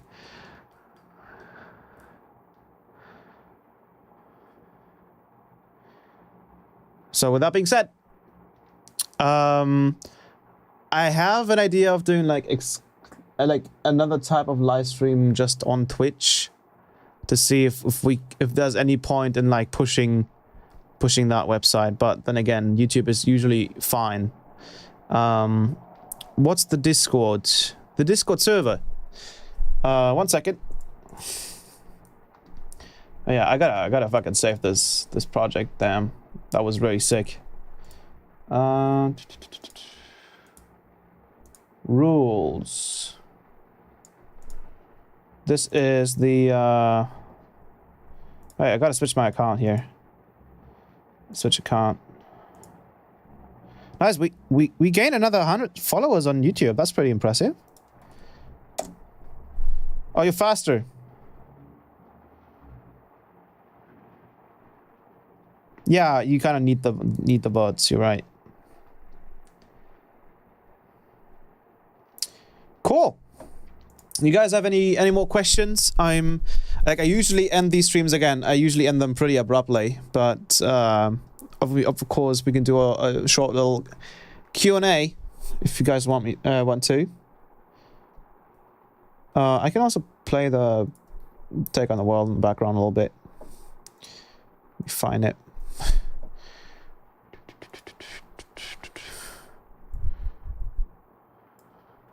Would you guys also be down to like do like Blender live streams? I think that would be pretty, like, usually the only exclusive to can I have Blender open twice? I think I can. Let me try and see, because like stuff we can do and stuff I can kind of teach even publicly, even though I usually do these just for the Patreon. What is it? The file somewhere. It's some on the desktop. Let me check. It's right here. Okay, I'm gonna have to check that I have faders and knobs perfect. So Alt 2. That should all be working. So I don't know if you guys use Blender, but Blender live streams would be nice. This is something that we did on the Patreon. So this is a visualizer that I did for the Patreon, and that was I think 2 weeks ago. And it's gonna take a while until Eevee really gets updated to be as good as Cycles, but you can get like a lot of quality out of the real-time stuff. So I used my little what's it called? My little laser beam edit that I did. I used that as a just audio source here for this little setup. And obviously I'm not going to show how I made this, but you can see it's pretty fun. You guys should be able to hear it.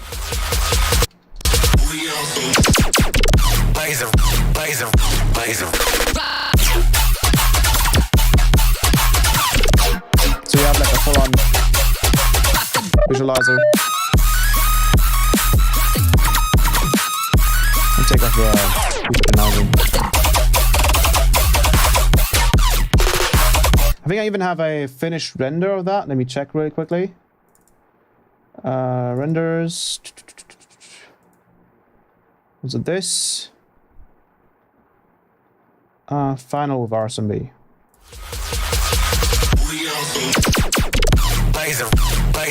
So that's kind of what you can render out.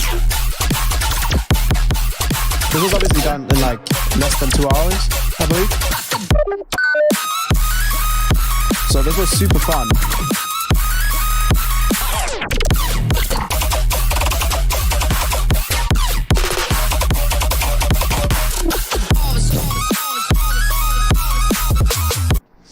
And what's really fun as well is like when you have a scene set up, you can get some pretty nice shots out of it as well.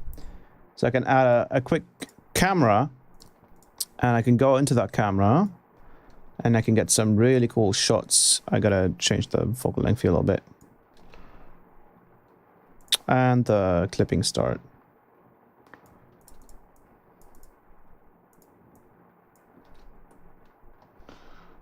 Find a good spot here.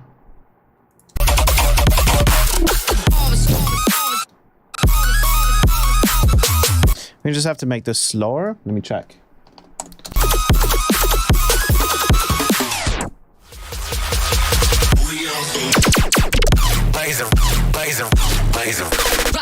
Just not play it at all. One of the two.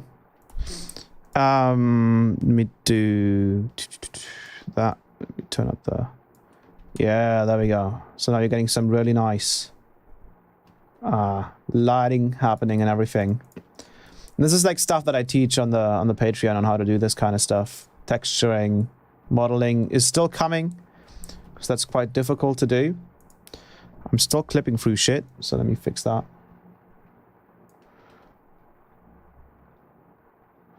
And go depth of field distance. You get a bunch of really cool stuff. Like it's, I think Eevee is really underrated because it can do so much shit.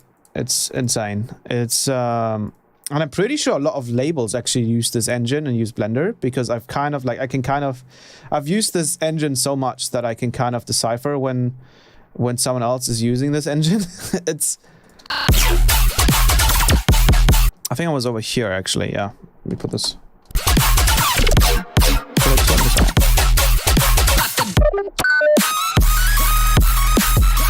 That's pretty trippy, but nah, you can see like once you have like a little setup here, you can do like a lot of visualizing out of this.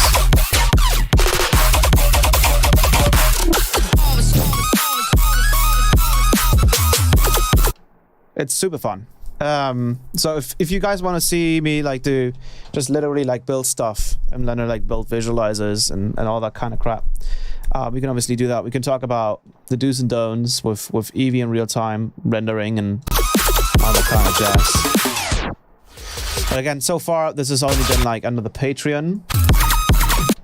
This has been like one of the many visualizers that I've already kind of like done on that platform.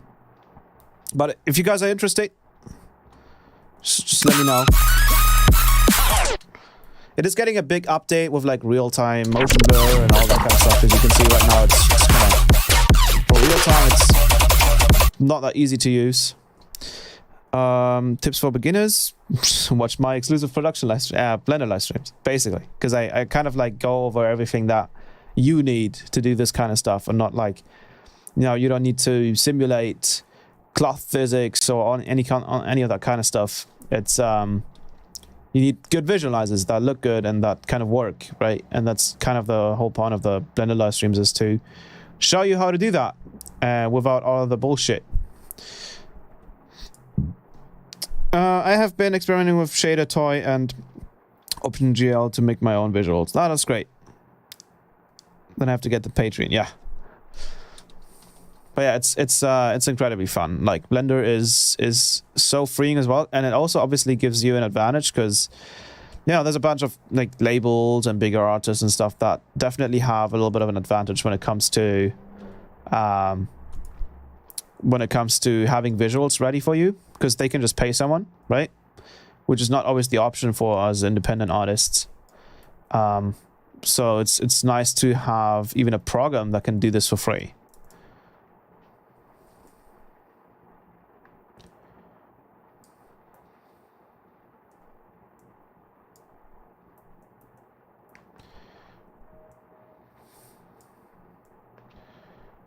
And it runs pretty fast. Like, Eevee is pretty well optimized. Like, all the effects that you can see, everything is supposed to run real time because it's like a game engine, right? It's really fun. But yeah, that's about that. Let me go back to Alt 4. Oh, Alt 3, I mean. It's just fighting a battle to get my music to stop sounding ass. Visuals can wait for me. Yeah, of course. Like, just focus on the music first. No cloth simulation. Visualizer then. Also, would you guys be interested in seeing another Microfreak stream? I know that the other two haven't done so well, but my setup is finished. So literally everything I need is there. I have... honestly, I could probably show this.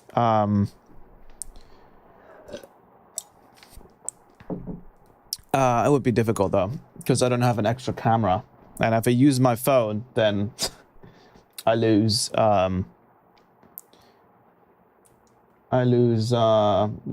helmet, unless that's fine with you guys. I want to see how you use the JPTR pedal. Real saturator. I think it's because a lot of people watch these to learn, and not many people have a Microfreak. Yes, that's true. Let me think of how I could do this. I don't know. One second. I'll be right back. Right.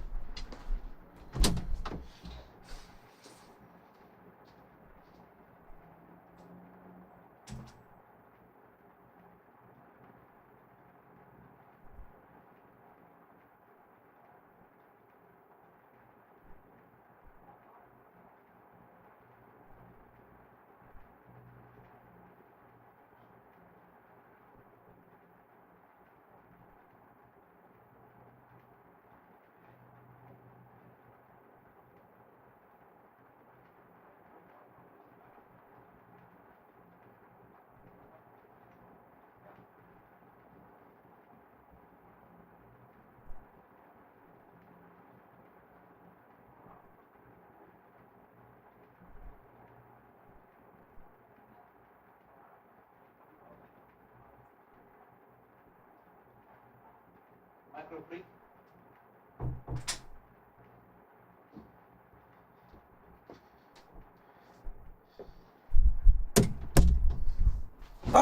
All right, we can try this, but I'm gonna have to figure out how to do the setup right now. That's gonna be difficult. So the first thing I'm gonna do is I'm gonna open up a new file. Hopefully this is saved. It looks like it is. Then, because this thing is now pretty crazy. It's actually like done. Like I don't have to do anything anymore.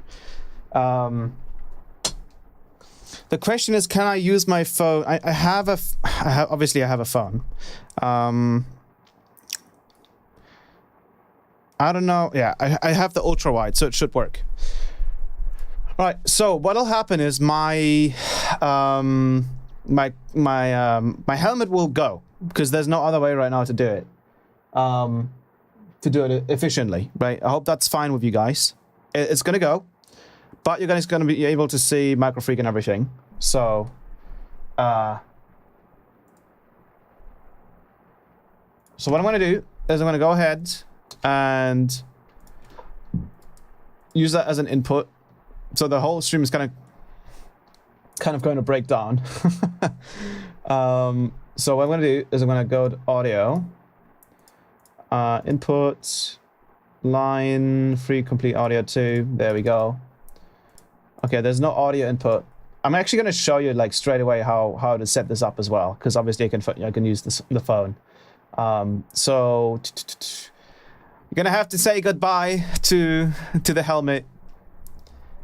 Microfreak of a helmet, in my opinion, at least this once. Yes. Say goodbye to the helmet. It's gonna go. Just for the end of the stream. Goodbye.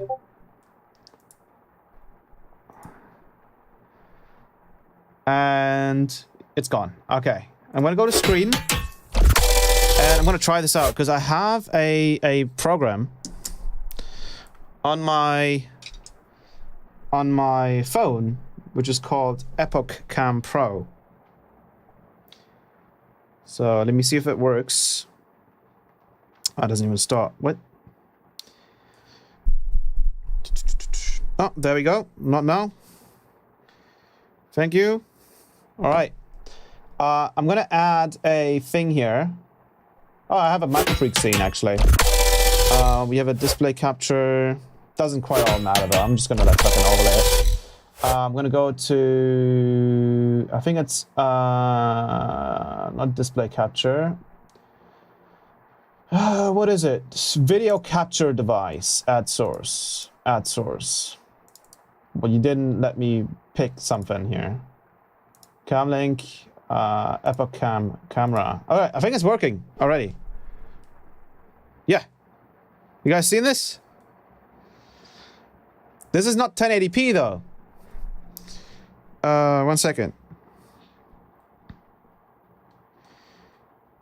Why is it not 1080p? Is it just because of the fucking resolution?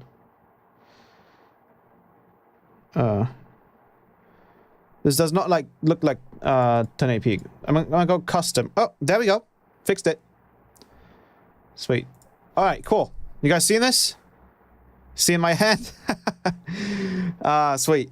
So the way I'm gonna do this, I'm gonna put this. I don't even need the nano control anymore. Okay, cool. So let me grab everything.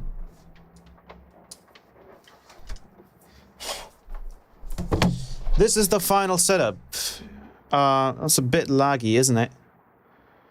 Why is it so laggy? I'm gonna restart the app.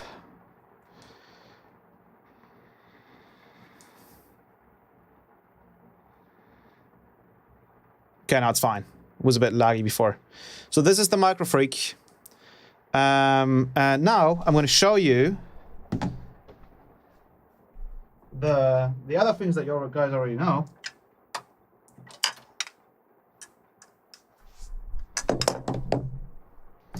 This is the, so these are the two multi-storms, the zooms, right here.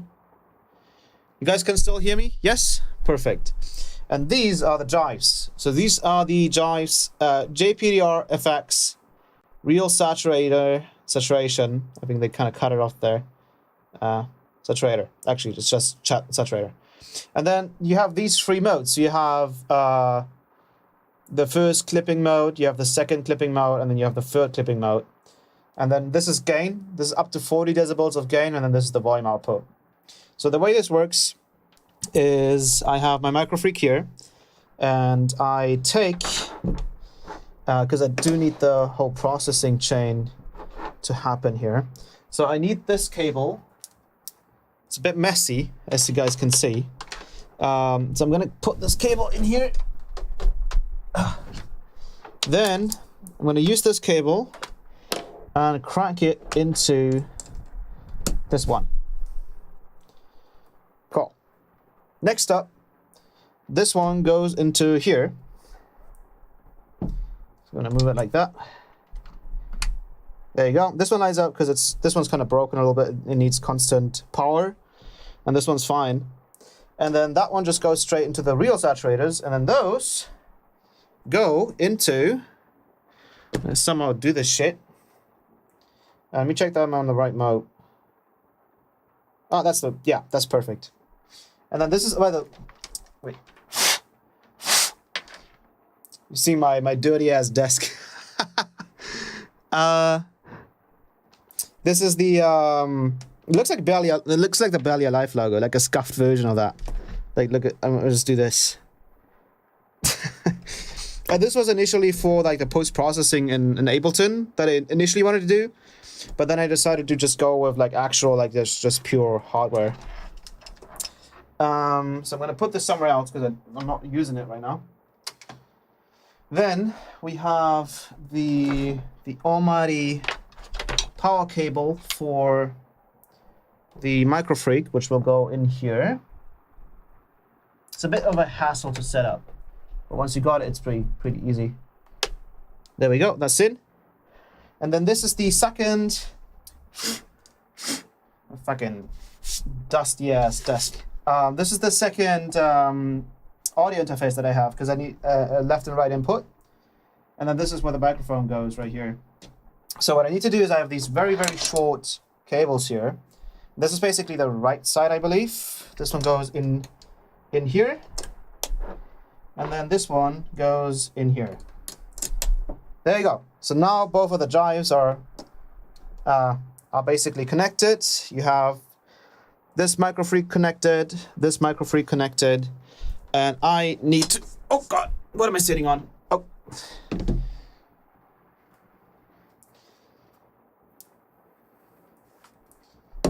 I just sat on my fucking headphones. Great. And then I need a bit of I need the fan though. Let me think about how to do this.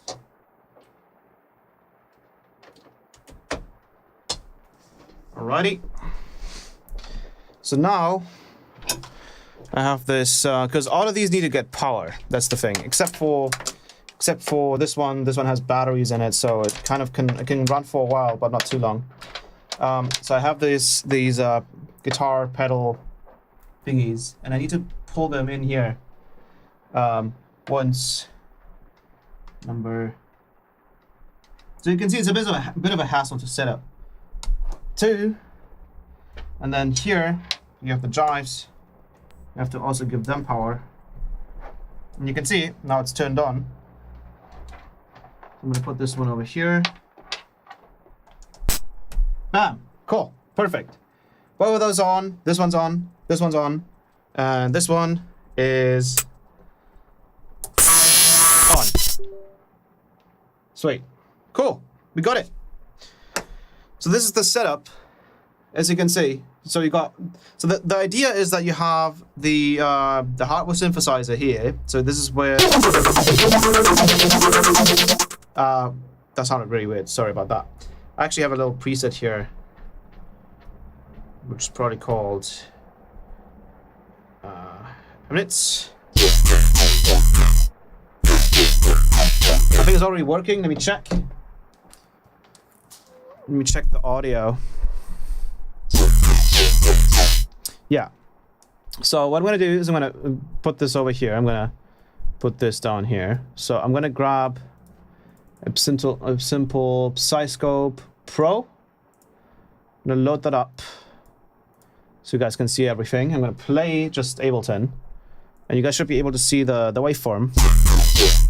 I'm gonna turn this down a little bit. So currently it's actually clipping into, you can't really see it there. You put it like, actually, you know what? Let me do this. Properties, I'm gonna go custom device default. That's actually a lot lower resolution. Never mind. Cool. I'm gonna make this smaller. Ah, I see how to do it. Just put it down there. Even further. Right? Is that good if I play it? So you guys can see all this crap, right? I'm gonna make this smaller. And I have Streamlabs open as well because it doesn't matter all that much. Yes, you can see everything. Sweet. So as you can see, if I play a note, I don't know if it's easy to see. I'll make this even bigger then. Let me put that over there. So what's happening, and you guys should be able to see it. I'm gonna do this like that. Actually, I can move this down here. Yeah, that should work.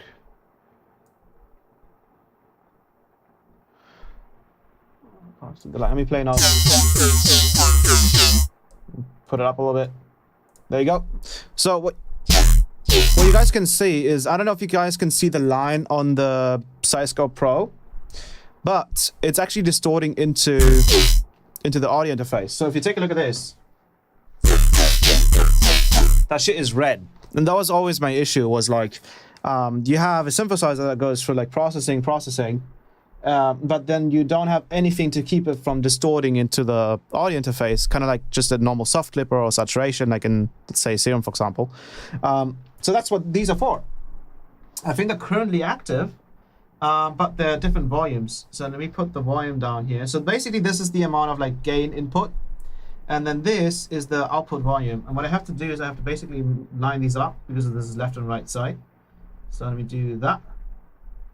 Output. Gain, I'm going to put like around there.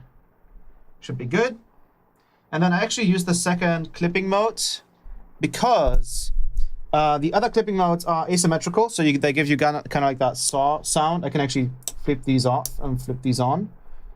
You might be able to hear it. You can also just watch the waveform. Let me do a bit more. Let me do a bit more. Let me do a little less of that. It's very, let me turn on off the dual phase here. I think we have a little bit too much high end on this. Because of this tone, yeah. Sweet. So you can see literally just at the,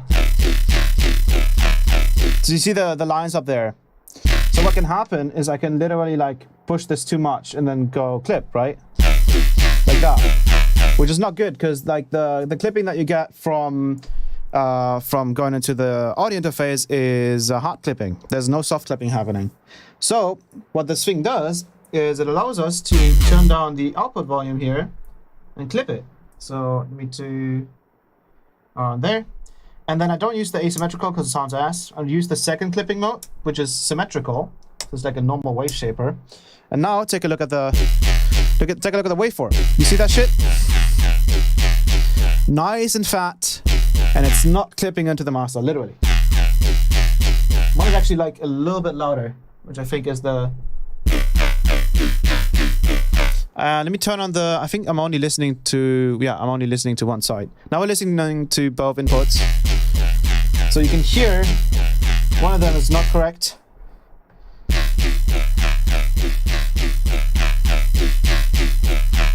Sweet. So there you go. And now what we can do is we can, for example, use multi-stomp here, zoom, And we can literally go into the last effect that we're using. And we can just go to the level. And then just take a look at the side scope, right? So I'm going to play a note. I'm going to increase the level here. Take a look at the waveform of the side scope here. Of the... Yeah, that's fat right there, right?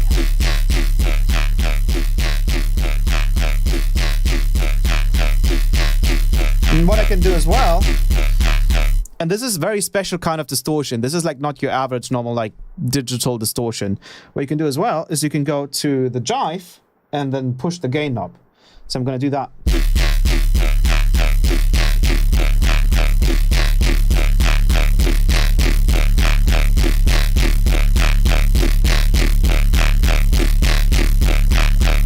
Sweet.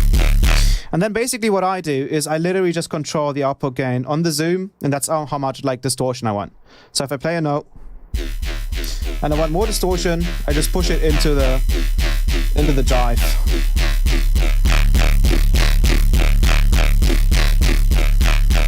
That's how I do it.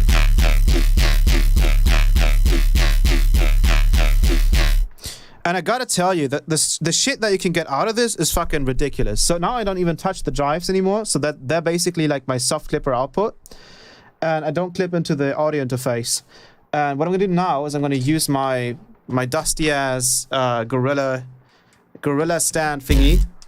I'm gonna try and see if I can make this work. Ouch. Ah, fuck.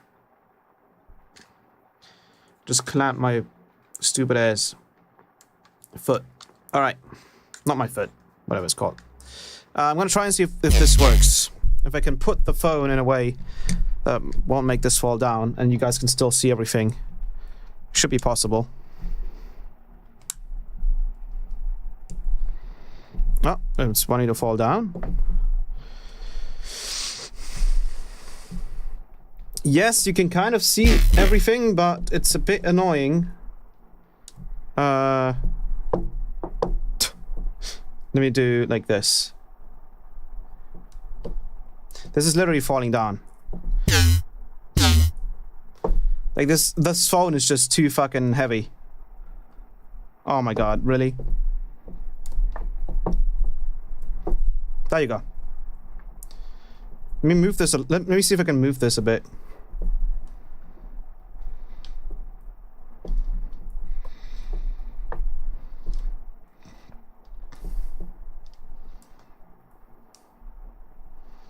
So you guys can almost see like everything now, which is great. There's a bunch of... Oh shit, where did the cable come from here? What the fuck? Get the fuck out of here. Focus. Thank you. Oh yeah, the stupid light there. Damn it. That's a dumbass... That's a dumb angle. Oh no, that's such a dumb angle. 1 second. Gotta change the fucking light position. So that shit goes away. Oh, it's not better. But you need the light. I don't want the reflection in it. That's annoying. I had the reflection. How do I do that shit? Do I just like move this? Like that? Oh shit, that works. Sweet.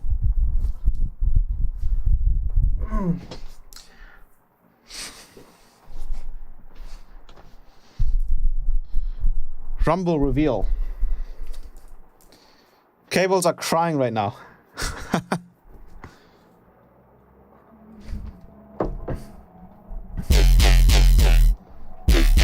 So you guys can see everything, right? So I'm going to go with a clean preset. And what I'm going to do is I'm going to go down to a note like that. So I'm going to show you my setup here real quickly. So what we have here is we have a simple like noise remover. Then we have two bass flangers, so those sound like this. So this is literally just, you can change the resonance to minus comp, plus comp, and then you can change the pre-delay. So if I play this, I'm gonna turn on the sequencer.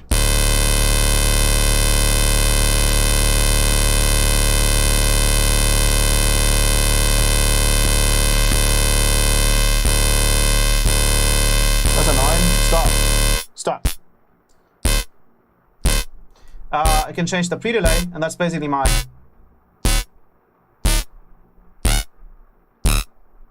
delay time. It even has like a fucking low cut for the delay signal. And I have a second flanger, so we get some nice little fiddly. Some nice harmonics going. And then for now, that's pretty much it on this zoom. And then on this zoom, if I could zoom in. Fuck it. Okay, there we go. You have stop. Shut up. You have another noise remover, because otherwise it would sound like this. First of all, you hear the weird little. And then second, so much noise, right? So we just clean it up with this shit. And then we have a little bit crusher. I'm actually going to delete this one because I don't need it. We have a dual comp. This is basically my like attempt at doing an OTT in analog. So this dual comp is basically just like a multi-band compressor, but it's only 2 bands. But I'm compressing the high and lows maximum, and the frequency cutoff is at 1.5 kilohertz. And then I actually have another one, so obviously that's more compression. This one's a little less aggressive, still the same cutoff. And then we have a bass graphic EQ where I can literally get like a bunch of different mixer thingies here, faders. And then funnily enough, you can see that depending on what the setting is that you have, it'll actually display it in here as well, in the UI, which is pretty nice. So that just boosts the sub, right? So if I play this.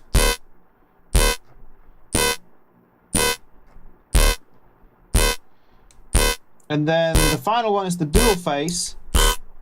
And I wanted to use this to do stereo. But we might as well just go with something like ensemble.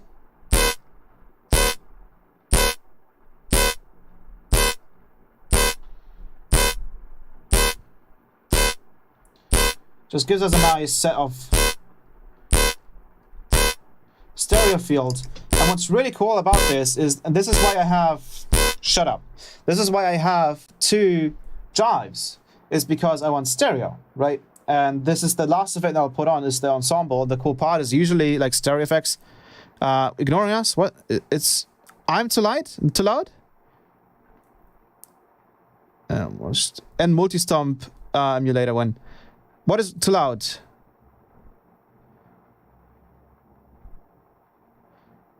It's too loud. Okay. I can turn this down. No problem. Is that better? Is that less annoying?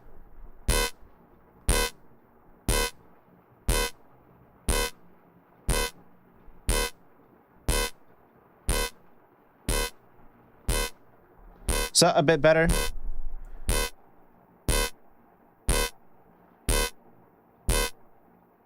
Sweet. Well, yeah, this kind of sound is annoying anyways. But yeah, so you can imagine this is basic post processing. Sorry about that. This is basic post processing. Jesus Christ. Then I have a final like stereo kind of tool, which obviously if you like distort it at the end, it'll sound really good. So with that being said, let's go ahead and design some sounds. And again, this is all like analog kind of workflow, right? So that's the really cool part about it. I'm gonna have it be a little bit like, there's no other way I can do this, it seems. I'm gonna have to have it be a little bit, oh no, I can actually, oh shit. Damn, but it's still fucking, stop falling over, I'm gonna cry. Okay, looks like that's good. This shit actually works. I should just get another one of these. Ah, but then it's the fucking stupid ass. Okay. Can I stop? Can you stop? You stop. You know what? I don't use these anyways. Whatever. Sweet. There's no touch. Okay, perfect. Yeah, this is actually really good. I can actually put this onto the fucking... I can literally put these feet onto the... But I still have the fucking light in the fucking view. Holy shit, this is so annoying. Ah, there you go.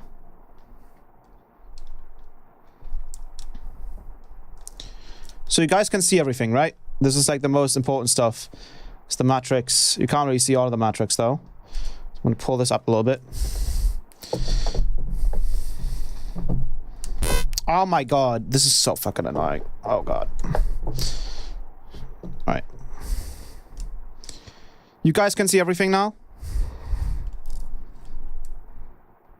Yes, can you see everything? Stop. Oh, Jesus Christ.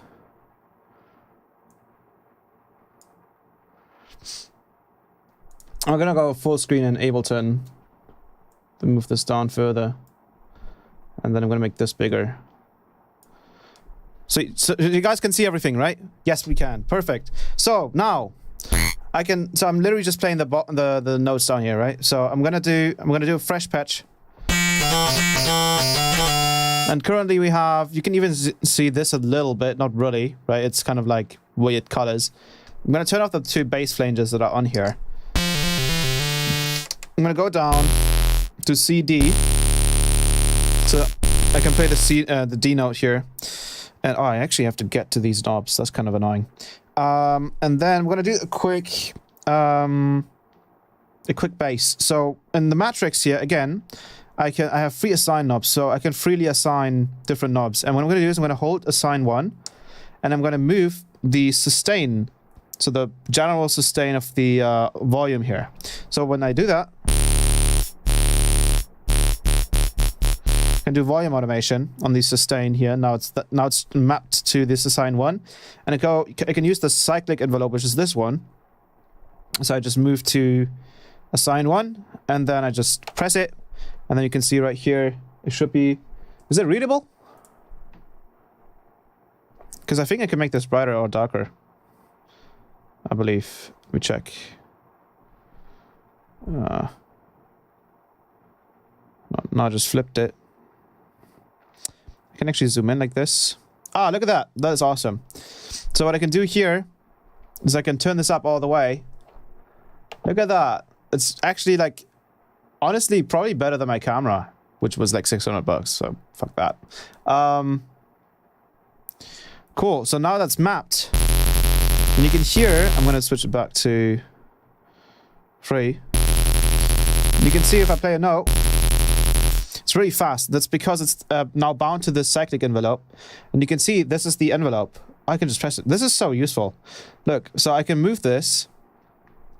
Right here, I'm moving this knob right there. And I can basically make this slower. And another thing that I can do is I can use this, I'm gonna zoom out again. There's this knob right here, which is called filter amount. And what that does is basically a quick like macro for the filter cutoff. So this basically this cutoff that I can move.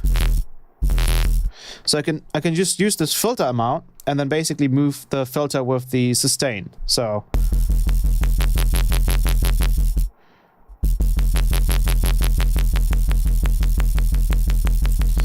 and now what I can do is I can keep messing with the cyclic envelope. So I'm going to go closer, and I even have the option to change. This is awesome. I can hold this shift button here, and then I can change the curve of the envelope. So I'm going to zoom in just so you guys can see it. I can change the curve of this envelope. So we kind of have something similar to like Serum or Faceplant there. Obviously it's not as close, but you can do some really cool stuff like this, for example. And we can switch this to a different mode. So this is currently just running. So if I play, I'll just freely run. But if I switch this to loop, I can also go to envelope. So this only plays once. But I'm gonna use loop. And now I can just hold a note. I can switch this analog filter to a bandpass filter. I can change the filter amount. And turn on the sustain here.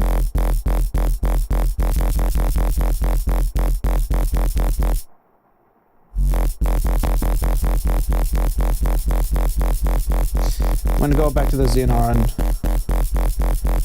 there's a lot of high end right now, which is a bit annoying. I'm gonna There we go.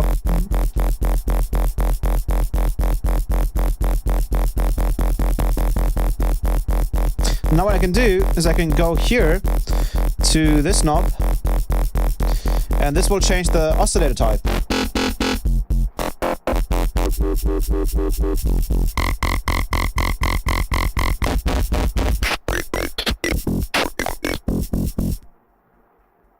Noise doesn't even make a noise. And now we get to our special one, which is Wave User. And these are a bunch of wavetables. These are actually the wavetables that you guys get in the Patreon. They're in here.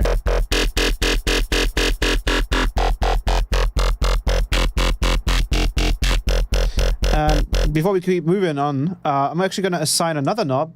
I'm going to assign the resonance of the filter to assign to. I'm going to go to assign to. I'm going to do the cyclic envelope again. As you can see, this is the first route here. So I'm going to zoom out. This is the cyclic envelope right here. And I'm going to map that to assign to. So it's right here. I'm going to map it. So this is basically just going to increase the resonance of the filter whenever I play. Very easy stuff. Now you can already hear post-processing happening, right? So literally I can turn off all the post-processing. For example, the two dual comps that we have on. I can turn off the bass graphic EQ that I have on. And now we don't really have any processing happening right now. And this is what it sounds like. If I turn the dual comps back on,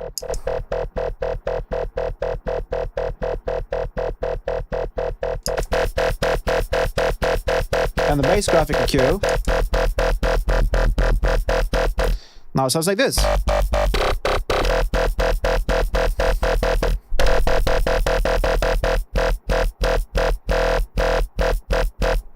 Also change this to be like that. Now, what we can also do is we can use the LFO to change the wavetable position. So we can, for example, use the sawtooth here, on here, and then we can go to the, which is the timbre. Timbre changes the wavetable position. And you can even automate the wavetable itself. So you can change the wavetable with the LFO, which is kind of like nuts. I haven't seen that in any other synth. So what we can do is we can go to a timbre here, and we can use the LFO. Oh, you guys can't see shit. The LFO on the timbre. We just click on it, and then we just adjust a couple of amounts here. And then I can go to the LFO. First thing I'm going to do is I'm going to change the speed of this whole patch to 150 BPM. Right over there. Sounds a little silly right now because the LFO here is too fast. So I'm going to put it to 1.2. Now it doesn't purely like replay because the cycling envelope is kind of, even if it's on loop, it's not exactly the time, and we can't sync it. So what we need to do is we need to re-trigger it using the ARP sequencer here. So I'm going to click on the ARP just once.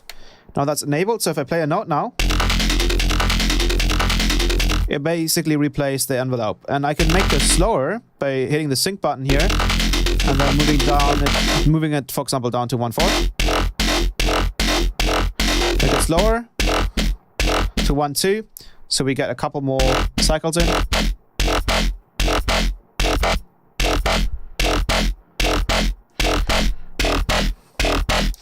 And another thing I can do is I can go to utility, I go to preset, and then I can go to sequencer, default gate length, and can turn that all the way up because the arpeggiator does cut off quite a lot. So now I can play one note, and then it'll basically play like a patch, like in MIDI and Serum. And then turn.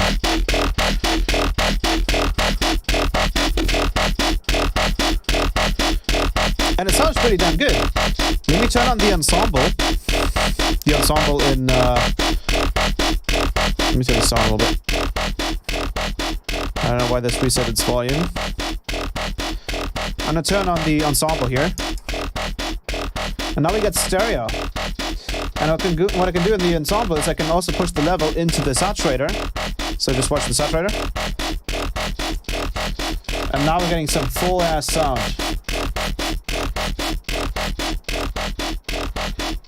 And now we can just change the timbre.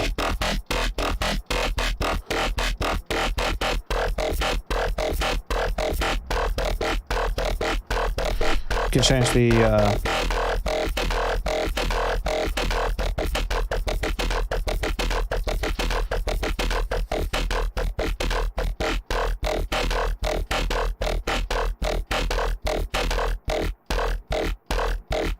So, where this gets really, really crazy is, just like with any kind of synth, obviously the post effects, right? So what I can do now is I can, for example, pick a wavetable that is a bit more FM-ish. Like that one. And now comes the magic. So now I can go here. I'm going to move this literally, just move it like over here. I can turn on the bass flanger. Let me play the patch. And there you go. Without it. With it. And now we can mess around.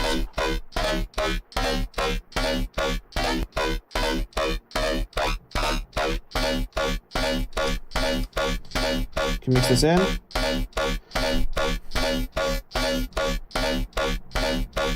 And the cool part is that we can turn on another one.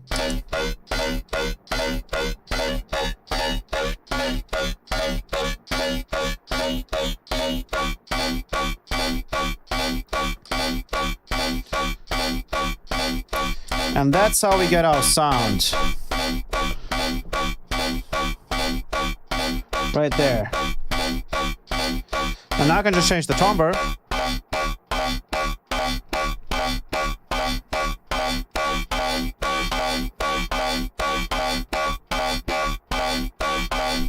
And I can turn on. I can turn up the sub. Boost it into the saturators.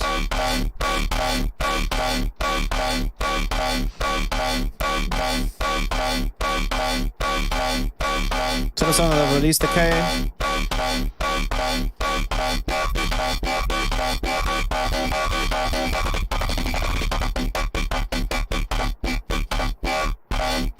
You can switch it to a low pass filter if I wanted to.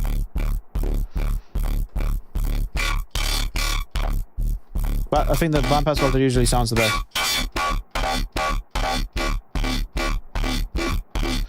Reduce some of the resonance. You turn on some of the distortion. So this would just be the clean sound without sub. And you can still see how it's clean and it's not distorting into the audio interface. It's pretty nuts. We hold shift, change the file envelope.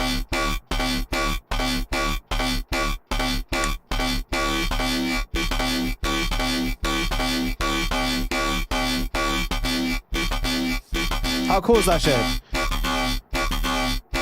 That's coming from that's coming from Microfreak, okay? That's not coming from Serum or any post-processing in Ableton. It's insane. Without the ensemble, and with it. You know how good it feels to like know that this like works and I can like actually like make a sample pack with this because it has some really cool noise to it as well. And also, can you synthesize drums with Microfreak? Yes, you can. You can synthesize drums as well. There's a whole like noise oscillator that's meant for that stuff. Obviously, right now I'm just using it for bass sound design. Whoa, that's cool as well, though.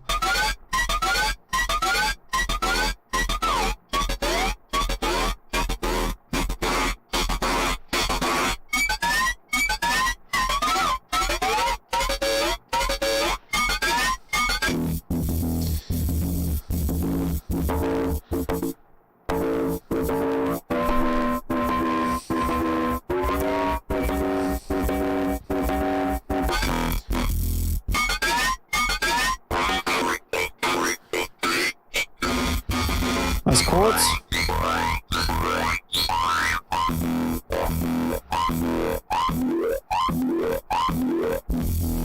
to operator FM, so this is literally just FM. And I think we can use wave as well, so we can go here. I'm gonna click on here. We can select wave here as well, which would be the FM amount. So we can automate that as well. Once I click envelope 1.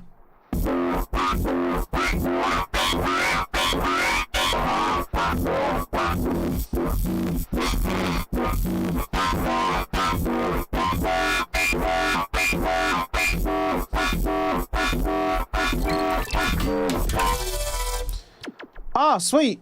That was a donation. Thank you for the stream, man. Gotta go sleep though, so have fun. Thank you very much. Thank you very much. Thank you very much. That was Tovin. You have a good night. Have a good night. Thank you very much for the donation. I appreciate it.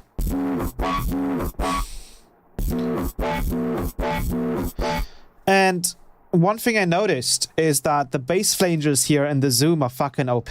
Let me turn those off right now. And listen to this. It still sounds cool, but with the two bass flangers rubbing on each other, man,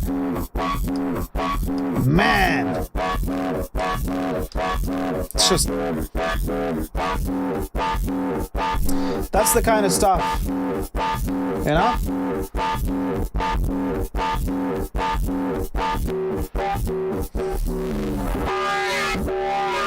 Whoa! What just happened?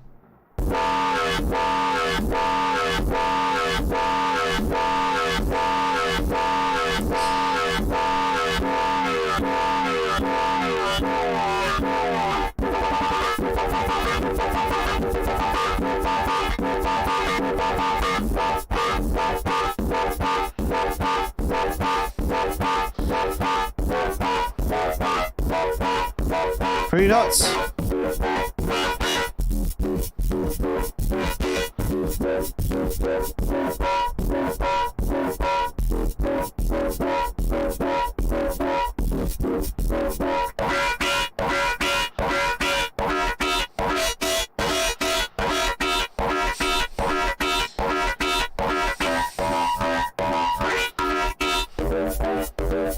So you can get some pretty crazy stuff out of this. And one thing that I've also gotten out of this, and this is the coolest shit ever, is I'm gonna reset the patch here.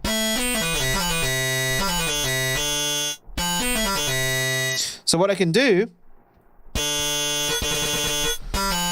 this is actual patch now. I'm gonna turn off the bass flangers because they're kind of annoying. So what I'm gonna do is I'm gonna go down. I'm going to go to my wave user. I'm going to go to the first wave table. I'm going to move it until I have a saw wave. Around there. 25. And now I can turn on unison by holding shift and clicking paraphonic. I can go to utility, preset, and I can put, and this is pretty nuts, I can put the unison count to 2. And then I can change the unison spread to be faster. And you can already hear where this is going, right? I'm going to go over to utility, preset, bend range. I'm going to turn this up to 24. And now I can use this thing here. So I'm going to train load.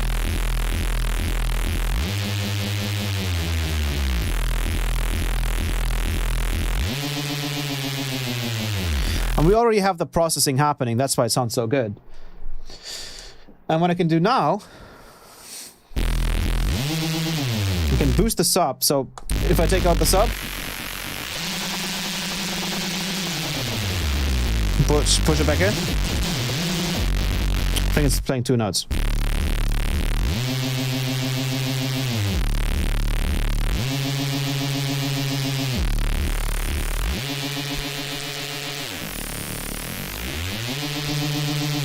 I can even boost it even more into the saturators.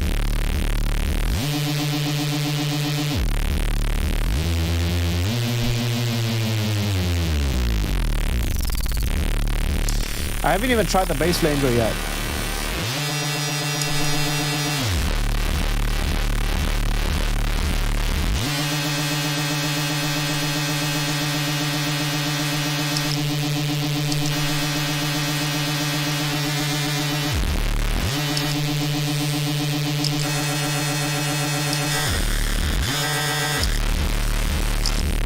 And then on top of that, we can use the bandpass filter.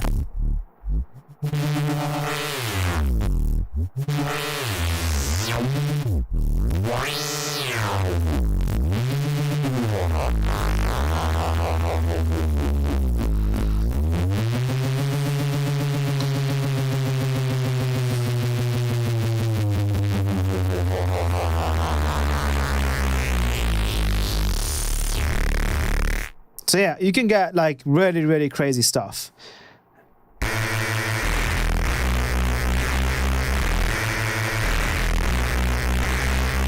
Let me turn down the... Okay.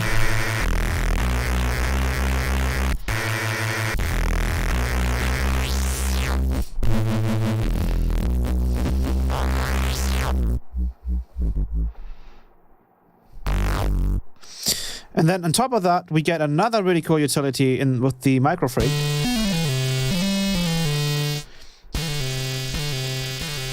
Which is the Spice and Dice feature. And I haven't talked about this in the last live stream, but this feature is pretty nuts. So what this does is it's like a randomizer. So I'm gonna play a simple arpeggiator. No.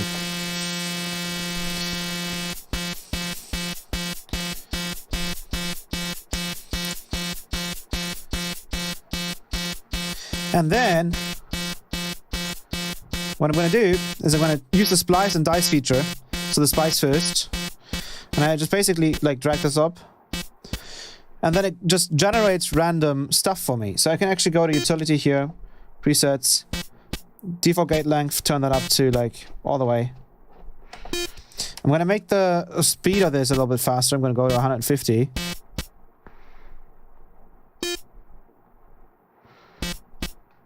And then I'm going to make this double fast. So I'm going to go to 1.8. I'm going to press a no. I'm going to randomize again.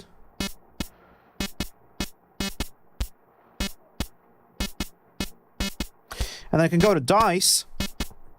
And then I'll randomize at that position for me.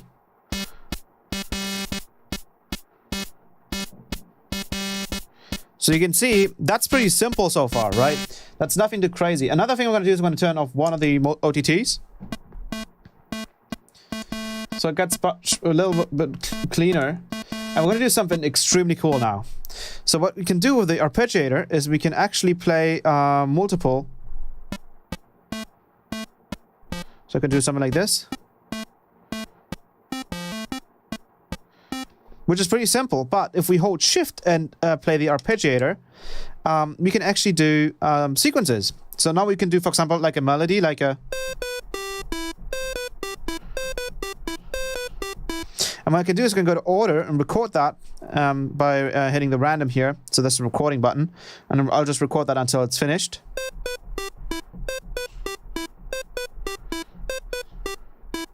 And now I can just hit pattern.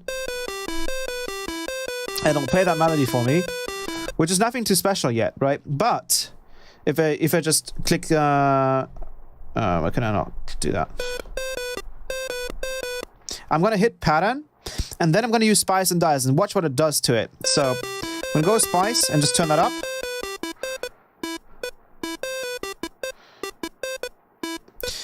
Let me turn up the decay here a little bit of the synth. Let me turn on the sustain.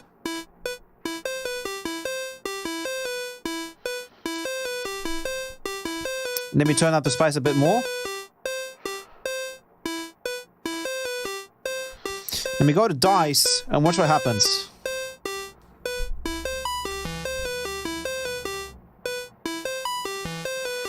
So it's kind of like auto-generating melodies for you.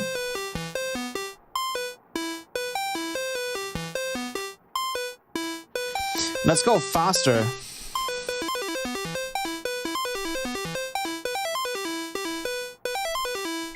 Now, I'm going to pick a different wavetable. I'm going to use a supersaw as super wave.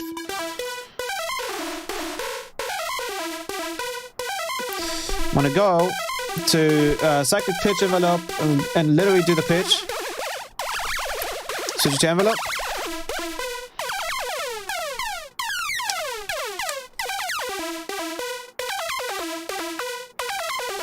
And turn on the ensemble.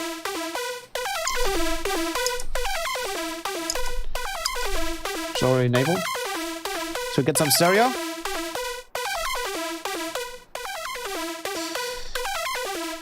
And we don't have to play at that point. We can play it lower.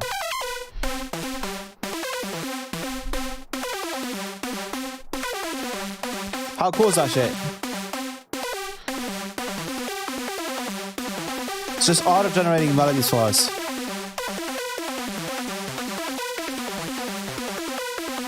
So what I can do for us is, this is in C right now, but we can even make it go to, for example, something like D. So we can go, let's just play in C though, because C is pretty safe right now.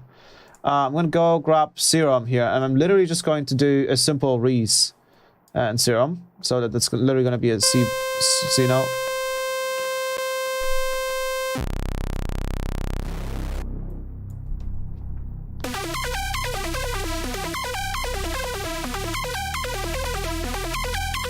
So you can see.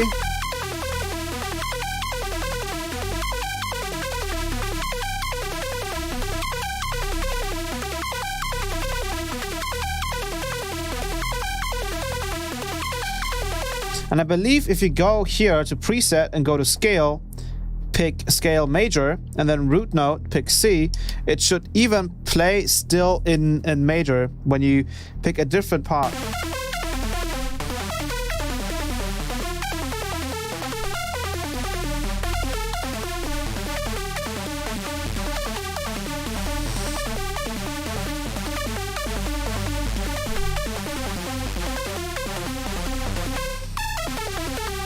I'm not entirely sure on that though.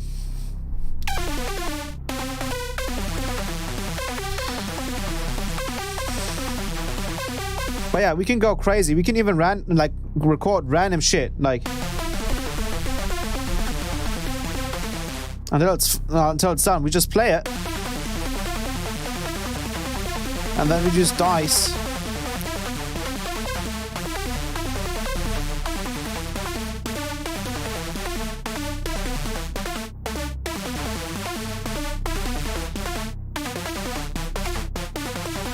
Let's make it a little bit slower.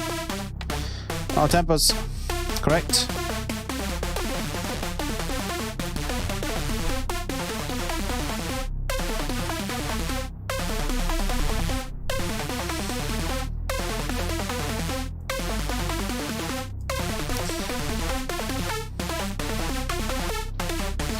And again, you can record something that makes a little bit more sense.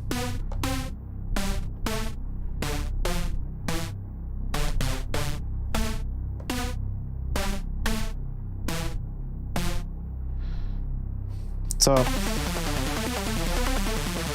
let's do dice.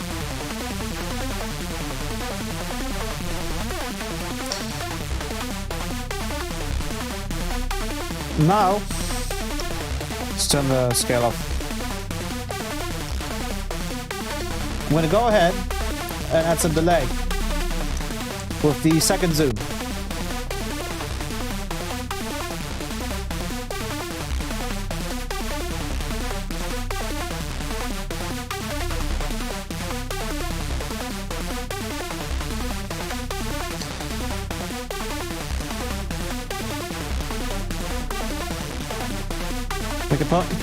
Make it ping pong, and you can hear it's even stereo.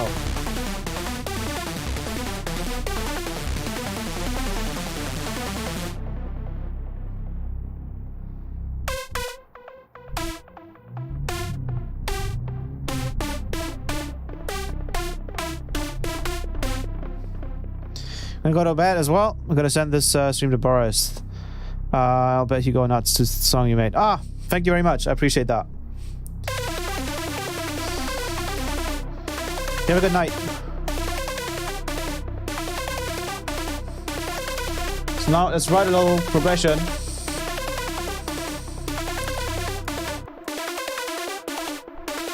Shut up. Shut up, shut up.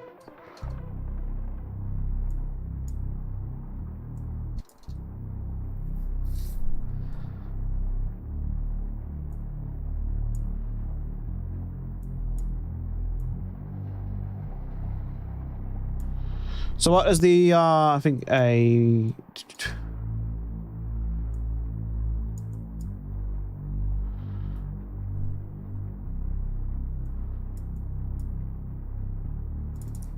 Someone do something like that. Let me know when you release it though. I'm gonna mark that day in my calendar. Oh, for sure, for sure. I'll definitely do that.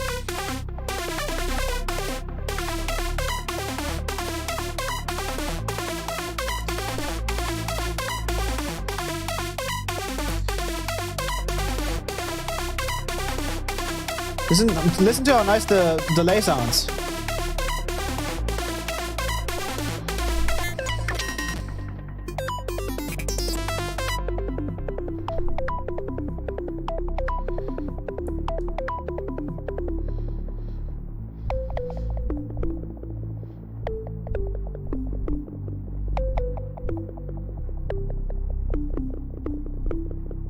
So now I have a really nice little set of like nodes. And let me just go to pattern. So that sounds pretty cool. So you already have a nice little...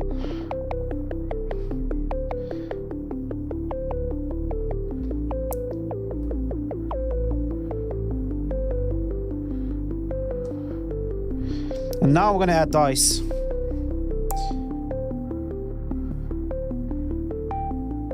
How cool is that?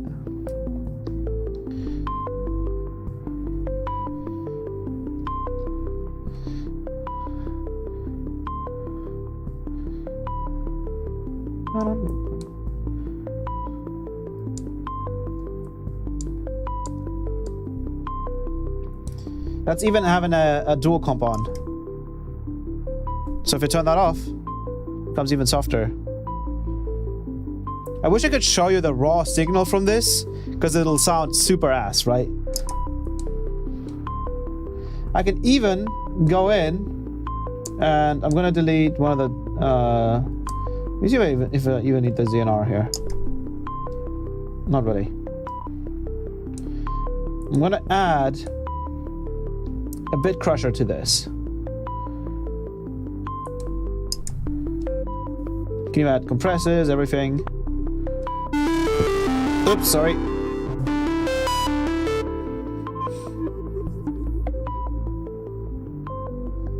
I can even add like a mono pitch.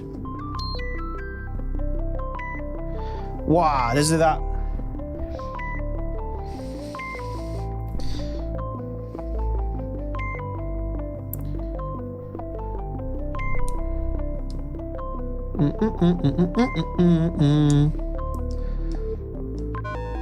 Pitch shifter.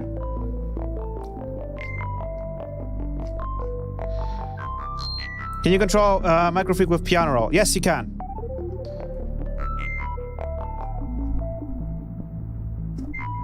I think there's some latency to it.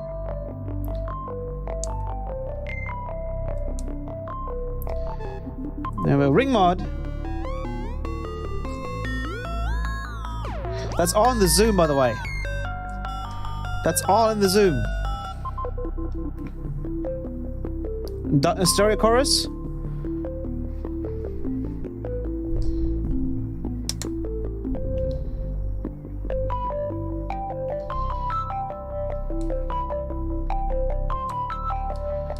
Turn on the level a little bit.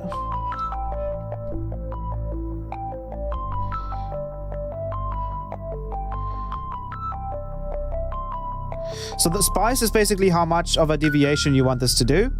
And then the dice will basically re-roll on that amount of spice. So if I turn up spice all the way, it does some like, it does a lot.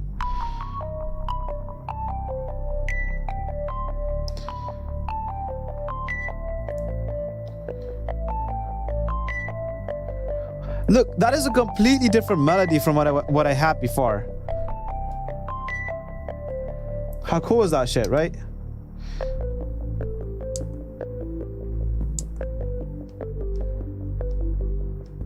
Yeah, even have a vibrato.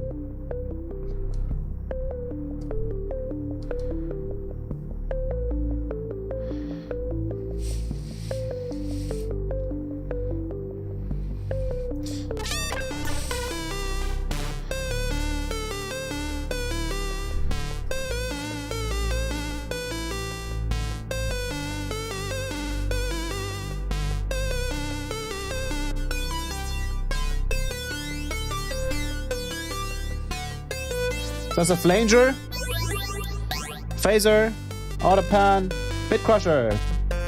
That's the one that I wanted.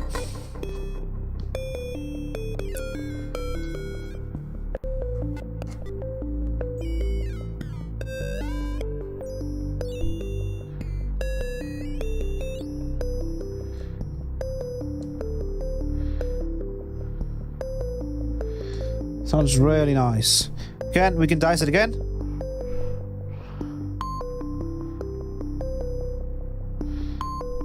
Let's make it a little bit faster.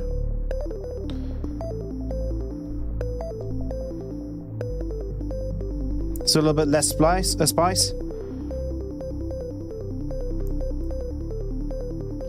Not even like trap. If we switch it to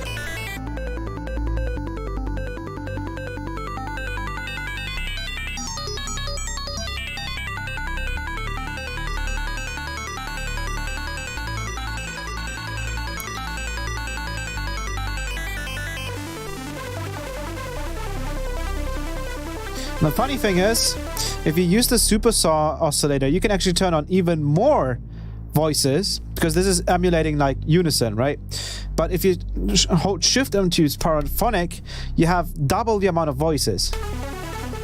So now you have a total of 8 voices. If we go back to preset, go to where is it? Unison count. It's all the way up on 4, and then unison spread. So if we play the pattern now.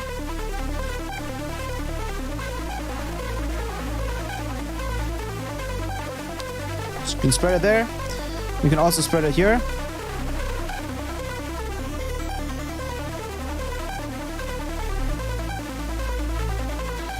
So it gets really cool. Let's play it on one up.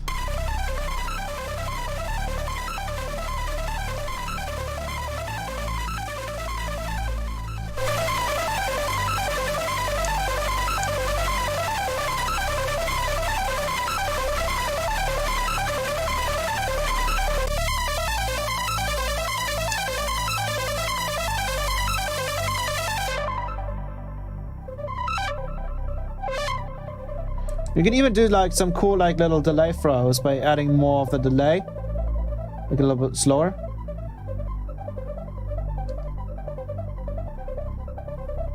And then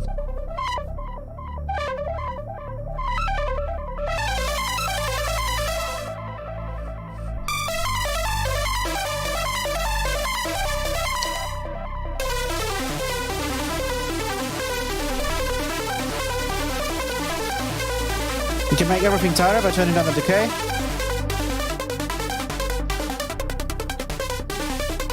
Turn the attack. You can even do a reverse pitch bend.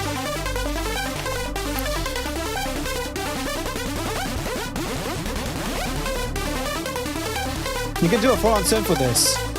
And you have stereo.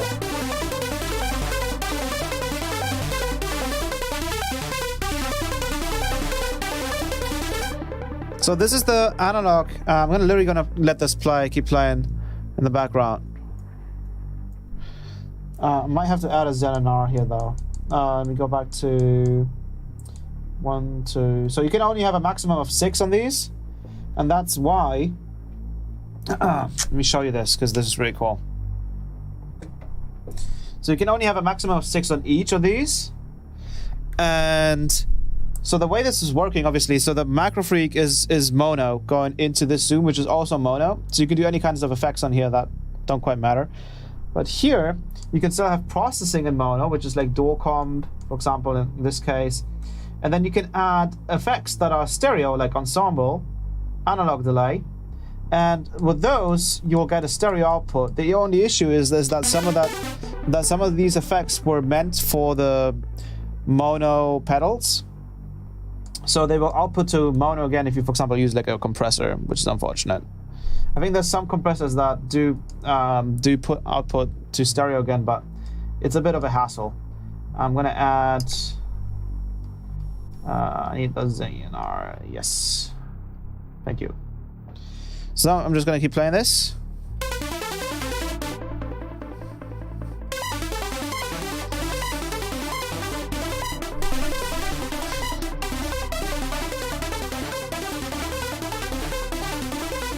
And then you can see that'll be my second amount.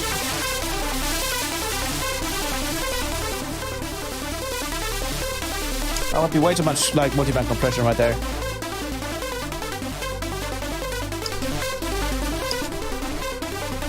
And then you have the ensemble, which is making everything stereo. If I take out, this would be entirely mono, as you can hear. And then here, you're getting a stereo output. And you can even like change the tone of it, of the stereoized signal, so you can only really process the mids, which is pretty nice. Wait, is there built-in effects into Microfreak? That is the thing.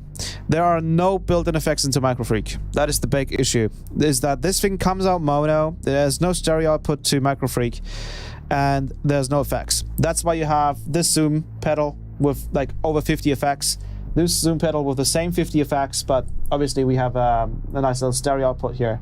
And then we have 2 saturators. And then I have my whole like Ableton Live Effects kind of rack emulator, right? You can even save certain effects in here. Like you can save racks basically.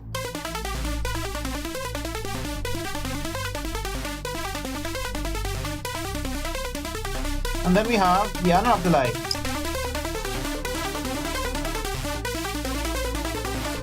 So we turn this other one off. And we can even go, let's make this a little bit slower. We can switch this. We have different types of analog delays, like different types of delays.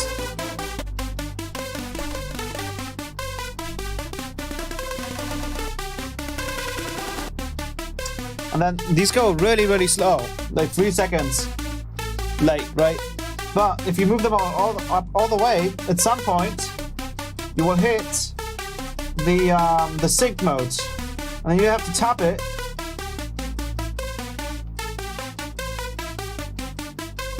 Until you get to your tempo. And then you can adjust the time.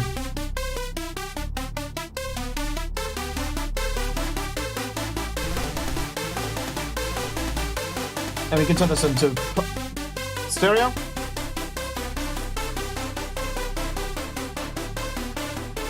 How cool is this shit? Bum, bum, bum, bum, bum, bum, bum, bum.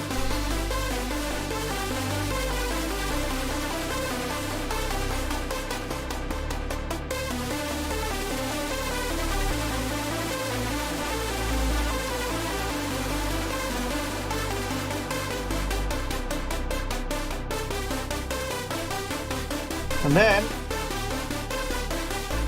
we have drive echo, which doesn't work because we have too many effects on here right now. Isolate.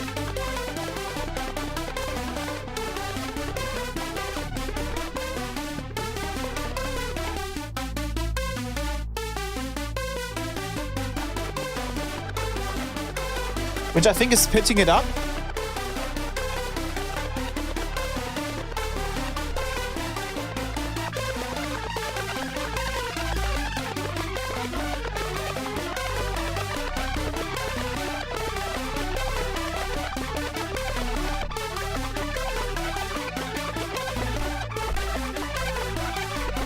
Really weird stuff. I haven't heard this kind of stuff before. Whoa, what the hell? Ice delay, man. What the hell is this thing doing?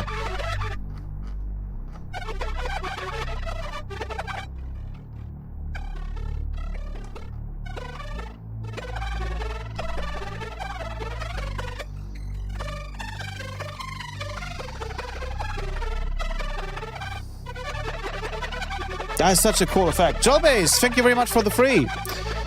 Appreciate that, brother.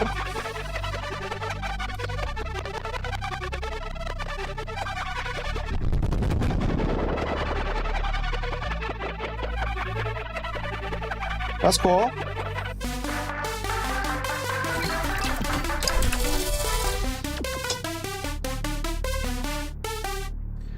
Was that another donation? Let me check. Oh, that was that was Jalbers. Okay, it just came in late. Thank you very much for the donation.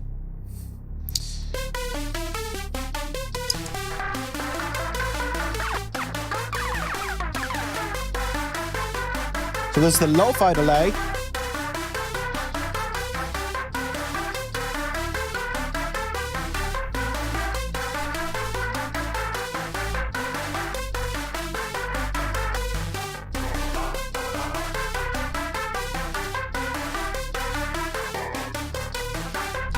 So it like literally like does like bit crushing on your delayed signal.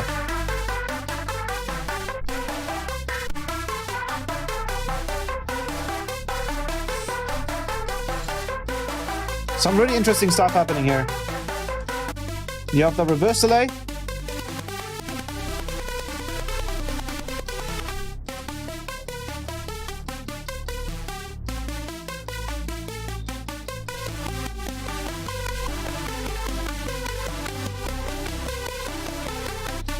Stomp delay.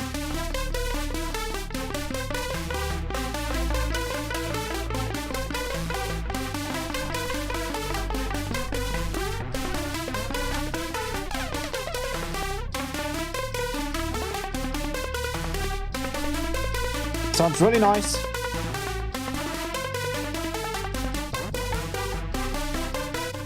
Even stereo.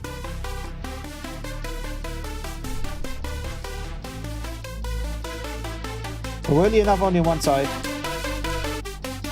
Tape echo.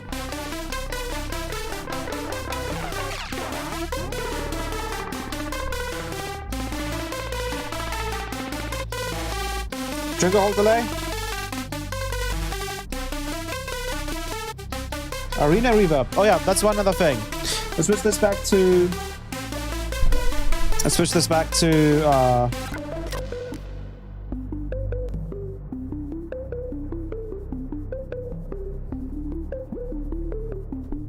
So now we have reverb.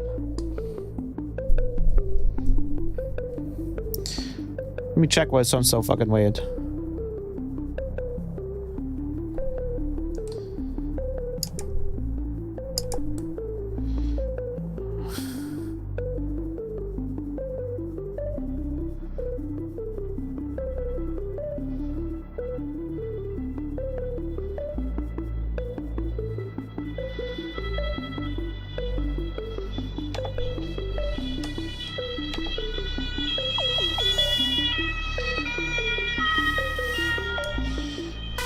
Oh, we still have unison on, that's why. There we go. So now with Arena Reverb, we actually get like proper reverb. Nazca my GF dumped me for always watching these streams and making music. Told my best mate for over 25 years about it, and she said, why not date someone like her? Watching your stream just landed me date with my longest crush. Oh, really?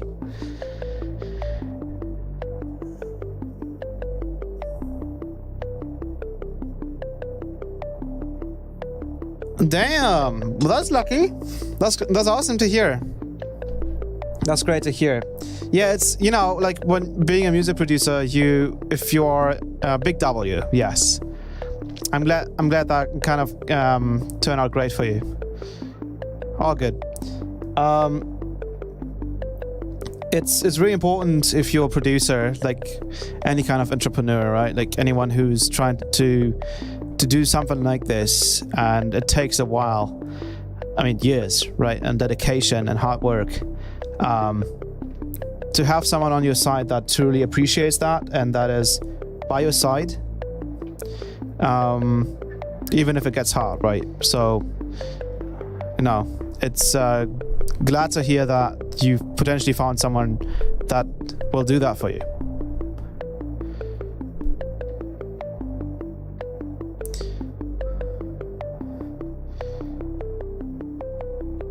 It's all emotional here.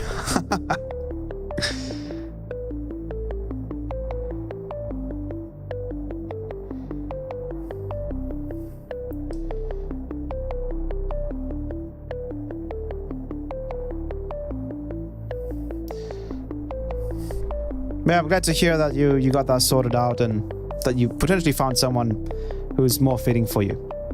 who's more compatible with you, right? That's great to hear.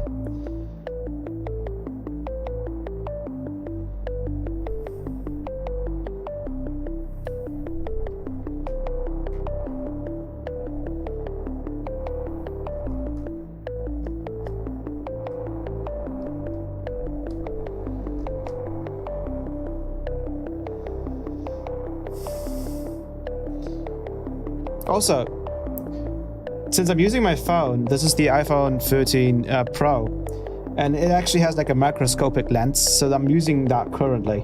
I can get really close and focus. Look at that stuff.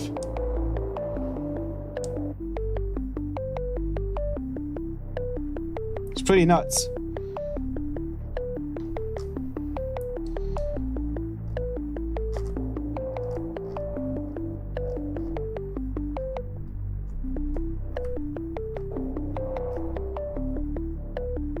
This is like a sidechain reverb, by the way. How do you stream for so long? I literally cannot produce for an hour without getting bored. Well, this stuff is really fun. Also, the colors here are really cool. It's like a peach. It's the HD reverb.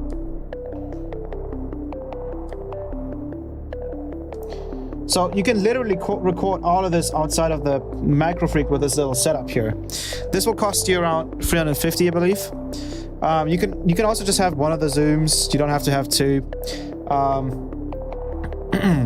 One of them is going to cost you 100, but you get all of the different types of effects you can think of. It's incredible. This pedal here is incredible. And then one of the drives will be 100 as well. So if you want to use the jive, you don't have to use the jive, but if you want to use the jive, because they always make sure, again, I could push this into, I could really push the level here, and it just won't go, into the, what's here? It just won't distort into the audio interface. So I highly recommend something like this. It's the only literal saturator that I've found that does this. And it sounds really cool. It sounds really great. This will set you, so this is 350, 100, and then 200. So that's like 500, 650. But you basically get Serum in analog, right? You get all of that in analog. You get all the different kinds of effects, more effects than you can think of. It's pretty impressive. And you can, you can literally, if you have a day off and you don't really want to produce, but you want to make sounds, this is so cool. Here you have a reverb with a built-in chorus. That's why usually those sound the best. Listen to this. So smooth.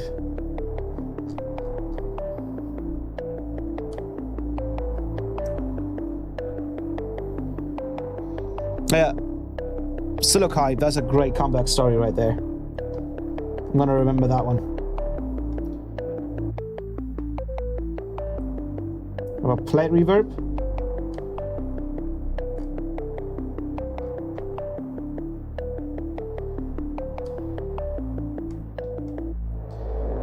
A reverse reverb.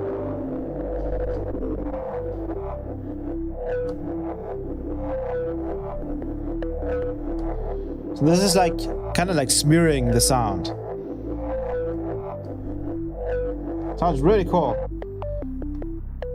And you have Space Hole.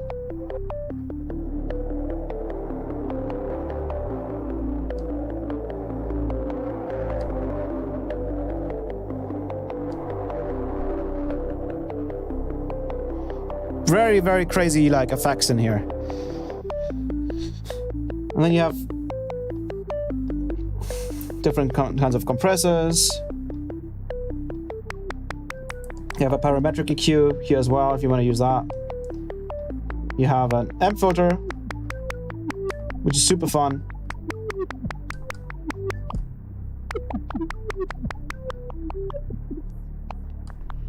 The way this one works is you have one type of distortion in here, but again, these just kind of would usually just distort into the audio interface. That's why I don't like them. But I still included them because they still have a cool sound to them.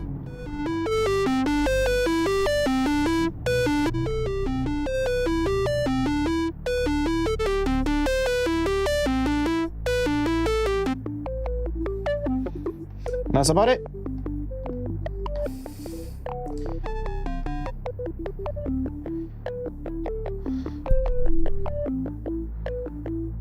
So you can see how much crazy shit you can do with this. And like, we can literally make the nastiest of basses with this. Like, you can do very, very soft melodies and all that jazz, but you can also go absolutely fucking nuts with this. And I'm gonna show you. I'm gonna make a fucking insane bass right now. Watch this. So, the way we're gonna set this up is I'm gonna literally just have my mouse, like literally just hold my phone at this point. I'm gonna have the ZNR in the first one. I'm gonna have the bass flanges all those two be enabled in a minute. Then we're gonna have the another noise remover, zoom noise remover. Then 2 dual comps. Turn that shit on. Bust it.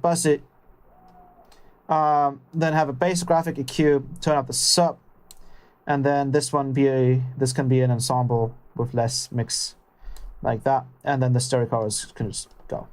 Sweet. So now, let's make some fucking insane basses. So, initialize. Let's go down. And we're gonna go straight to wave user. And what we're gonna do is we're gonna do this. I'm going to go and turn on the sync. So first of all, I'm going to go to 150 BPM. I'm going to use the Spice and Dice feature for rhythm. This is going to be pretty fun. So I'm going to hold D. I'm going to turn on the arpeggiator here. Turn that on. I'm going to go over to utility, preset. I'm going to go over to default gate length. Nope. Default gate length, turn that up all the way. Now I'm going to go down to sustain and turn that down all the way. I'm going to turn down the decay. I'm going to slow this down, hit sync, slow this down. Then turn up the decay, turn up the attack a little bit. I'm going to use this cyclic envelope as a pitch envelope. So I'm going to go to cyclic envelope, pitch. I'm going to click that. I'm going to add some of that stuff. I'm going to switch this cyclic envelope to an envelope. Turn on the rise all the way. I'm going to hold shift and move this shape. So now we have like a shape like that. Turn on the sustain all the way. So now we have a nice little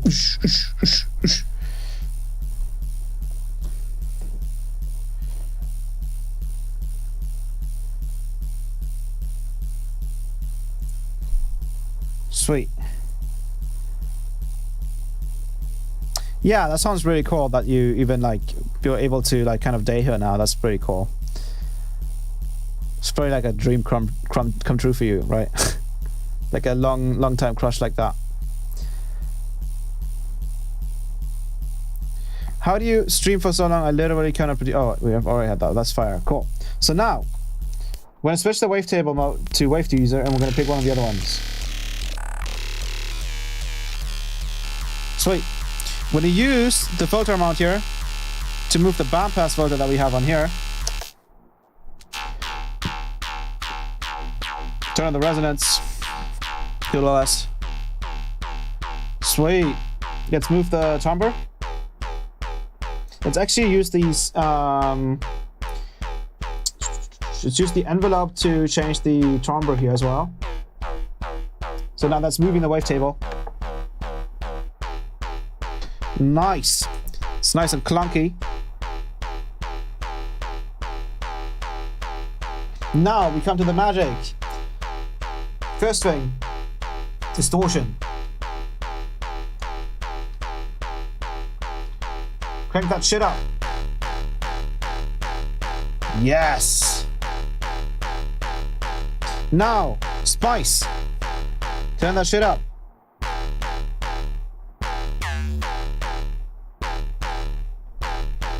Let's go to dice.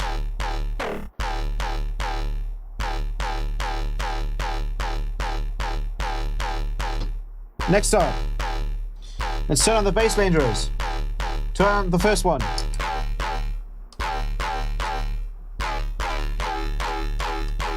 Oh. Go to the second one. Turn it on.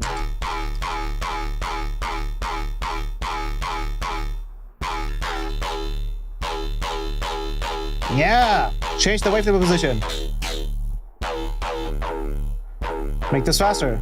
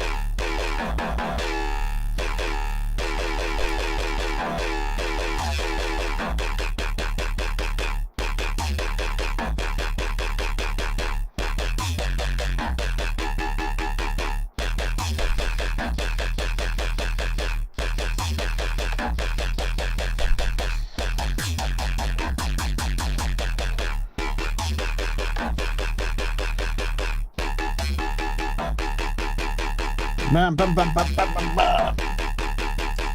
Let's boost it even further.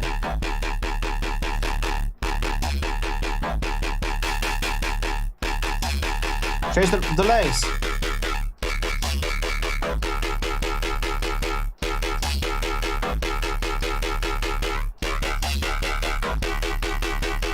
Whoa.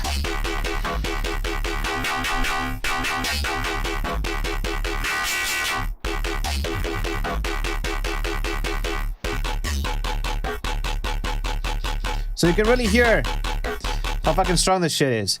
You're the best, bro. I have learned more from you than in school, lol.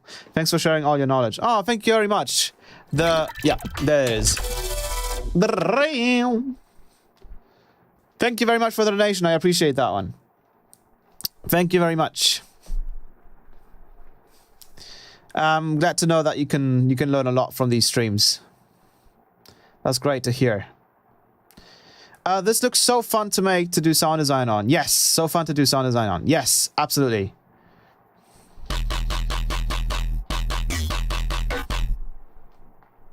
Absolutely fun.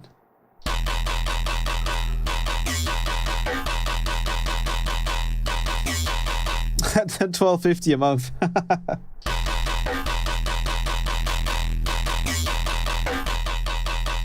I can actually, you know what I can do, guys? I can actually turn off the two saturators here.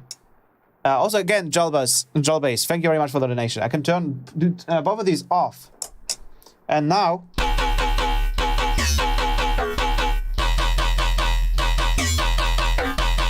Obviously, it's louder, but it's also now clipping into the into Ableton. I can literally show you. I'm gonna just do this.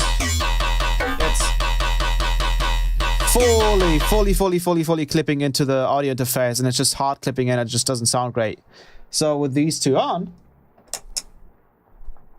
you get even extra crunch. You get that extra crunch. If we don't want that extra crunch, you just turn down the input level.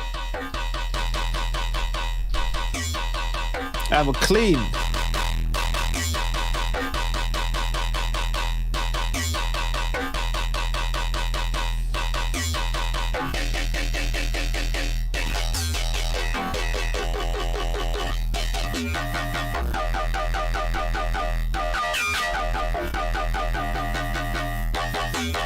Oof. Oh, there we go. And here we can control the amount of distortion.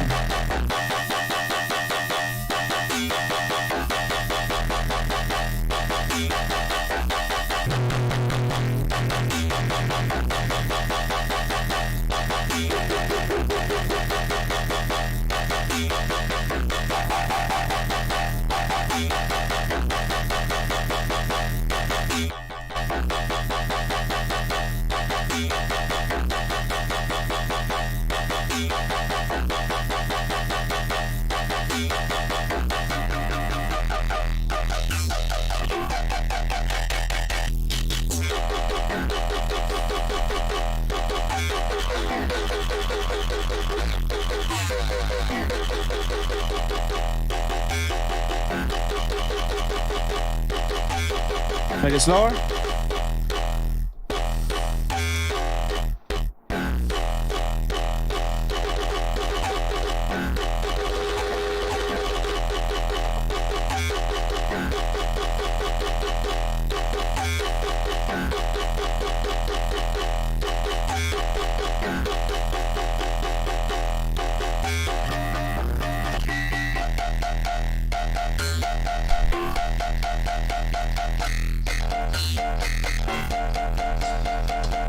Let's also add some bit crushing and ring mod to this.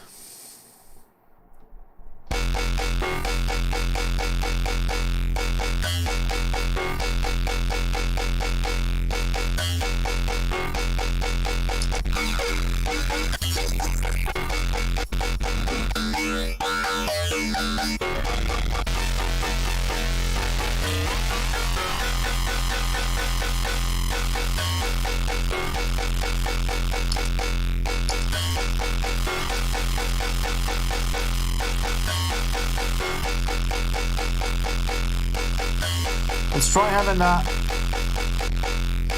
in here.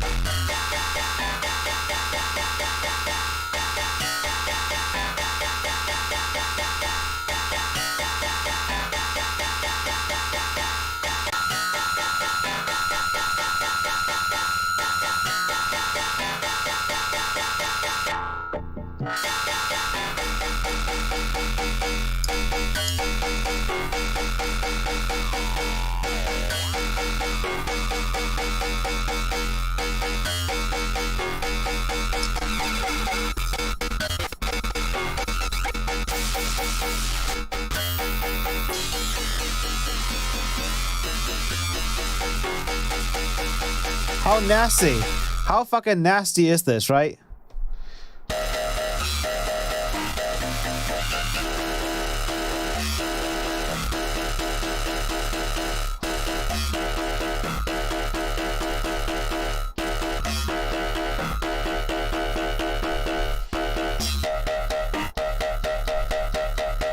Let's increase the resonance.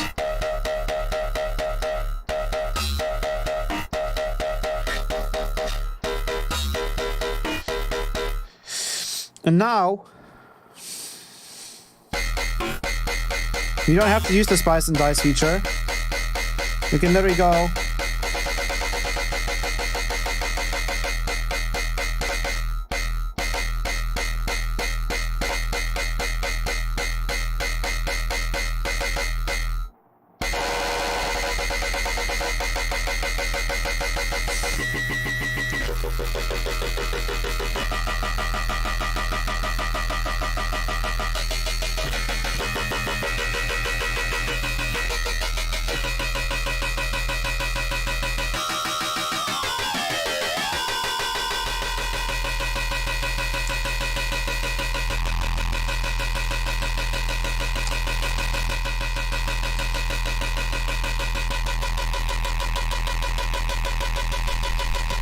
again, let me show you without the drive.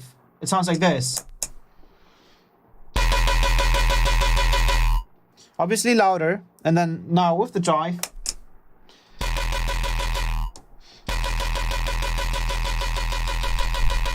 It's nice and fucking crunchy and just distorted.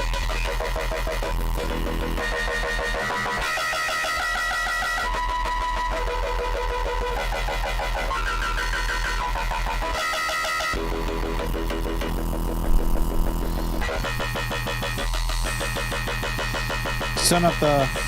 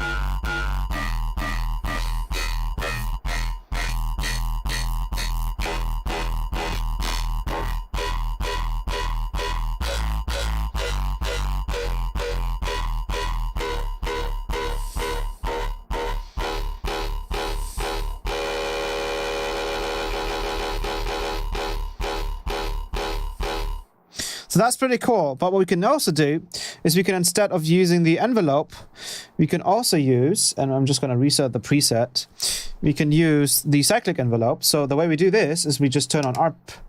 We go here and change the sequencer length all the way up. Oh, that's not the sequencer length. I don't want to turn that one up. The default gate length all the way up.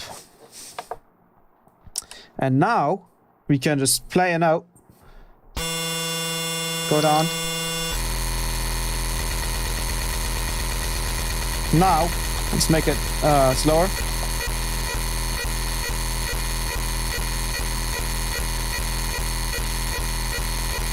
I want to turn off one of the delays for. I want to turn off both flangers for now.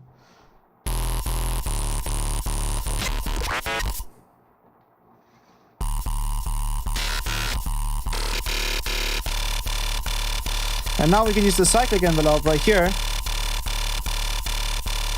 the first thing we're going to do is we're going to assign the sustain.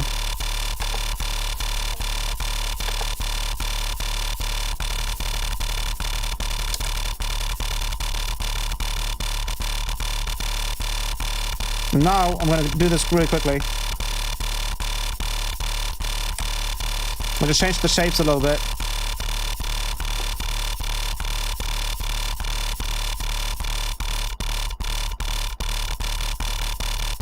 Like that. Now we can move the filter cutoff.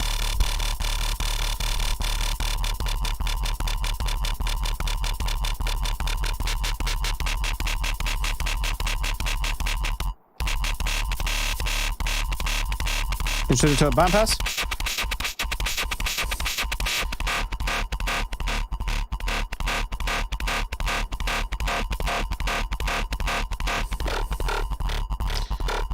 Now let's use the LFO. Change the sync mode to 1-2. Make sure that the LFO is playing free, which it should be. And now we can go to the timbre option, which is our wavetable position. We can go from LFO, timbre, click on it. And now we're getting that. Turn on one of the bass rangers. Go positive resonance.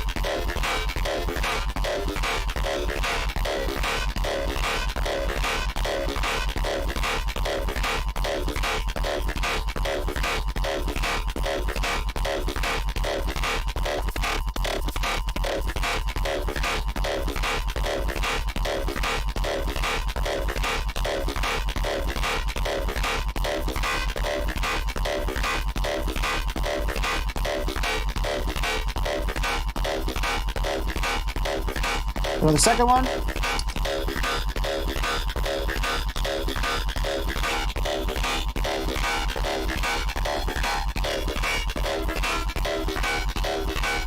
And now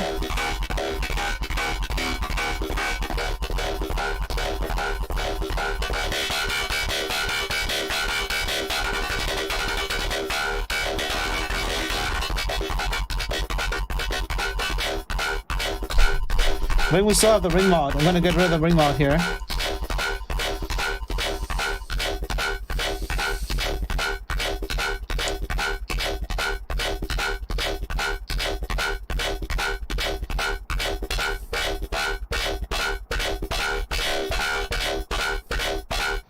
I'm going to change the wavetable.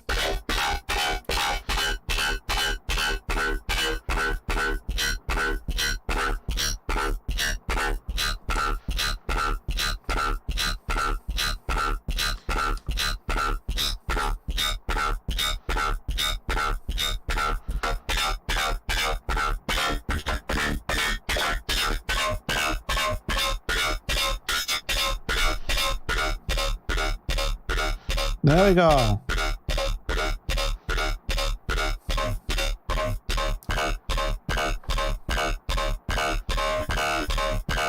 We can even use the LFO to change the speed of the cycling envelope by going with a sine knob and moving the whole sustain.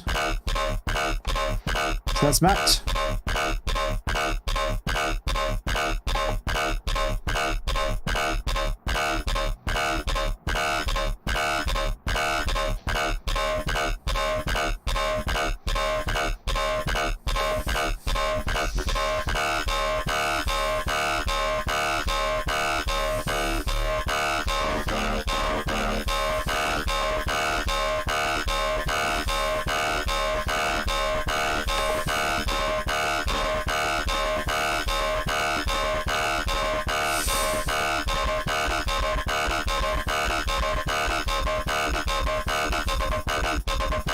Like that stuff.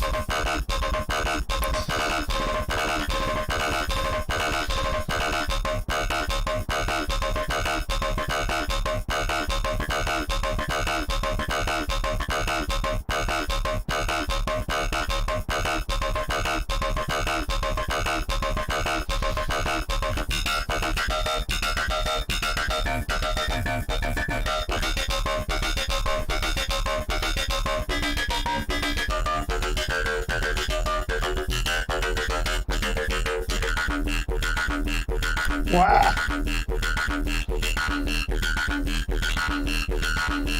So you can see what kind of fucking nasty shit you can get out of this.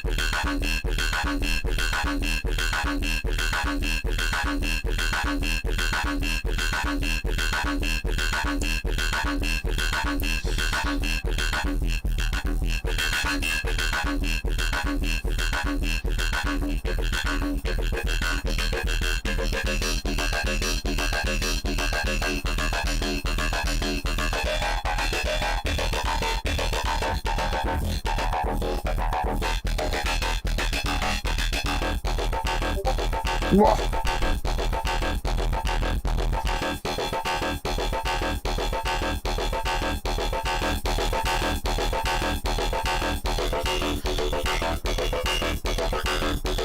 The bass stages are fucking insane.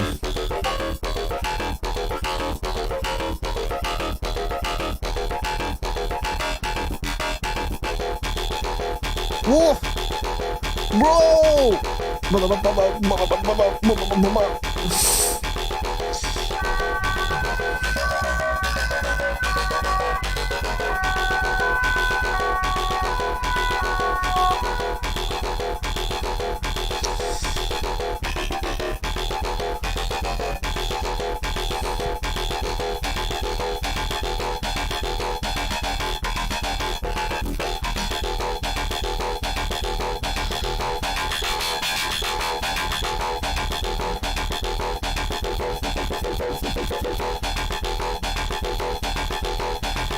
Nasty!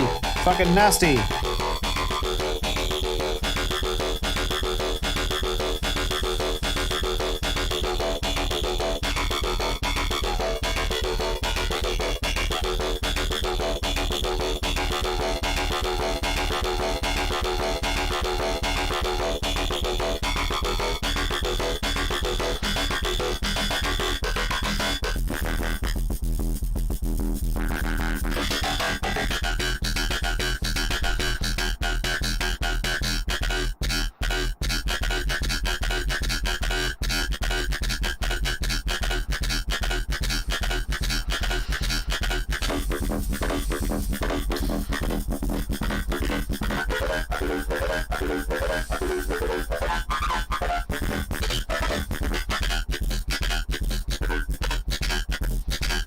Like the distortion is so heavy.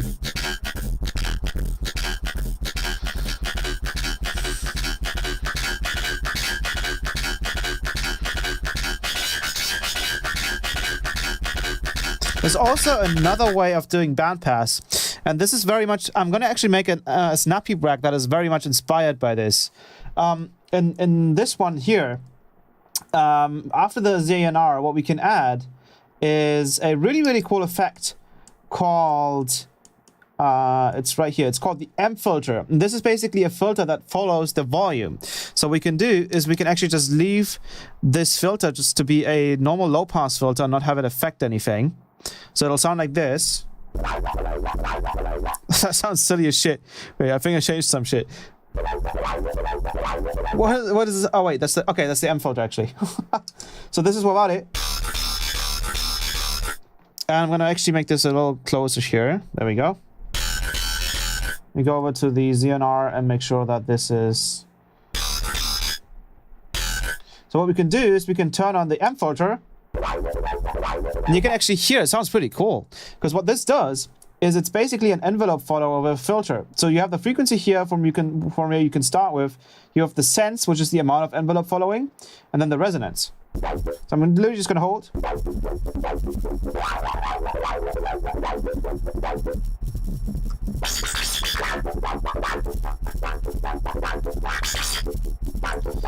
But where it gets really fucking powerful is in the second section where you can switch the filter type.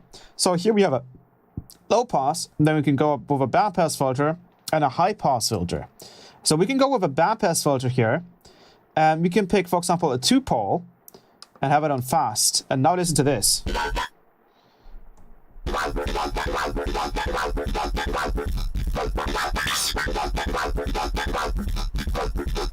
Whoa! Bro!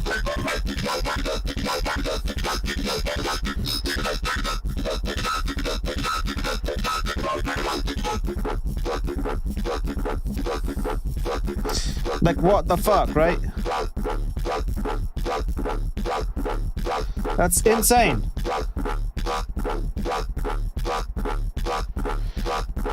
And what we can also do is we can make Microfreak do a low pass like this, and then have the M filter do a high pass.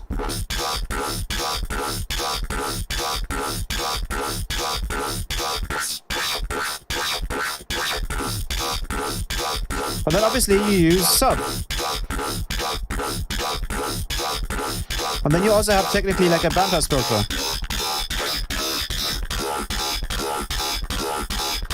But again, we're using sub. So I would just not use one of the filters.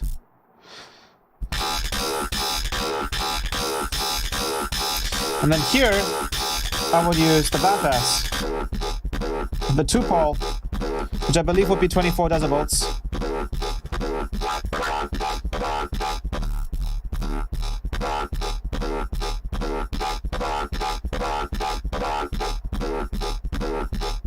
And then here, we can increase the multiband compression.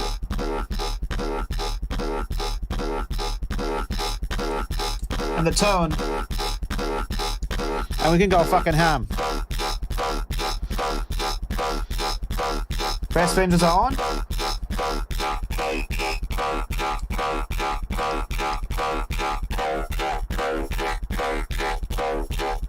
Oh! Bro, the sound!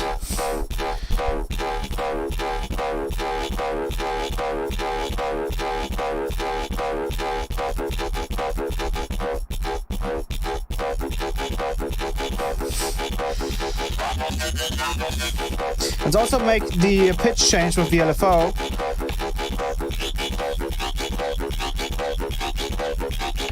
What the fuck?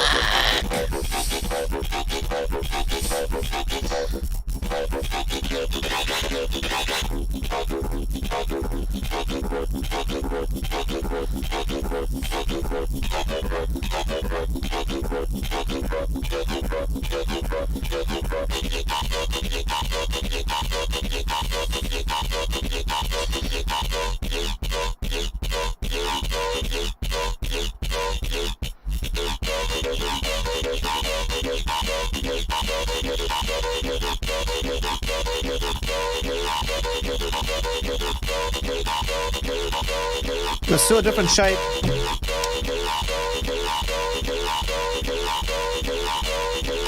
So now both of these shapes are down.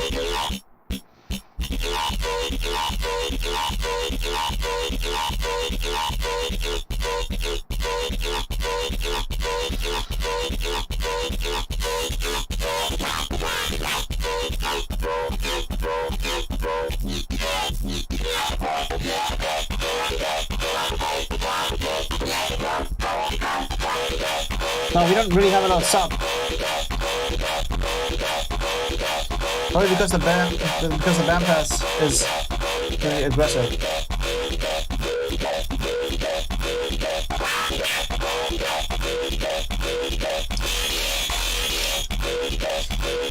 So yeah, that's the unfortunate thing about the M filters, that it really takes a lot of the sub away, right?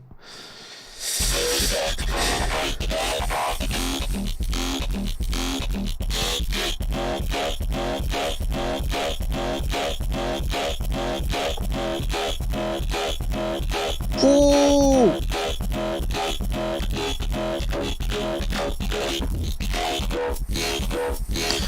what the fuck? Oh, what the fuck? This shit is nasty, bro. Holy shit. Holy crap. Holy shit.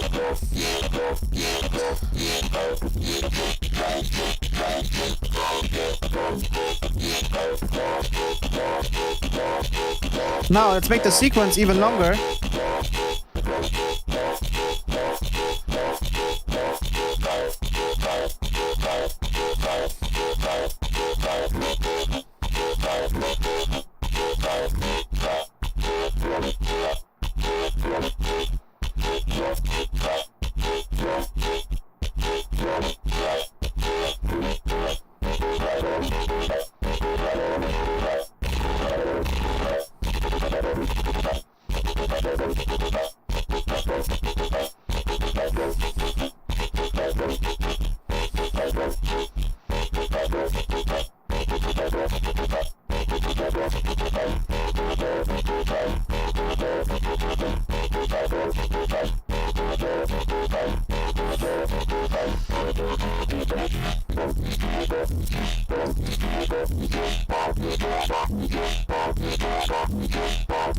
Holy crap.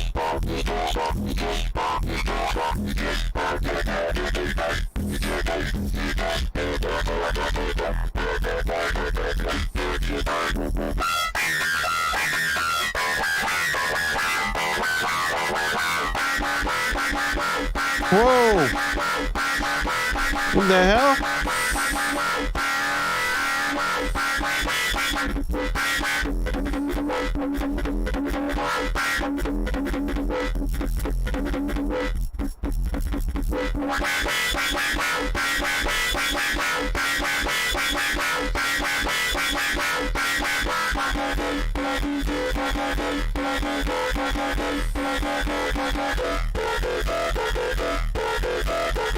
What the fuck?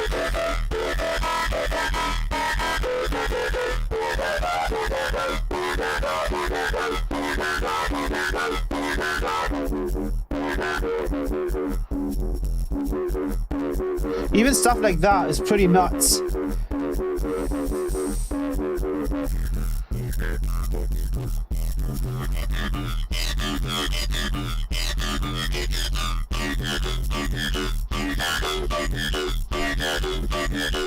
So you can clearly see that the M filter is also very, very useful. And the last thing that you can do is obviously, instead of like using a cyclic envelope, you can just do it yourself. So what we can do is we can just turn up the decay all the way up. We can even put it to envelope and have the sustain all the way up, have the release down and the attack down. And we can literally just use this knop here as our little wow sound, right? So if I play this.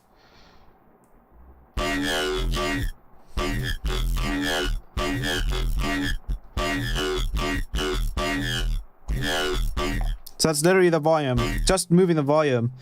And I'm gonna turn off the ARP sequencer. So I'm literally just gonna hold it out. Ooh, I hear some really weird stereo. You guys hear that? Oh, that's disgusting. What the fuck is that? Let's get rid of the LFO on everything.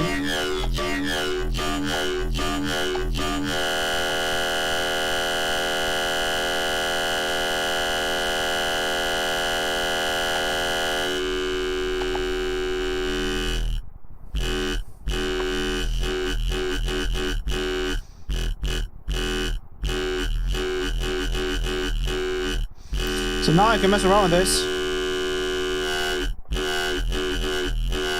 Can change the wavetable position.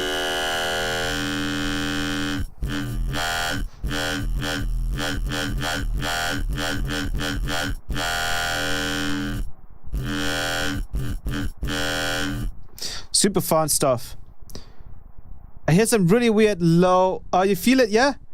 It's really fucking disgusting. It's like, ew. Oh, I've never heard something like that. Oh, it's disgusting. Wait, that's Serum doing it.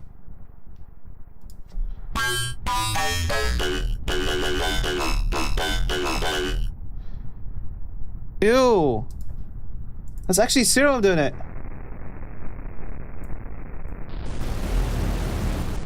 Oh, that's disgusting. Okay, that was Serum. I was like, what the fuck was that? That's definitely not from Microfreak. And wow.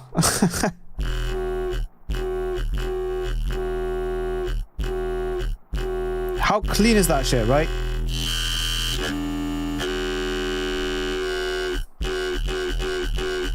And then what I do is I just play a note.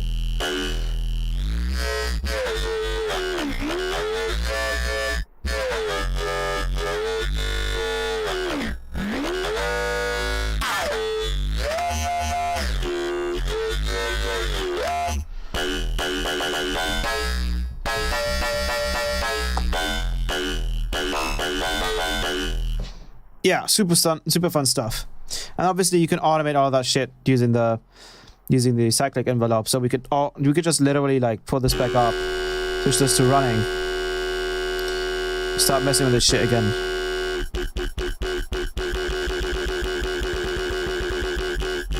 So clean and easy to use.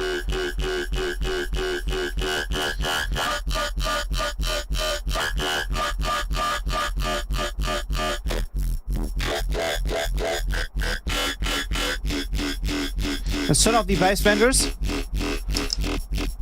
So we just get the clean sound. With the M filter, of course. Doing the job here. Man, the M filter is so fucking good. Yeah, you lose your sub, but man, it sounds so good.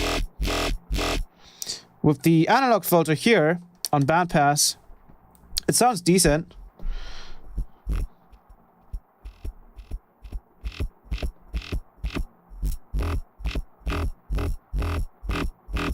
But not nearly as close. Oh wait, we have to double amount. It sounds good as well.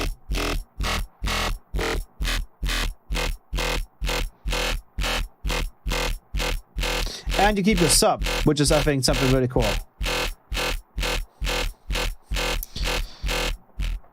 So maybe what we can do is we can use the M filter and use the low pass on it. And essentially make the bandpass filter here to a 24 decibel filter, I believe. So now all we have to do is we need to go here. I have it already on low pass filter.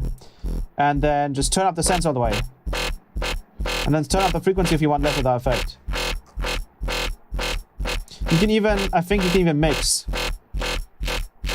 So you can mix in.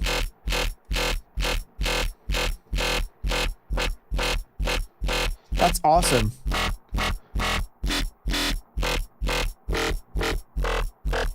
Yeah, this is really clean.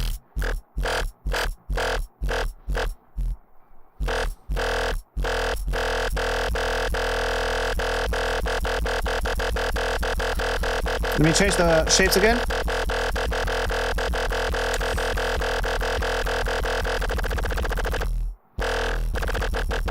Oof.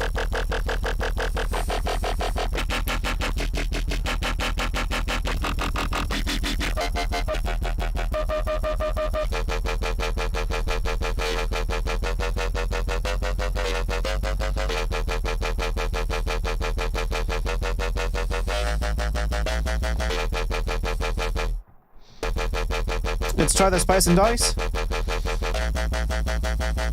Oh, there's no spice and dice in this.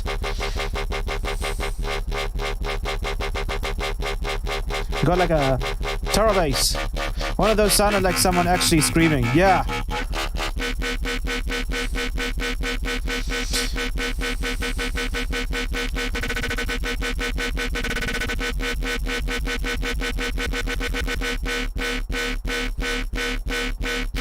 So without the M filter, with the M filter.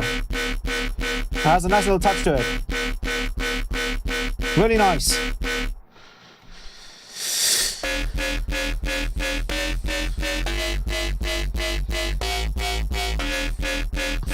Cool stuff.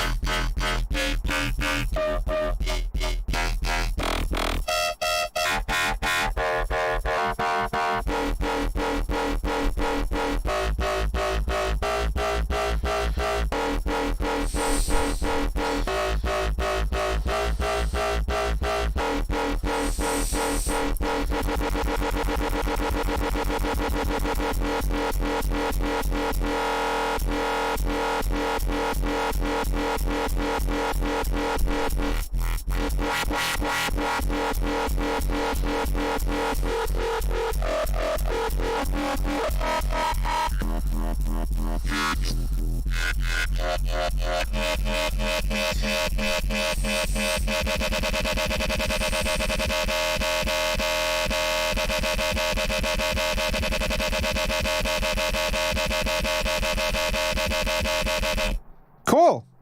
And then the last bit is I can put it to loop. The last thing would be to turn the bass flanges on again and make it all fucking crazy.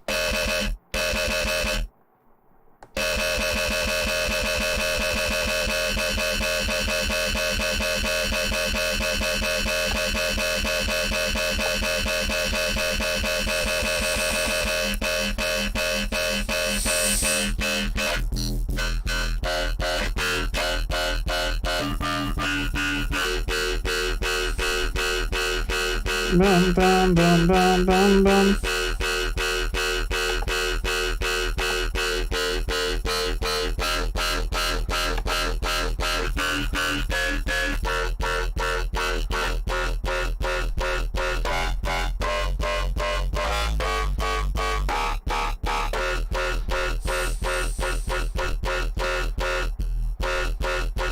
And again, if you don't want to use this, switch it to envelope, turn up the sustain all the way.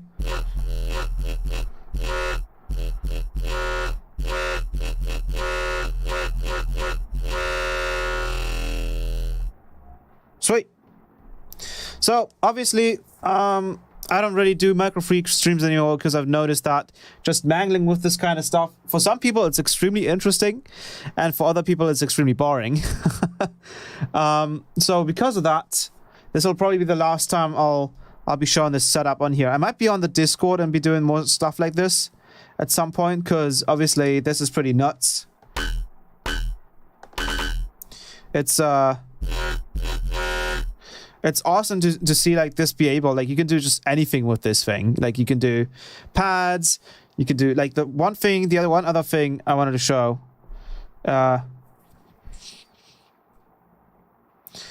Let me go, nope. Turn off the bass flangers. I'm gonna turn off dual comp here. One of the other cool things that you can do is you can do chords. So you can do, if I remember correctly, the way this works is you hold paraphonic, and then you do a chord progression. So C, so 4, 7, 4, 7. So you hold paraphonic, and then yeah. So now I'm playing a chord. And what I can do is I can go here, preset, scale, and put it to major, and now I'm playing major chords.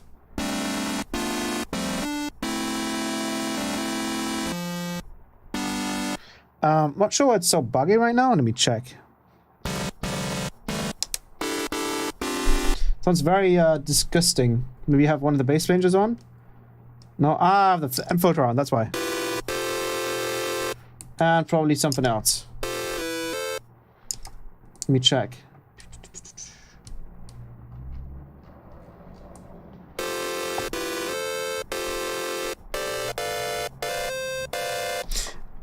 I think there's just a note in there. 1 second, I gotta do this again. Let's see. 4, 5, 6, 7, 12, 13, 14, 15, 16. There we go. Fix it. And then again, go to preset, scale, and go to major.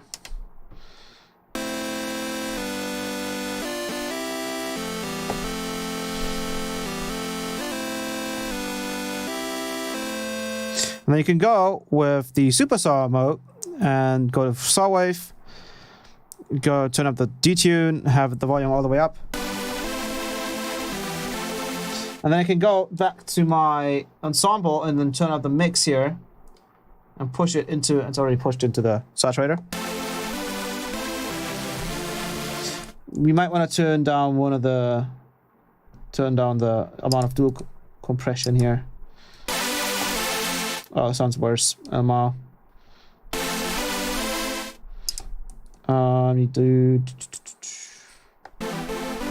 Oh, we have the decay up. So you can even write full-on chord progressions with this if you wanted to. And like, it's fun, but personally for me, I'd rather watch him make the same face tone or serum. Yeah, of course, because it's obviously, you can't really translate it well over to your side. I think we're having distortion right now. So I'm going to go ahead and turn on the level. I'm going to do...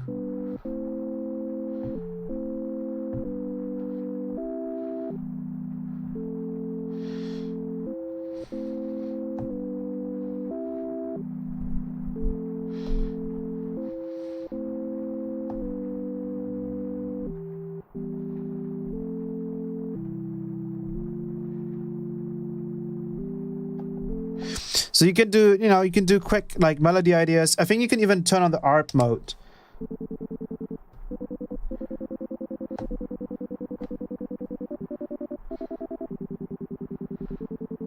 Oh, that would, yeah, that's the wrong thing.